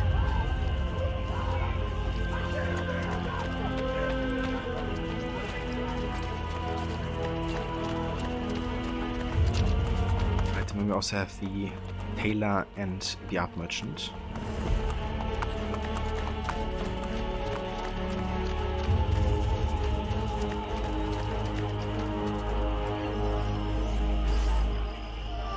Probably don't have enough of the art merchant though, because we only have like 450 left here. So might have to do that later. I do think there's some treasures nearby though, so we might just get enough. That. Hold up. Let me have a look here. I think right next to the bank was one, wasn't there?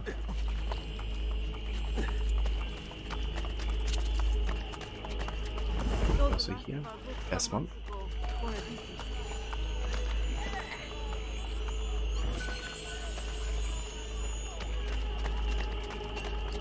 No moldy leather or rusty mail. Mine is true journeyman workman.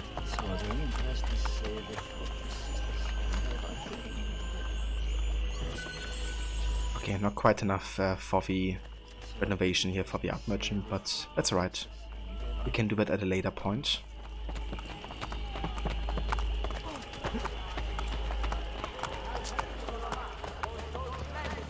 Various regimenti have already been sent home, laden with blood. Have you been doing has also awarded much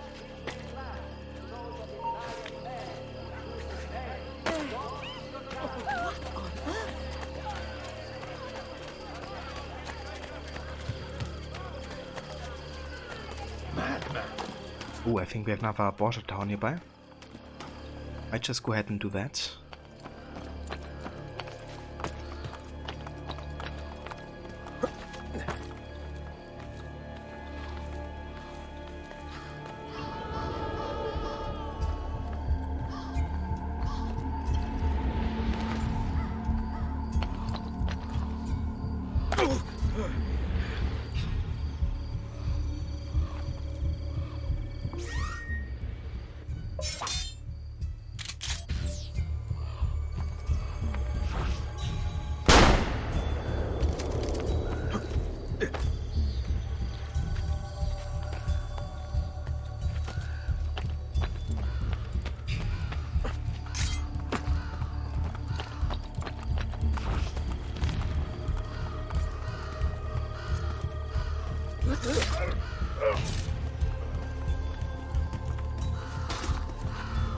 so the captain should be somewhere down here.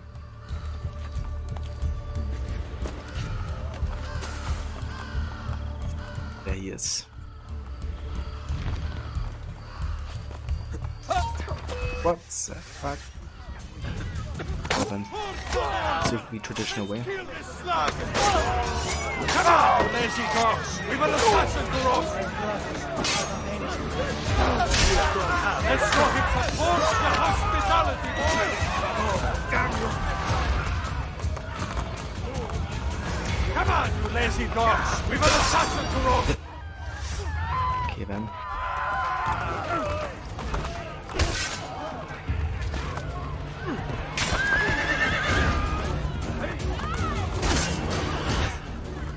These guys have horsebacks. I have a... I'm gonna stop. Hold him! There! I do as well? Okay. Me then. Stop running! Ah! Get him! Gotcha. So take your money. Thank you very much.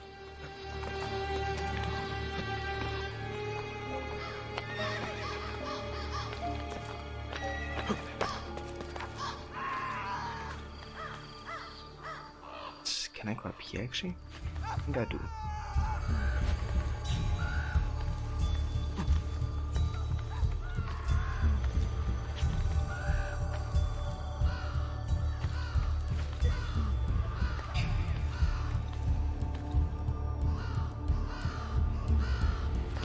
Okay. I might have to go over this side.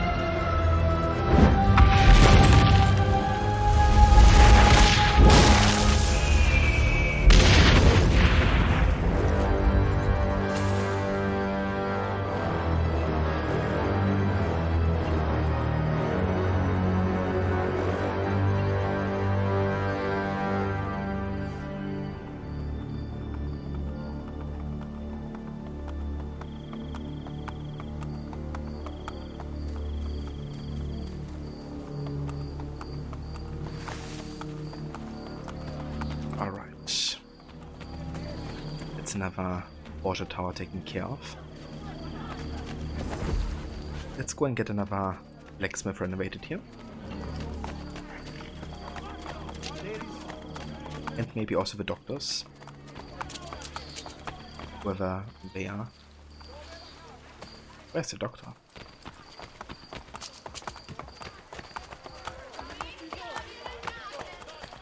Maybe up here? Yeah. That's certainly adventurous. Doctor Who? I was actually looking for Dr. Ronnie. Has he lost his mind? Blessed man. Do you know what that pig-faced guard is? Please, be careful, Mister.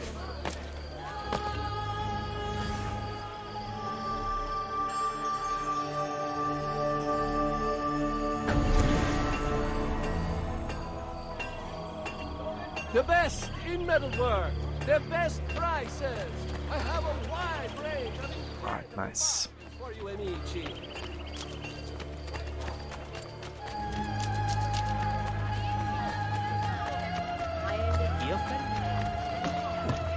Hey, spare a thought for others, you might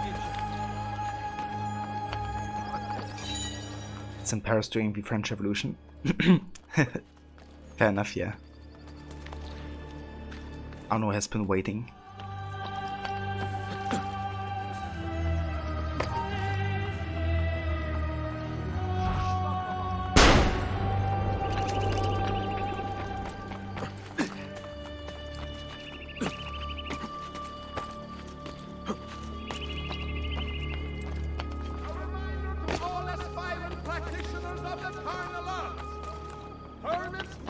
obtained from the council before opening for business. The squire that follows Ezio around is excellent at their job.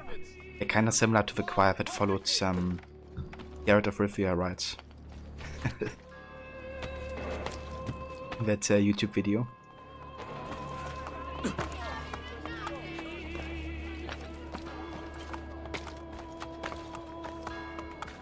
Yeah.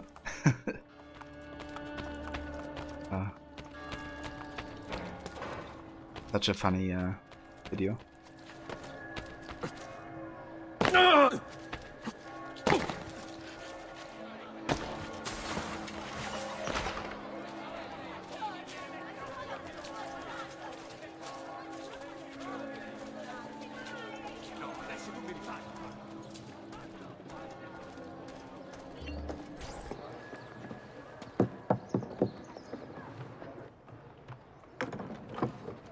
Welcome to the Rosa in Fiore, stranger. Salve. Would you be kind enough to call the owner for me? Madonna Solari is not in. Do you know where she is? Aiuto! Aiuto! Madonna Solari! Lucia! We thought you were gone for good. The men took us on a ship, and they released me, but she... Who took you on a ship? Slave traders, Messere, near Isola Tiberina. They want coin in exchange for her life. I will get her back. These naked ear-headed slave traders. High-stakes negotiation. Deliver the money necessary to save the mistress of Rosa and Fiore from the slave traders holding her captive. Full sink, do not swim. Okay, that's a bit tricky because I actually don't have any money right now. So I gotta earn 1.5k. Obviously finding some treasures would be good approach here, or maybe like getting income from bank. Could also have a look to find a Borgia tower, like another one, because looting the captain always gives you quite a lot of money. I think I'm gonna try to do that actually. Go up here. Also, I believe you can have a look here for Borgia influence as well. Showcasing all the zones that are liberated and the ones that are still under Borgia control. There's even an economy map which kind of like gives you notice about where it's safe to invest and where it's risky.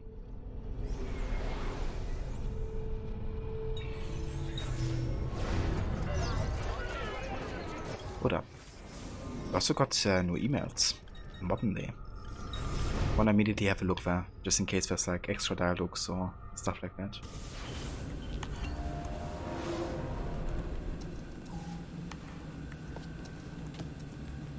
Don't stand up too fast. We'll talk later. Now get in there and find the apple. We're counting on you. You know I love talking about this stuff, Desmond, but we have work to do now. Nobody wants to talk to us. We'll talk later. Not like this.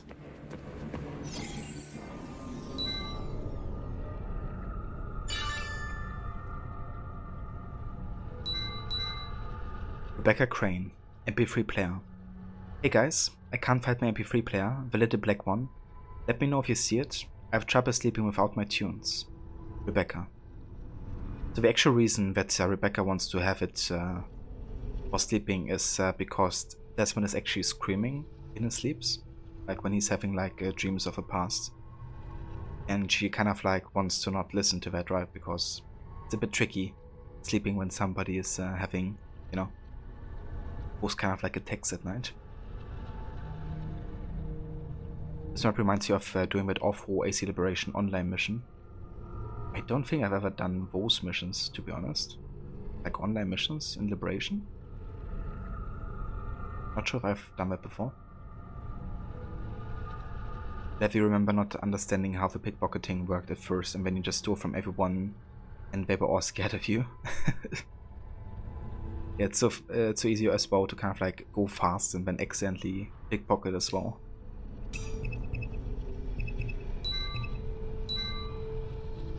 Ah, okay, there's also a new email. from Erudito. So those are actually kind of like a hacker network. They're not really part of the assassins, but they are assisting the assassins every now and then. They're kind of like their own kind of like faction in the AC universe. And basically what they do here is they give us the passwords for Sean, Rebecca, and Lucy. So Guy Fawkes 23, that's of course Sean. Snowmass 84 is Rebecca, because she used to be like a snowboarder.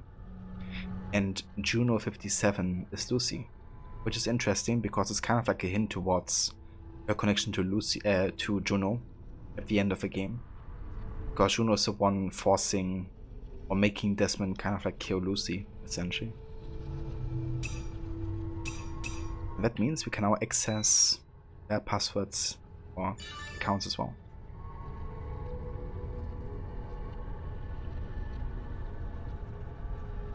Oh damn, quite a bit here. Sean says he found the MP3 player. Okay, then there's like a yogurt discussion.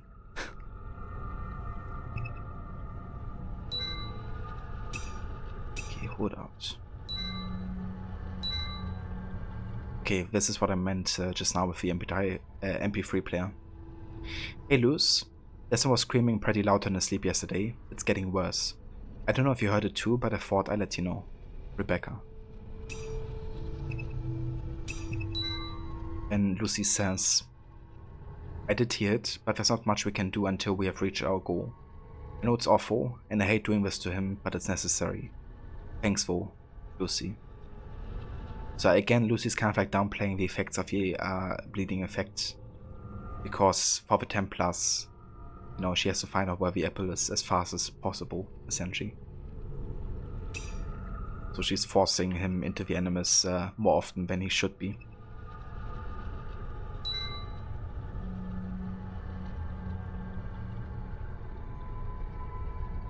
Sean ate Lucy's yogurts. I know, right? Preposterous. I had 2 yogurts in the mini fridge as of this morning, and now they're gone. I'm hungry and annoyed. So who took them? Lucy. Sean answers, Lucy, I'm supremely disappointed that you would make such allegations of your dedicated staff. This accusation is unjust, unfounded, and frankly, rather insulting. Sean.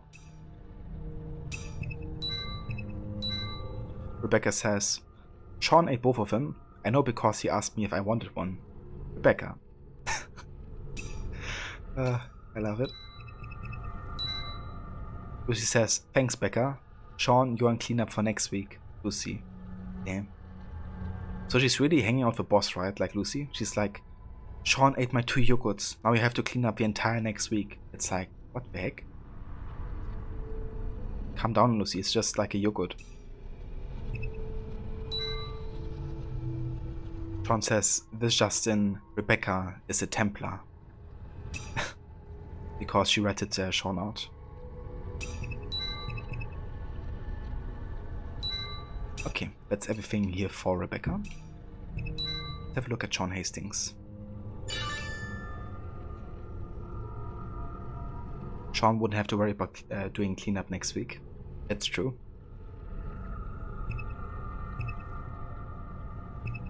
Okay, so it's just the same emails here. Let's have a look at Lucy. Maybe she talked to William.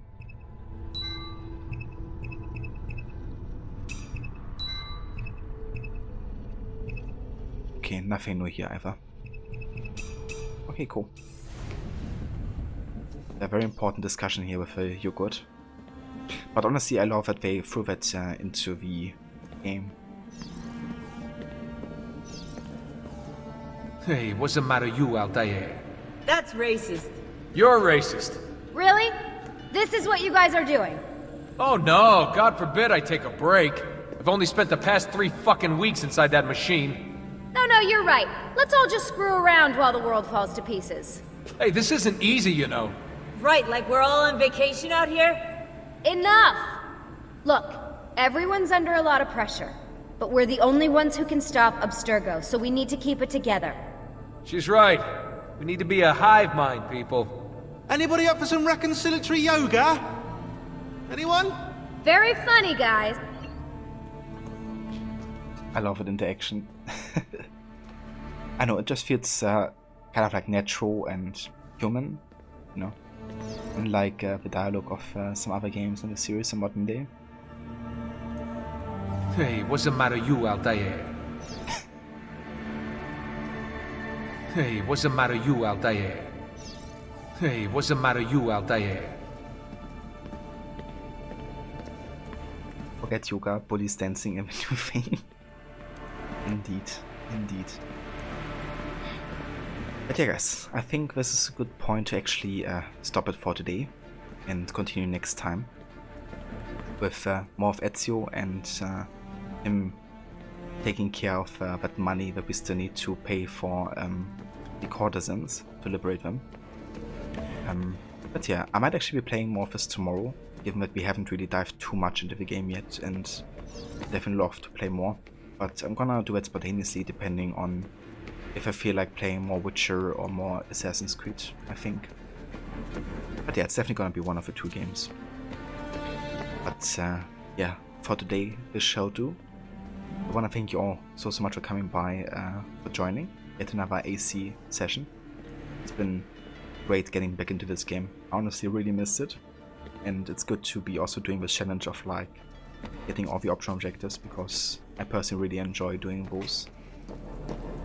So yeah, excited to be playing more of this. No worries, Cider. Thank you very much for coming by and for joining. Hope you have a good rest of your day. No worries, Rod. Thank you also so much for coming by and also for the raid earlier. But yeah, now we're gonna go ahead and quit here. Then we're gonna have a look who's online, because we wanna of course raid out and see who's streaming as well. So let's have a look.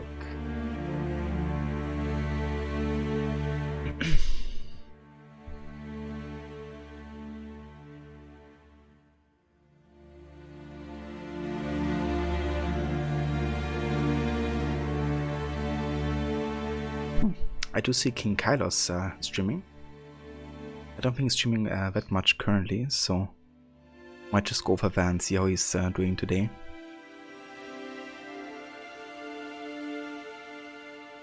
Yeah, I think we're gonna do that. He's currently playing Naruto Shippuden Ultimate Ninja Storm 3. Not really something I stream a whole lot of, like those kind of games, but let's have a look how he's enjoying it.